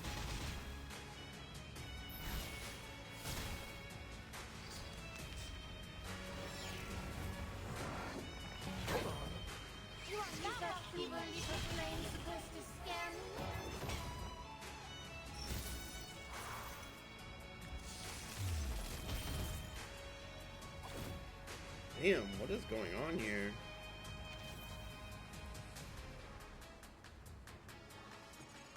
Open your eyes and look around. Can you... You want me to? This part should do.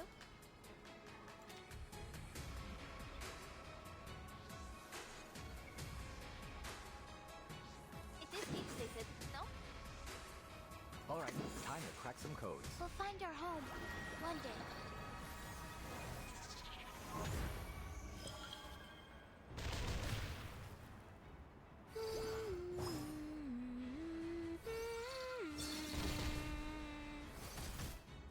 Decode complete.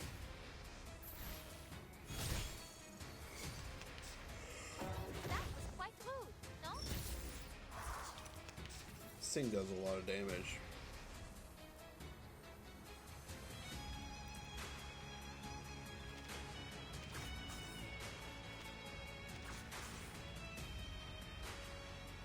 Loading. Charging. Eliminate what is false. Eliminate target. Barrage.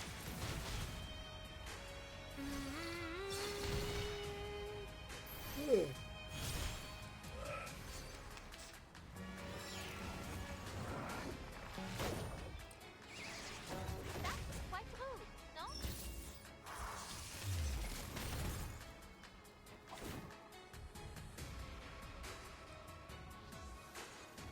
You want me to?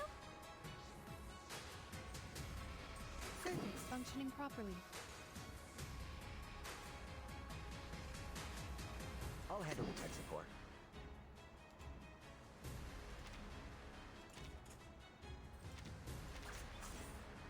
We'll find our home one day.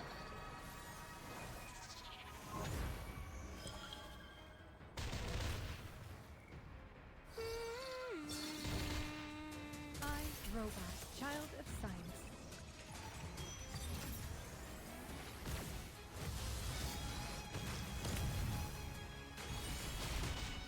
An accurate So it's a reading. matter of surviving 3 strays. Purge the impurities.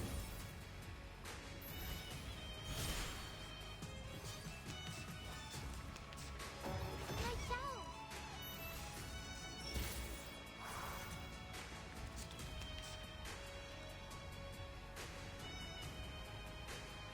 A perfect algorithm. One that can only exist in theory. This part should do. Loading. Give it a little butter. Enumeration is a last resort. But sometimes it can work a miracle. Oh, be careful. Aim and shoot. Eliminate what is false.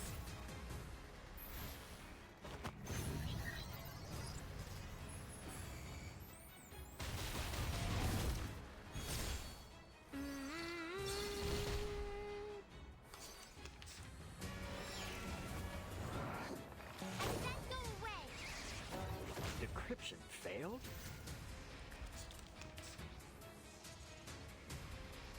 You want me to? Charging. I want these.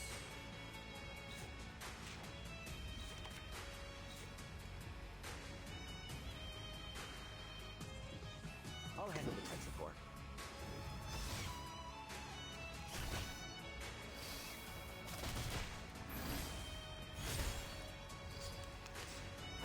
Stay Shell. away from me. Damage. You are not welcome here.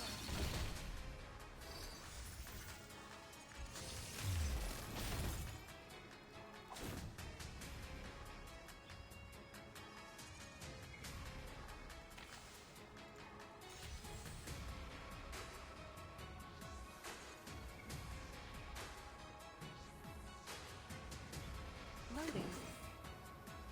Charging.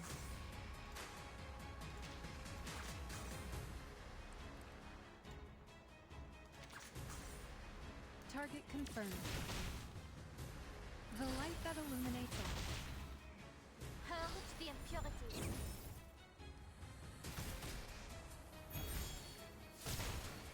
I have to go through another round of this? Oh my god, you gotta be kidding me.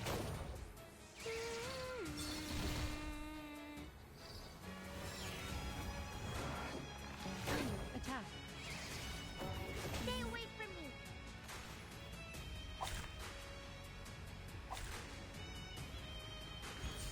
I'm nobody. Just a tour guide from Paris who can handle a car. And tell truth from lies. Par le feu est purifié.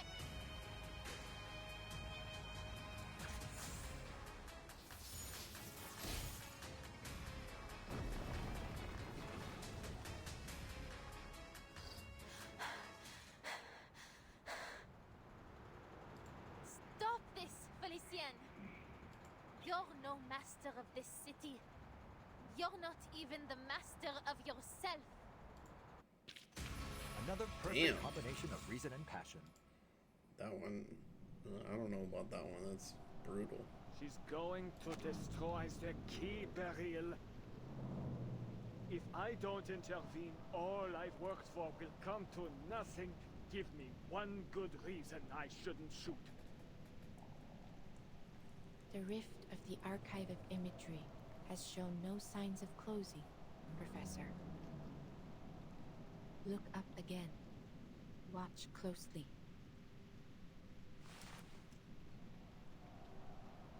Laurent Rousseau lifts his head. The city in the sky drifts closer, its edge scraping the diamond has horizon. already served its purpose. It has torn the rift open. The depths of myth is trickling down over us as we speak. Let's see what more the little gemstone can do in her hands.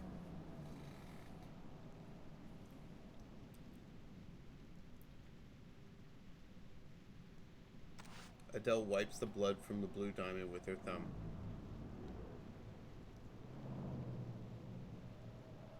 Before she decides, she has to be sure of one thing. Celia, you said you'd buy me a good luck necklace after you publish your paper. Will you keep that promise?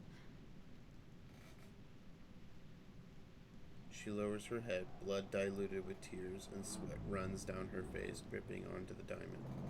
You're too cruel, Adele. Why didn't you just tell me? I wouldn't have had to write all those silly letters. A stained, awkward smile twists her lips.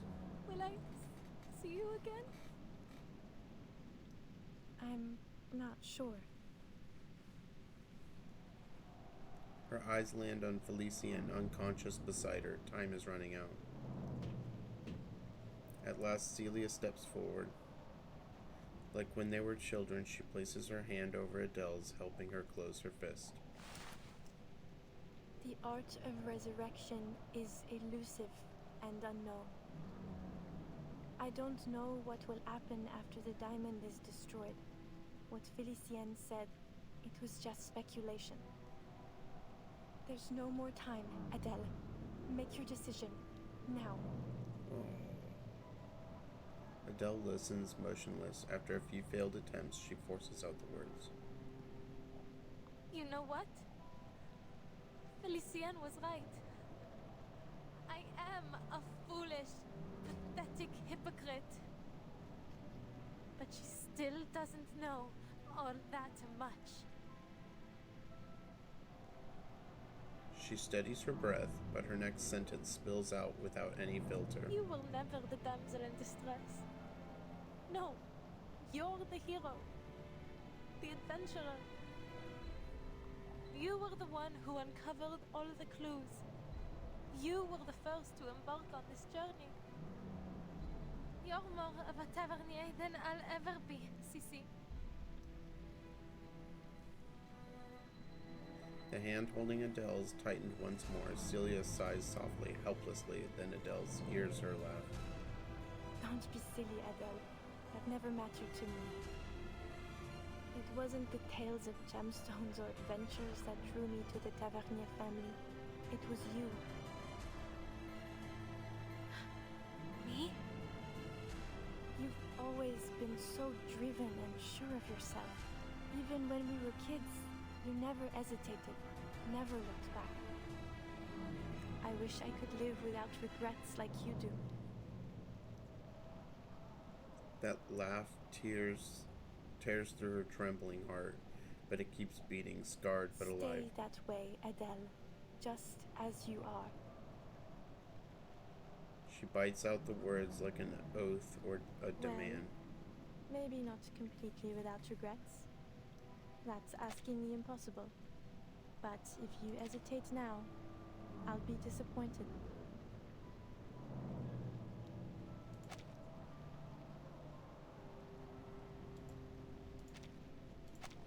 Celia smiles one last time. So go on. Follow your art, my dear friend. I believe in you. She pats Adele's shoulder and lets go.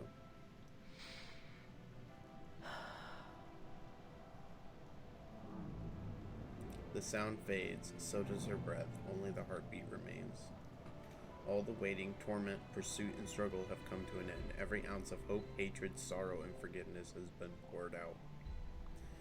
She has no other choice. Par le feu est purifié. Flame is just another means of transformation, but now it must expose what's real.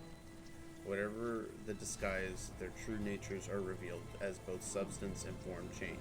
The consuming flames surge upward, devouring the French blue. Adele feels her hand grow heavy as its familiar smoky quartz reappears in its palm. But the French blue doesn't vanish. A single gem becomes two. Image and matter part away. Wait.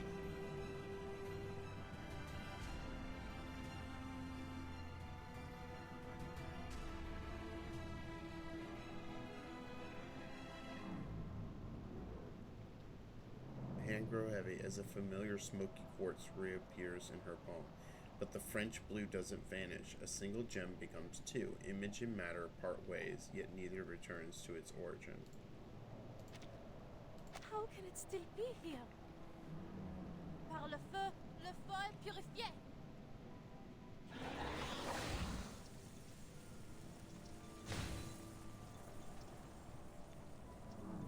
In the blaze, falsehood crumbles and truth remains. The translucent blue diamond endures, proving its unshakable reality. I burned the beast of Gévaudan. I even burned Felicienne. So why can't I burn this diamond? It is from the depths of myth, isn't it? Surely it can't survive your fire. It isn't possible. It's only a symbol. A primordial symbol, yes. That is precisely why it survives. The diviner affirms her words. The French blue is both abstract and concrete. An iconic symbol held deep in the collective imagination of our society. No matter how many imitations or counterfeits may exist, none will ever take its place. It is eternally transcendent, unconditionally pure. Its existence can never truly be destroyed. Okay, You so have done all you can, Adele. Bravo. she's saying it can't be destroyed because the French blue not only is an actual physical stone, but it, or was a physical stone, it is also a symbol. So even though that one is a fake, it's a symbol, so it manages to stay alive, I guess. Adele listens, confused. She's changed nothing, and yet she's praised. Paris continues to descend, the twin Eiffel Towers crossing at their tips. Like a ladder folding away, heaven and earth draw closer. Celia and Felicienne grow transparent, stripped away by the wind. But I failed to destroy the diamond. Celia and Felicienne are...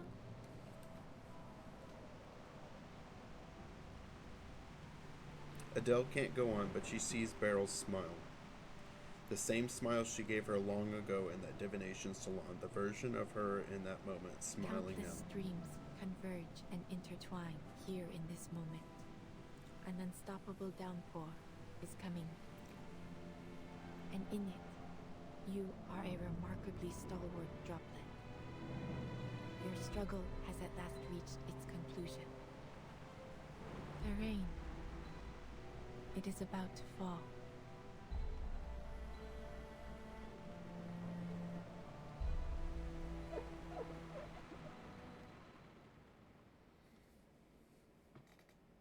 I don't get it. Is another storm about to happen?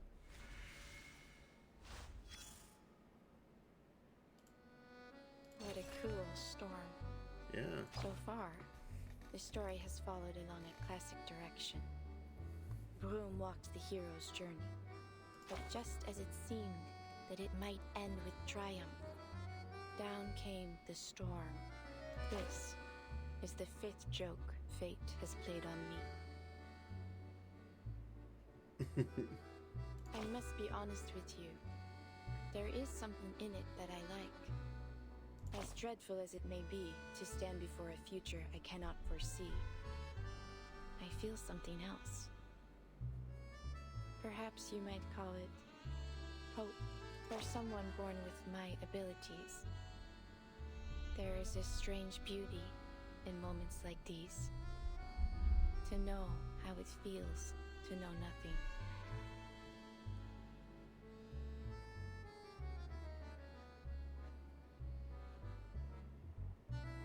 Yes, though I understand, it may come at a great price.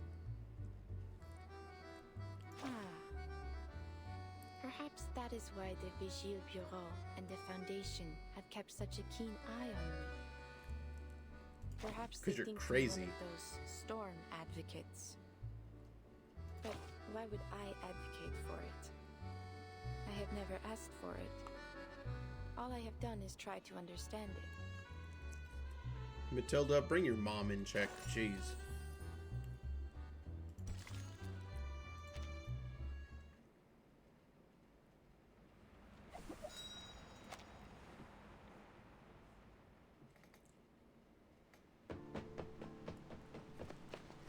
Without hesitation, Adele rushes to Celia, trying to steady her friend. Celia weakly shakes her head, stopping her.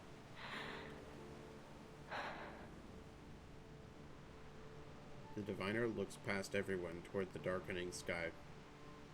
Just as it was meant to be. What? This ridiculous sight. This distorted Paris. She smiles too, then lowers her gaze to the world below the tower. The beasts below have donned new costumes, masquerading as humans. The strike becomes like a carnival parade. More figures pour out from the alleys and buildings, half beast, half human, joining the wild hunt. The July column just turned into a bilboquet. The Vert Galant statue replaced with some bizarre lobster. And my friend is disappearing before my eyes.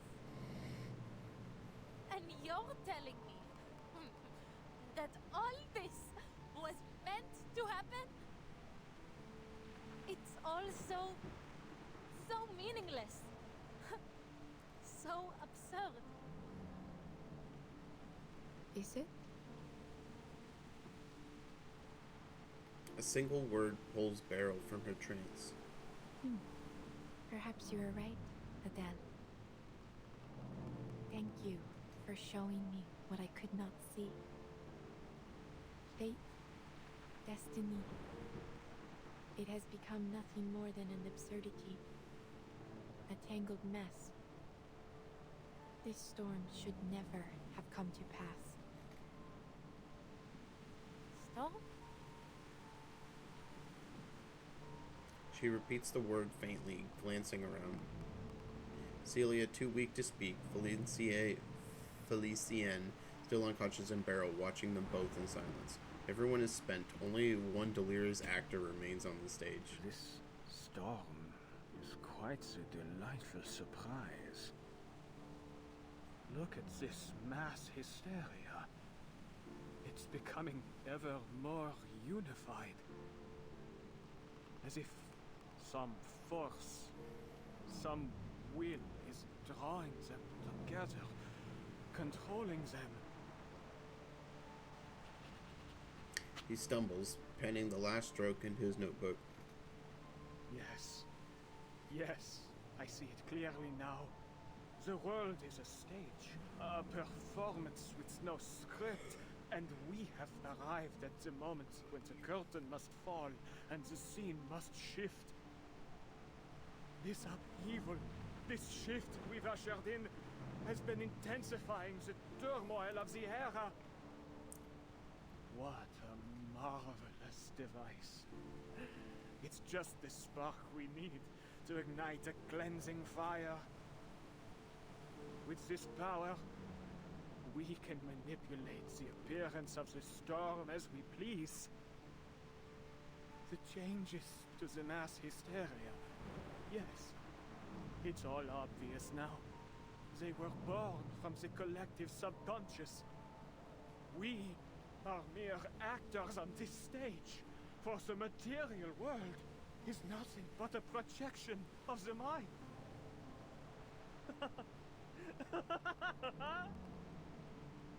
Their dialogues are but borrowed lines from ancient scripts.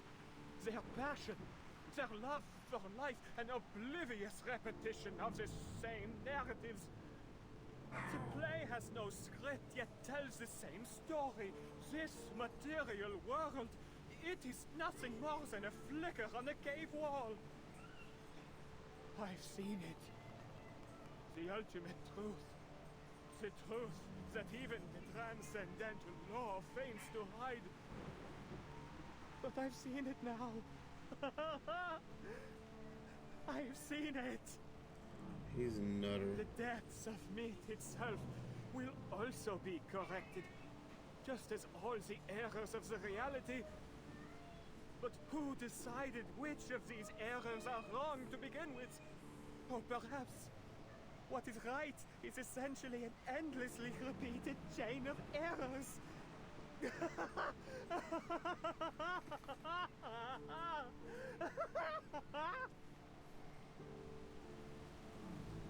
Laurent Rousseau bends backwards so sharply it seems as if he would snap into the reflected light of the city sky, shimmering in a reflection of his manic joy. Beryl looks at him, pity flickering across her tired face. What's wrong with him? He has seen the fruition of his life's work, and it has driven him mad. But mad or not, none of it will matter soon. This whimsical era, along with the Paris we know, will be washed away in the coming rain. Is this some kind of joke? Am I missing something? An era wiped out by a little rain? It doesn't make any sense.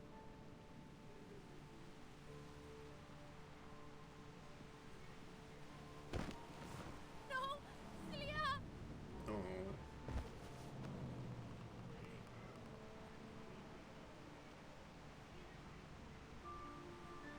Paris. La ville lumière. La ville de la romance. Une tapisserie de symboles. Elle n'hésite jamais à montrer toutes ses émotions. Les passions chaotiques de points de vue qui s'opposent. Les complots mis en scène dans ces ruelles anciennes et étroites. Parce qu'elle défend ton droit de choisir, de crier ou de te taire, de regarder en arrière ou vers l'avenir, de vivre sous une monarchie ou une république, et une myriade d'idéologies. Tu peux te jeter dans le maelstrom ou en créer un nouveau toi-même. Celia loves this city so deeply. She knows everything about Paris, from the catacombs to the top of every tower. Celia deserves to live, not me. Why? Why does Celia have to vanish? Nous nous tenons dans un vaste jardin où les sentiers s'entrecroisent à l'infini, accueillant des bifurcations sans fin. des choix sans fin. Hernani, Notre-Dame, les montgolfières qui flottent au-dessus du palais Saint-Pierre. Ces philosophies trouvent leur forme, circulant de lèvre en lèvre, de cœur en cœur, à travers tous ses habitants. Considérer le destin et la vie avec élégance et légèreté. Voilà le véritable esprit de Paris, là où les rêves et les imaginaires ne s'effacent jamais. Il t'accompagne à travers tous les temps et toutes les époques, comme un festin qui voyage. Immortel, indestructible. Non.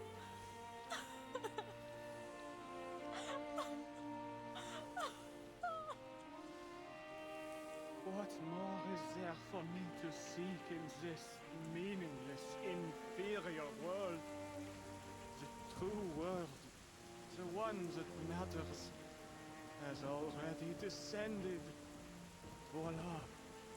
See that? The clearest, most perfect water at the bottom of the archive. Now, so close. Almost within reach. In the deepest, most pristine layer of our joint consciousness. Éternellement vrai, éternellement gravé dans l'esprit.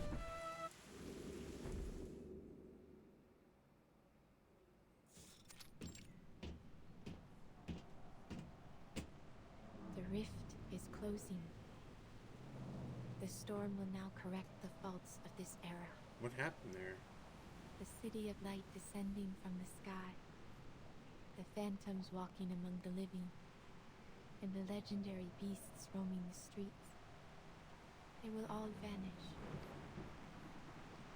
The mad have fulfilled their wish. The play has come to an end. Everything once in chaos will be brought back to order. No! Beryl! A hand clamps tight around Beryl's ankle. You have awakened. Though perhaps it would be better to remain asleep. It may spare you some pain.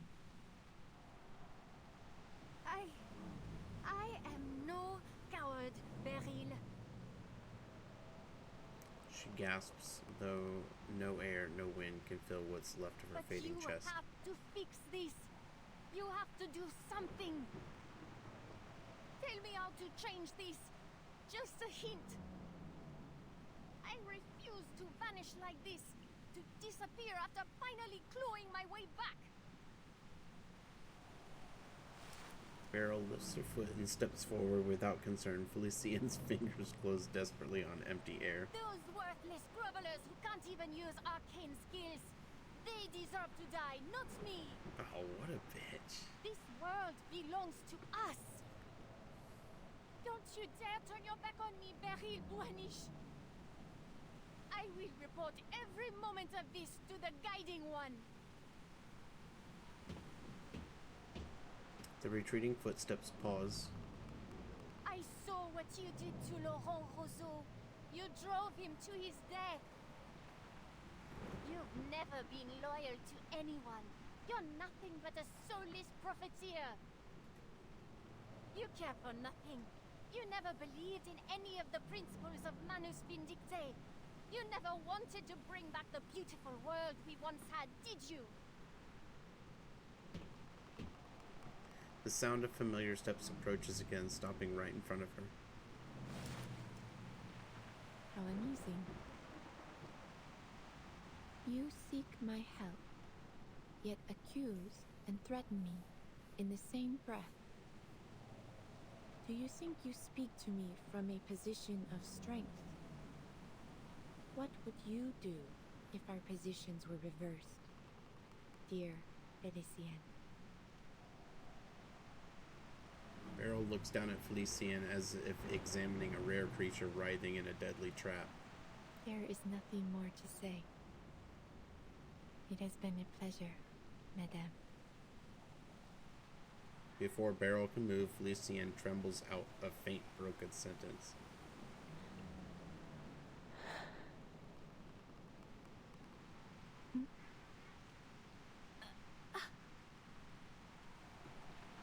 She lowers her head, throat straining. Droplets slide from her hair and vanish into the dust. Please. Please. Help me, Beryl. I don't want to die. Très bien. Beryl nods, straightens, and asks her final question. But this time her translucent gaze settles on Adele. What do you think, Adele? Should she be saved, or pay for what she has done with her life?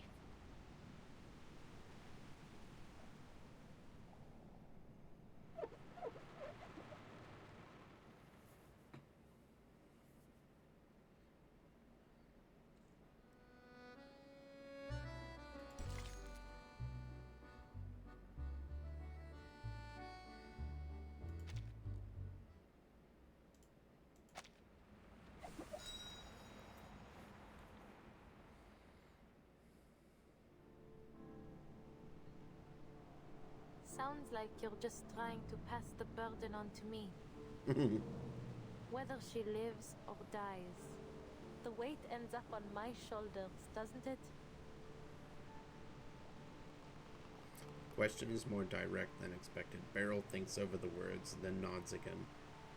In many ways, you two are alike. Neither of you can stand by as fate attempts to pull you down its path. You fight. It is no wonder that she could reach into the depths of your mind. Now, her very existence is in your hands. You will not have another chance like this. She reaches out her hand. Your friend and the original Felicien perished in the same way. It is likely, then, that she has returned to the depths of myth. Should Felicien live, she may become the key to discovering the truth of that realm. And in time, you may even find a way to bring your friend back. Yet, should she die, you will have taken a fitting revenge, and her torment of your body will end at last. Swear it then. Swear that every word you just said is true. That's not gonna do anything. One pair of earnest eyes meets another, calm and unflinching. You ask for something beyond what I am capable of. As you know, Arcanum has its limits. There is no absolute way to prove one's intentions or words, just as I cannot see all ends as clearly as I once did. Time is ticking. Give me the diamond now, or lose this opportunity forever. Adele hesitates, then raises her arm. Felicien is silent, or perhaps she can no longer speak. She lowers her head. That proud defiance she once carried is gone. Irritation, exhaustion, and aimless rage wash over her, and in the end it all becomes a sigh. Take it. Her resentment is still there, but somehow looking at her broken and pathetic, it awakens some pity in her. Save her. The diamond drops into Beryl's palm.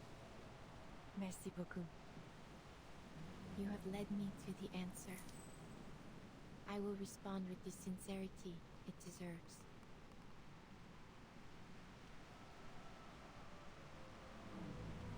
As I have said before, your fates have converged. Felicien, your journey through the spiritual realm has reached its end. But you still have a place in the crown of the material world. Now, the Numa that has reached the edge of one world must begin anew in the next.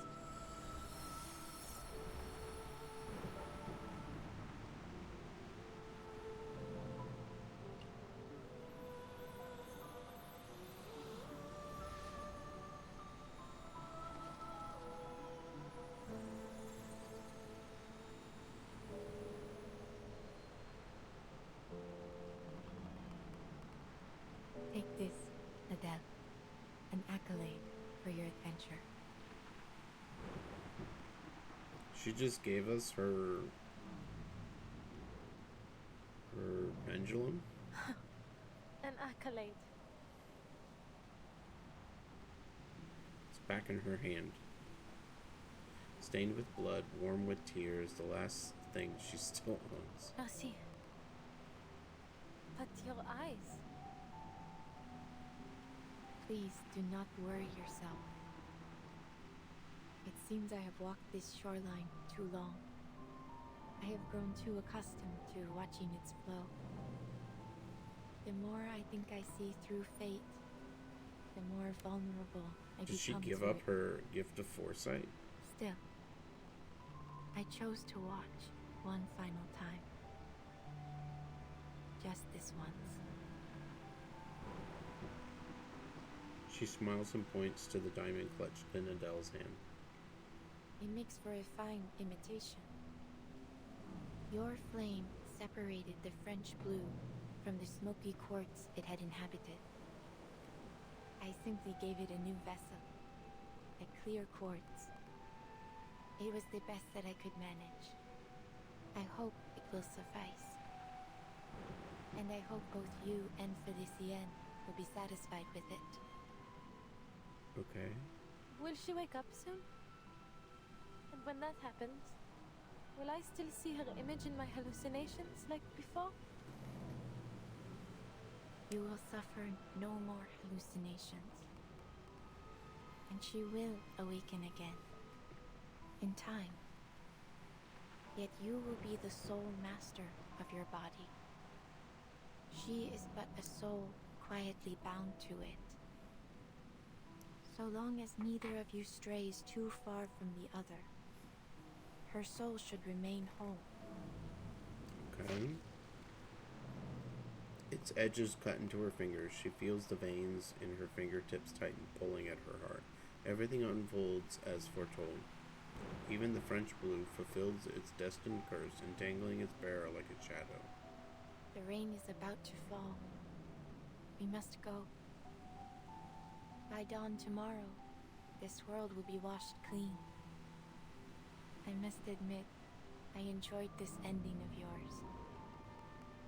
But whether you continue to the next chapter is up to you. Yeah. But when the show ends, the audience must leave. Beryl has always obeyed that rule, and she is not about to change.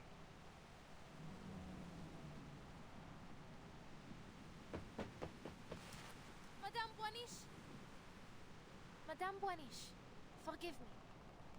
Do you know the theory of evolution? Humankind evolved from apes. I don't understand the science, but in short, we all came from monkeys. But then, where did that monkey come from? Are we all just a copy of some ancient thing? And if we keep tracing back, how did life even begin on Earth? Can we ever find that original spark of life? Is it even possible?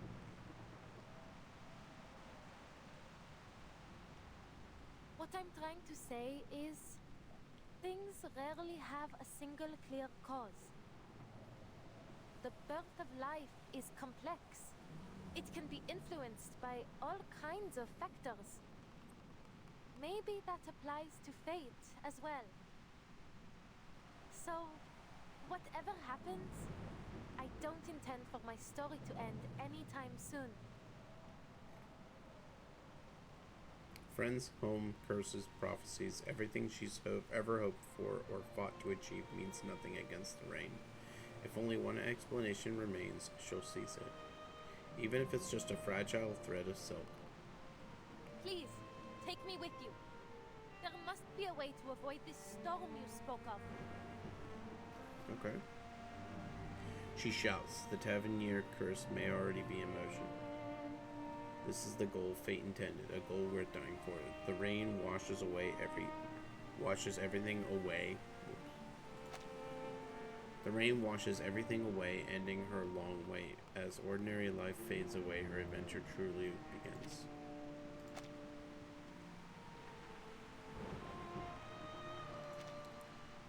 She accepted the storm pretty easily. I'll help you find jewels in return. Answers, anything. Whatever it is you seek. A generous offer. To honor your sincerity, I shall give you an answer. What is it you wish to know? The truth about the storm. She answers without hesitation. I need to understand it so I can bring back my friends. Including Felicienne. I wouldn't call her a friend. But for her to simply vanish... that's just... too merciful for her. The diviner listens to every word, then nods. Would you still accompany me? Knowing we may gain nothing in the end. I would. You can't just sit around waiting for something terrible to happen, can you? The little dragon climbs onto her shoulder and spits out a fireball. Indeed. I suppose there will never be an age lacking those who chase gemstones and answers about their fate. Perhaps a jewel hunter is exactly what my little establishment needs.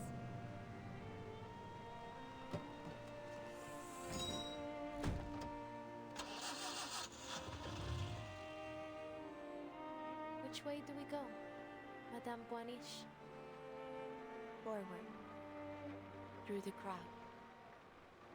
Allow me to guide you. I'm just glad to be of service, Madame. I hope you have a pleasant journey.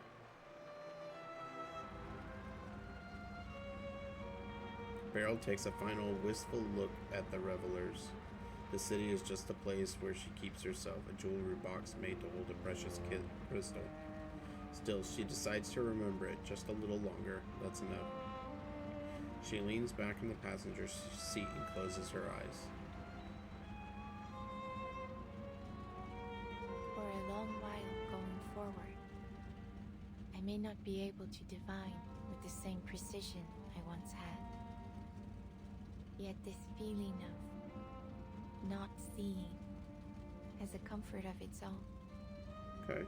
If our fate truly is guided by a higher being, I must imagine they are blind.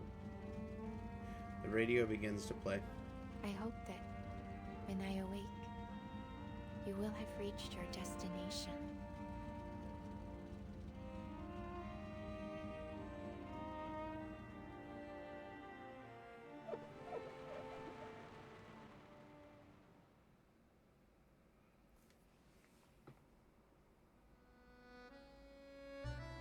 It was then that I decided to help Broom one last time. There was risk in my choice. I could not see what the consequences would be. Still, I succeeded, and the rewards were most generous. Many suspected that I had planned it from the start. A common accusation made of diviners, of course. Thank you for your concern. I am doing well, though the future now comes to me through an ever-thickening haze. Though, I should say, I find myself welcoming the lack of clarity. I am now able to watch my daughter grow, to observe her, and feel true surprise in every step she takes. If there is anything to take away from Broom's story, I would suggest this. Sometimes, good can come from being blind to fate's path. How exciting it must be to arrive in this world knowing nothing, and, after a long, beautiful journey, realize just how much there is still to discover.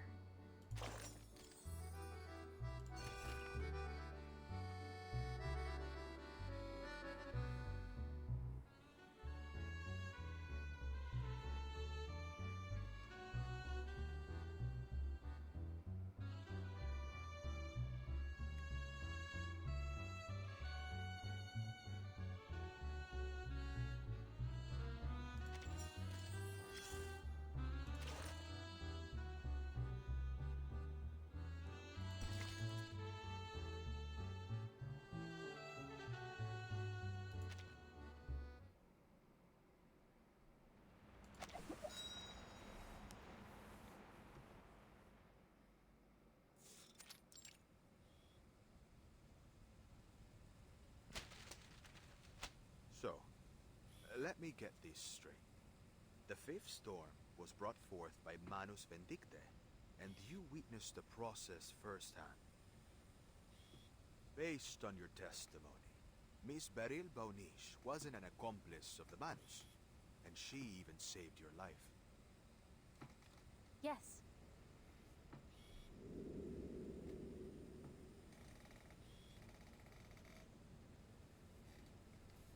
And after that, what happened?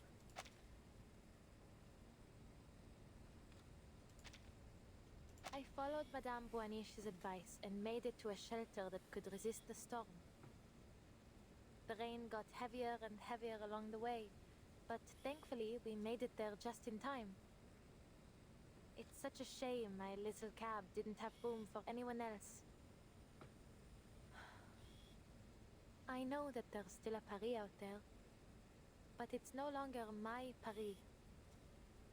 Everything I loved there was washed away in the rain. Just as the prophecy said. The storyteller caps her story with a bitter laugh, leaving the room quiet. And the rest, you already know. Thanks to Madame Boanish, I wasn't left on the streets alone. The neighborhoods I knew, the people I once recognized, they've all changed. But at least I have my car. In any case, I still prefer driving the streets to staying in some cozy room. Madame Boanish's work keeps her on the move, so I've been helping her since then. We even went to Delhi to sell her topazes. Oh, and I met her daughter there, Matilda. She's nothing like her mother. Everything she feels is written plainly on her face. That's so true. To be honest, I get along better with her.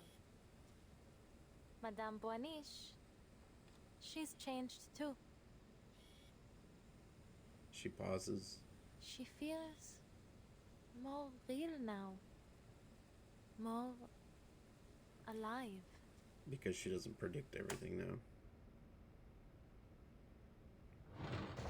Their conversation continues for some time before ending, until after the sound of departing footsteps, silence returns.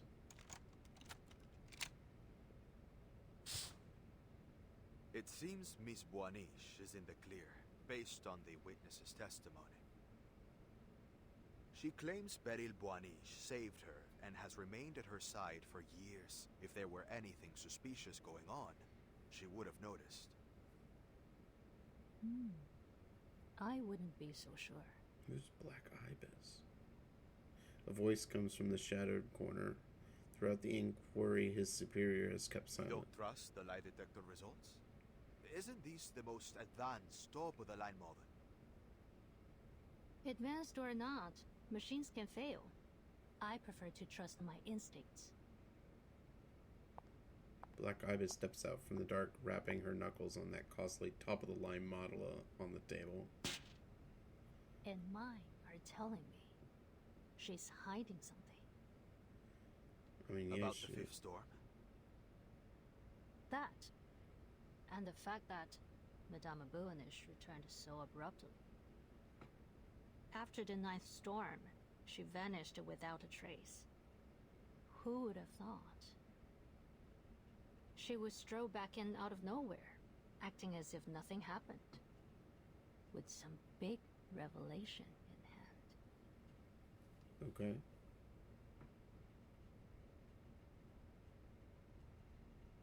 We really need that timeline. The corridor is empty, but for one still figure. Unbelievable. One sloppy mistake after another.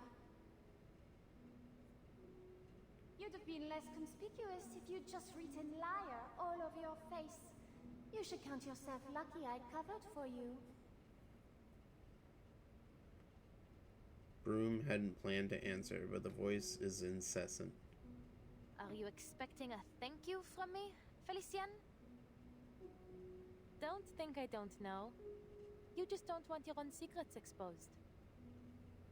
And didn't I tell you to stop talking to me like this while we're on Foundation grounds? Who knows who might be eavesdropping on us? And I told you that I can hear you perfectly well without you mouthing the words. Is that really so hard to understand? And if I slip up subconsciously? I suppose you might have forgotten what it feels like to have a mouth.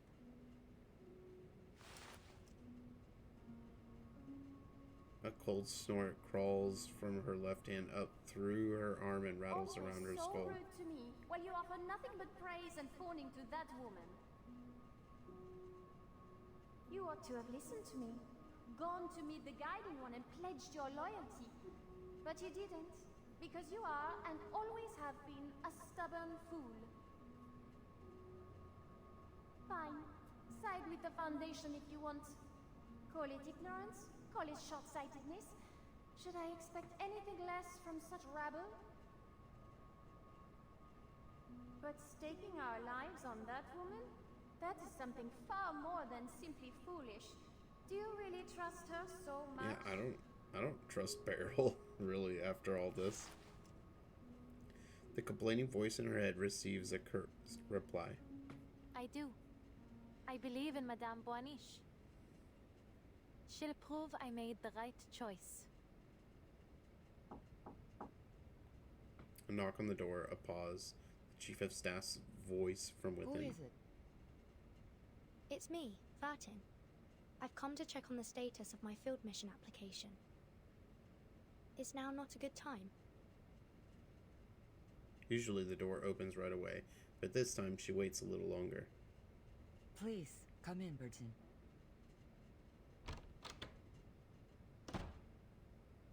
She pushes it open. A stranger sits on the guest sofa. We finally meet, Miss Verton. Matilda has told me much about you. The name of an old classmate resurfaces. The woman's refined features blur with another Then you livelier must be face. Madame Beryl Boaniche. I see we can skip the formalities. Her smile is warm and gentle, but her eyes don't match. You have seen the golden thread, have you not?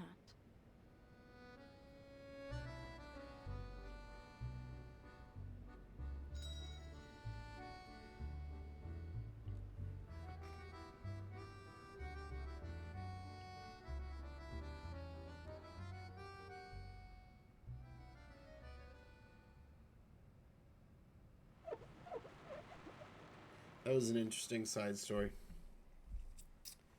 I wonder what Beryl's up to. I don't trust her at all. Not one bit.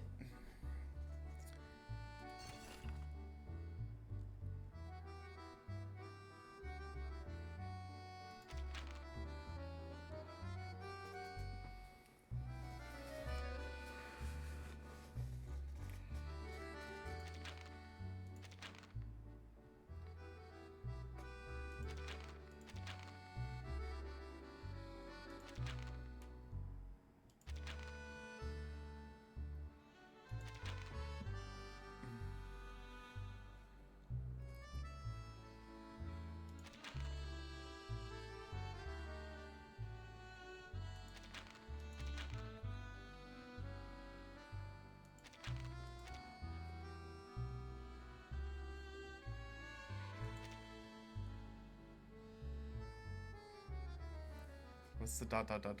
for?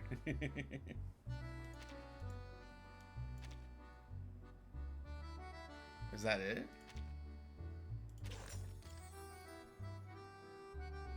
Okay.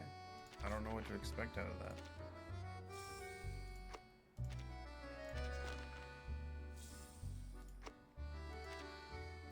Well, I mean, that story was interesting. It took a while to get into it, and then it felt like the pacing was off for all of it, and a lot of it was confusing. So it was okay. Honestly, not my favorite.